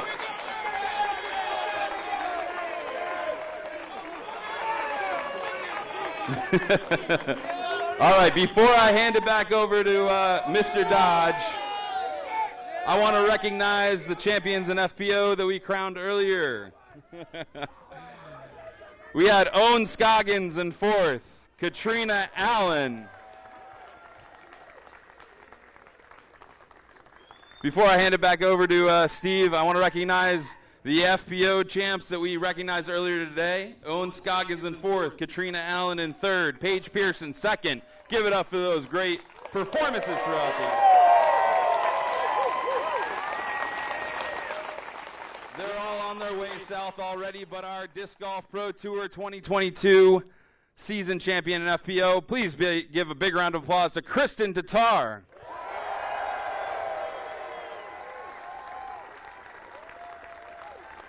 We're so proud to have a great FPO field, and thanks to the women for participating in the ceremony earlier. Right now, give it up one more time for Simon Lizotte.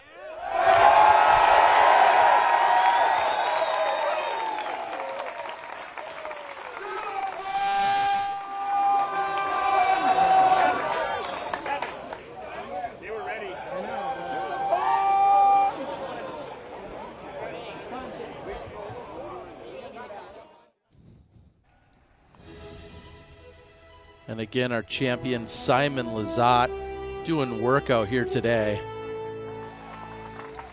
Needed every last shot that he made today, and what a charge. 6 back from the lead to start the day. That putt hangs on. So many clutch shots. The hot round of the week at 10 under par. And his 4th title. Notice how he gets a few good breaks. He said sometimes it doesn't feel like he played really that much different than he did the rounds before, but you get the breaks, or if you're just off enough, it turns into a good shot. That's all part of woods golf. That's all part of grinding it out. And then even after he had a distraction there on hole 16, he completely reset himself. He canned the putt, and then he moved over here to 17 to put on one of the biggest drives that we've seen this entire weekend, setting himself up for the easy jump putt to put in for the birdie on 17. And a heartbreaker, of course, as he embraces Corey, but Simon Lizotte sometimes just seems unstoppable. What do you think about Simon Lizotte and what he did today? It was incredible. I mean, what a comeback. Corey, what a fight. Linus leveled up in my eyes. He's a contender. That's the best golf I've seen from him. And Nate, you said at the beginning of the show what it would take to win here, what it means to win here. You've won here before, as have other great champions. Simon Lizotte, now a champion here at Maple Hill. Yeah, and we're going to go ahead and call it his home course, and that's something I've never done. I never won my home course tournament, which was the Masters Cup, and so Simon has done something. I mean, look, back on Friday, he looked dejected. He looked uninterested. He was throwing shots that we didn't even know what he was doing. Fought back to 2 over and is eventually the champion here. It's just an incredible moment and an incredible season for Simon. Well, 18 under in those last 2 rounds, and he is crowned your champion. We got OTB after show, along with the pond jump and everything else on the other side of this break.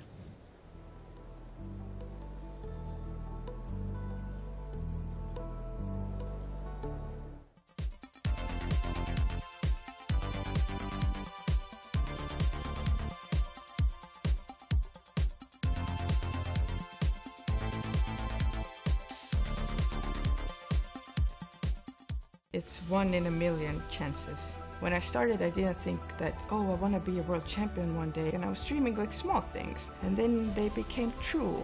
And then my dreams got bigger. But now I think looking back, it feels like 1 in a million.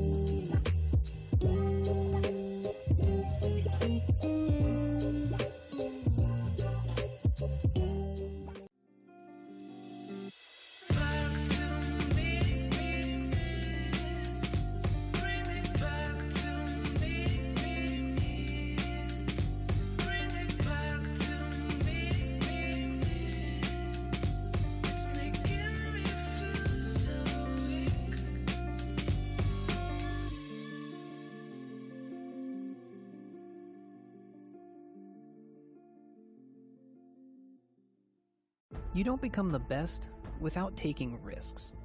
Yes, sometimes you won't make the shot, but the winners are right at the intersection of risk and skill. At Dynamic Discs, we've taken the risks. In 2012, we decided to make our own first 4 molds. Now, almost 10 years later, we want to share with you a piece of this history with our 10-year anniversary box. Thank you for being part of this journey. And remember, take that risk, as champions do.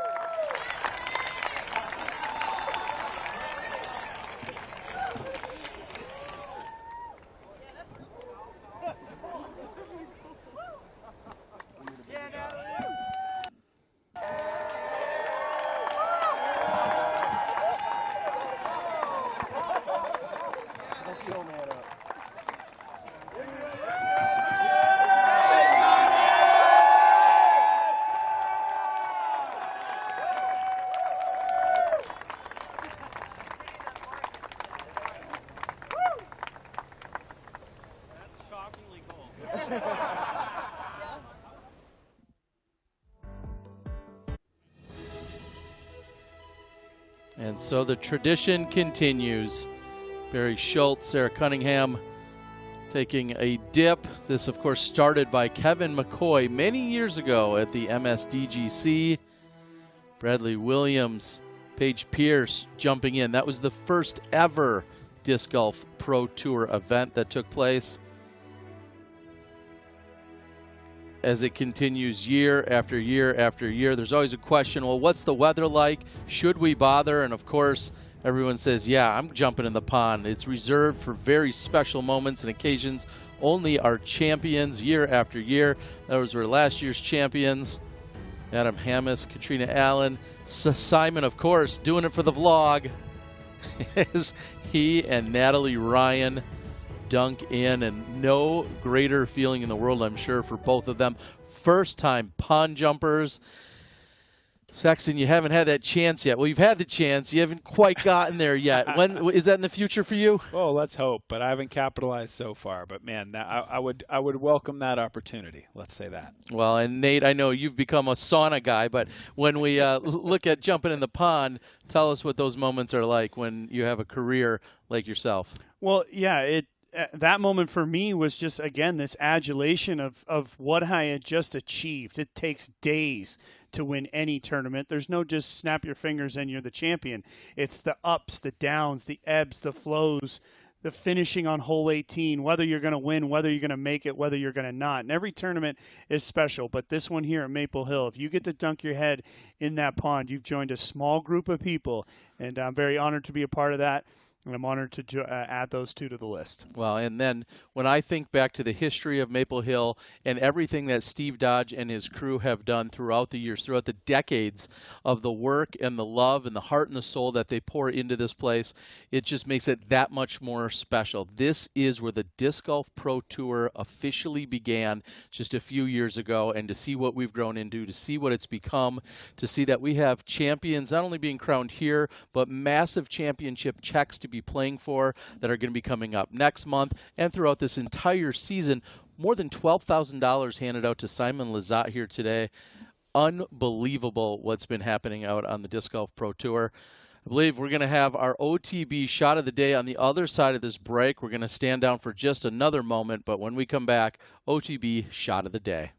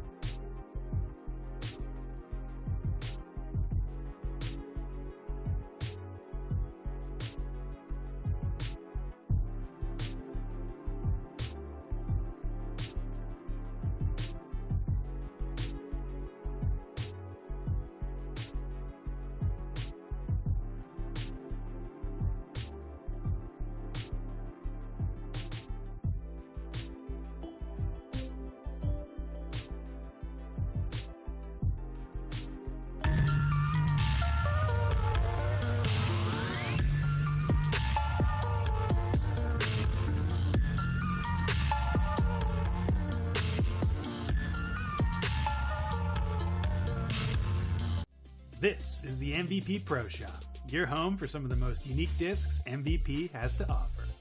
Our mission is to bring you the right tools to up your game while directly supporting both players from Team MVP and the most exciting artists in disc golf. Here you'll find Tour Series discs, exclusive artist series, signature series, and even the latest prototypes from the MVP family. Simply put, we offer a selection that you won't find anywhere else. The leading edge is here on the MVP Pro Shop.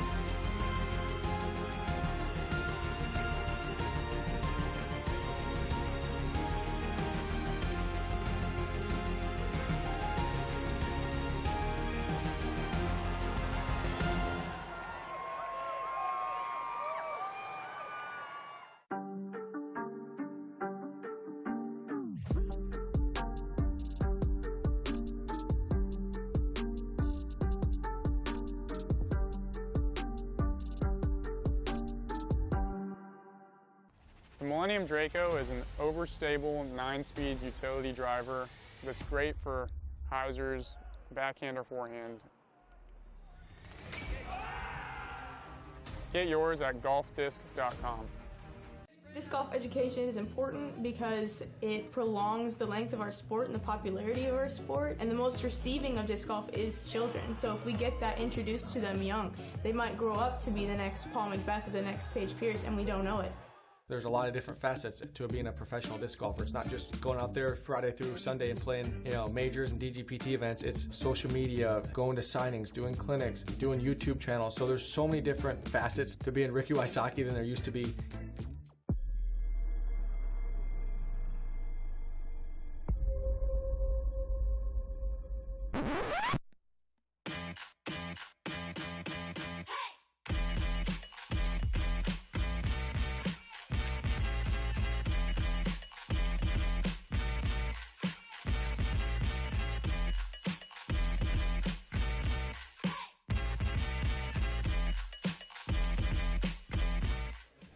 On behalf of the Disc Golf Pro Tour, I'm proud to award the 2022 Season Champion Trophy to Kristen Tatar. Kristen, great job. We're very proud of your efforts, and thank you for playing the tour this year. Thank you so much. Here you are.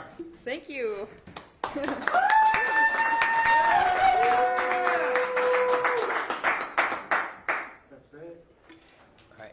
Kristen, congratulations on the award. First question, how does this stack up on your season full of achievements? Just this is like the crown on the top. I mean, this year feels incredible. I think I couldn't have done it any better. Everything that I've dreamed of, I feel like I've achieved. And yeah, it's just a wonderful feeling right now.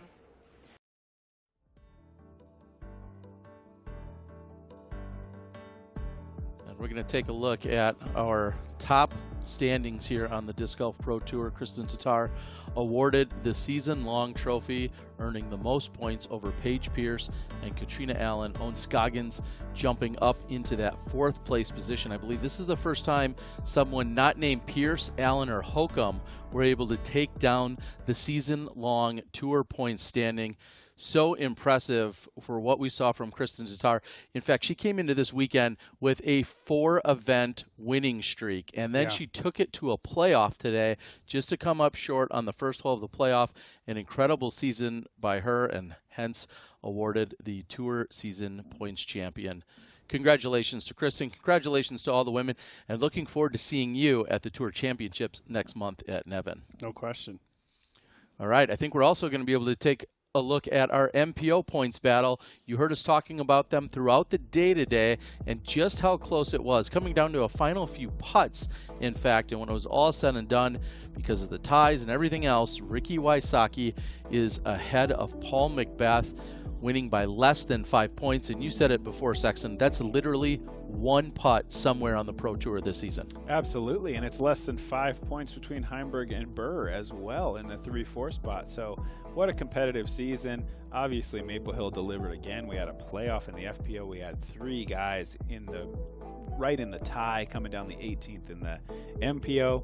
Incredible day. Incredible the year. Other guys earning their buys: Gannon Burr, Chris Dickerson, Simon Lizotte, Joel Freeman, and Matt Oram, all earning their buys into the semifinals.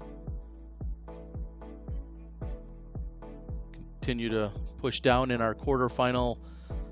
We see Kevin Jones, James Conrad, along with Chris Clemens, Ezra Aderhold, Isaac Robinson, who picked up a win on the tour this season, and Aaron Gossage. Aaron Gossage struggled here this weekend, but he's still in the bye to the quarterfinals. And then we take a look at our qualified competitors. Adam Hammis on the top of that list. Drew Gibson, we saw what he did at the Tour Championships not long ago. Bradley Williams, Alden Harris, Anthony Barella, and then Mason Ford. And then a little bit more shifting that took place. That's where all these points meant so much, not only this weekend, but then you look back to things like Silver Series. Did you attend those? Did you go pick up a few extra points here and there? Brody Smith, in his very early touring career here, has found himself qualified. And then as we scroll down a little bit more, we see that the play-in competitors, Andrew Presnell, Jeremy Colling, Albert Tom, Chandler Kramer, Thomas Gilbert, they're all going to be there. And we obviously have Eagle McMahon, who's earned himself a spot for the play-in. And it sounds as if Eagle McMahon is going to be there. I asked him a week ago. He said, I'm about 50-50. We got an update a week later. He said, I'm probable for being there. Well, and we'll go ahead and consider probable, likely. I have just got to say how important maybe the way that the last hole played out for Thomas Gilbert. Remember, we talked about it. It was not you. He's in 36, but it was the battle for 35th due to the situation with Nico, and he is in 35th. So he's in no matter what happens, assuming that Nico's not playing. So that was a big fall for Gilbert, and it kind of goes to show you how tight these things can be. And now, you got anything to add on to that, Sexton? I want to give you a shot at that. I know you're good friends with Thomas. The only thing I would have asked about is what were some of the conversations you may or may not have had with him in the last 24 hours? Did you guys talk last night? Yeah, I mean, I texted him. I just texted him and said, man, you got all the tools you need. It's time to go. And he was positive. I was really encouraged by the way he started the round. Got that early turkey, was in the thick of it. And then, you know, as it slips away, it can be difficult to change your strategy. And I think he obviously, the putter wasn't there for him. But a lead card on the Disc Golf Pro Tour in the final event of the playoffs, that's something to be proud of. It certainly is. And also, if you were somehow the proud thrower of an OTB shot of the day, you did some pretty darn good work. We had a lot of them this season, and right now we're going to queue it up for our MPO. Nate, I mean, we all had guesses, you know, kind of on our own, but do you have a guess? Well, I mean, it's got to be one of these basket hits. Maybe somebody got some cell phone coverage of one of the aces that happened on hole number 5. Okay. I'd have to think one of those, possibly. Sexton, what are you dialing up? Oh, I don't want to guess the same thing as Nate, so I'm going to lean towards either the tee shot of 16 or 17 for Lizotte, as those were so critical to him chasing back into the hunt and ultimately reaching 16 under. All right. Well, I'm the host, so I get to play. Man in the middle. Idiot just sitting here. And sure enough, it looks like we've got exactly as you called for, Sexton, the tee shot on 17. Simon Lizotte, a massive crush. Well, and he knew right away, too, because he immediately turned around and sat down on the bench there, and he knew he had hit that line. Of course, local boy, so he knows the line to hit. And here it is from the catch position. Huge power, and even better yet, the placement in which it was, making it just a simple pitch up next to the basket. No problems there for Simon. It sounds like we even had a couple of runner-ups and other nominees. We're seeing Tristan Tanner today. Cell phone coverage. And there it is. Let's go! Big Germ right there. Of course he is. I don't think aces count unless Big Germ's there. He was probably out here in the crowd in the morning, too, watching Alex Benson throw this in on hole 14. So congratulations, Tristan Tanner, Alex Benson. Thank you so much to those people providing us the additional coverage via their cell phones. I think somebody once got on SportsCenter thanks to the very first time ever on SportsCenter, thanks to some cell phone coverage. USDGC is up next, along with the Throw Pink Women's Championships. And, of course, you can watch all of that action right here Thursday through Sunday, October 6th through the 9th. We talked about everybody heading south. They're heading to Rock Hill. So make sure you are all dialed up. You've got your subscription locked in. Comes at a 50% discount if you're a current PDGA member. Thursday through Sunday, the 6th through the 9th. And with that, everyone, we're moving on. This has been an incredible week out here at Maple Hill. We got to thank Brian Earhart out on the ground. For Nate Sexton, along with Nate Doss, I'm Terry Miller, the Disc Golf Guy. Thank you for watching. We'll see you in Rock Hill.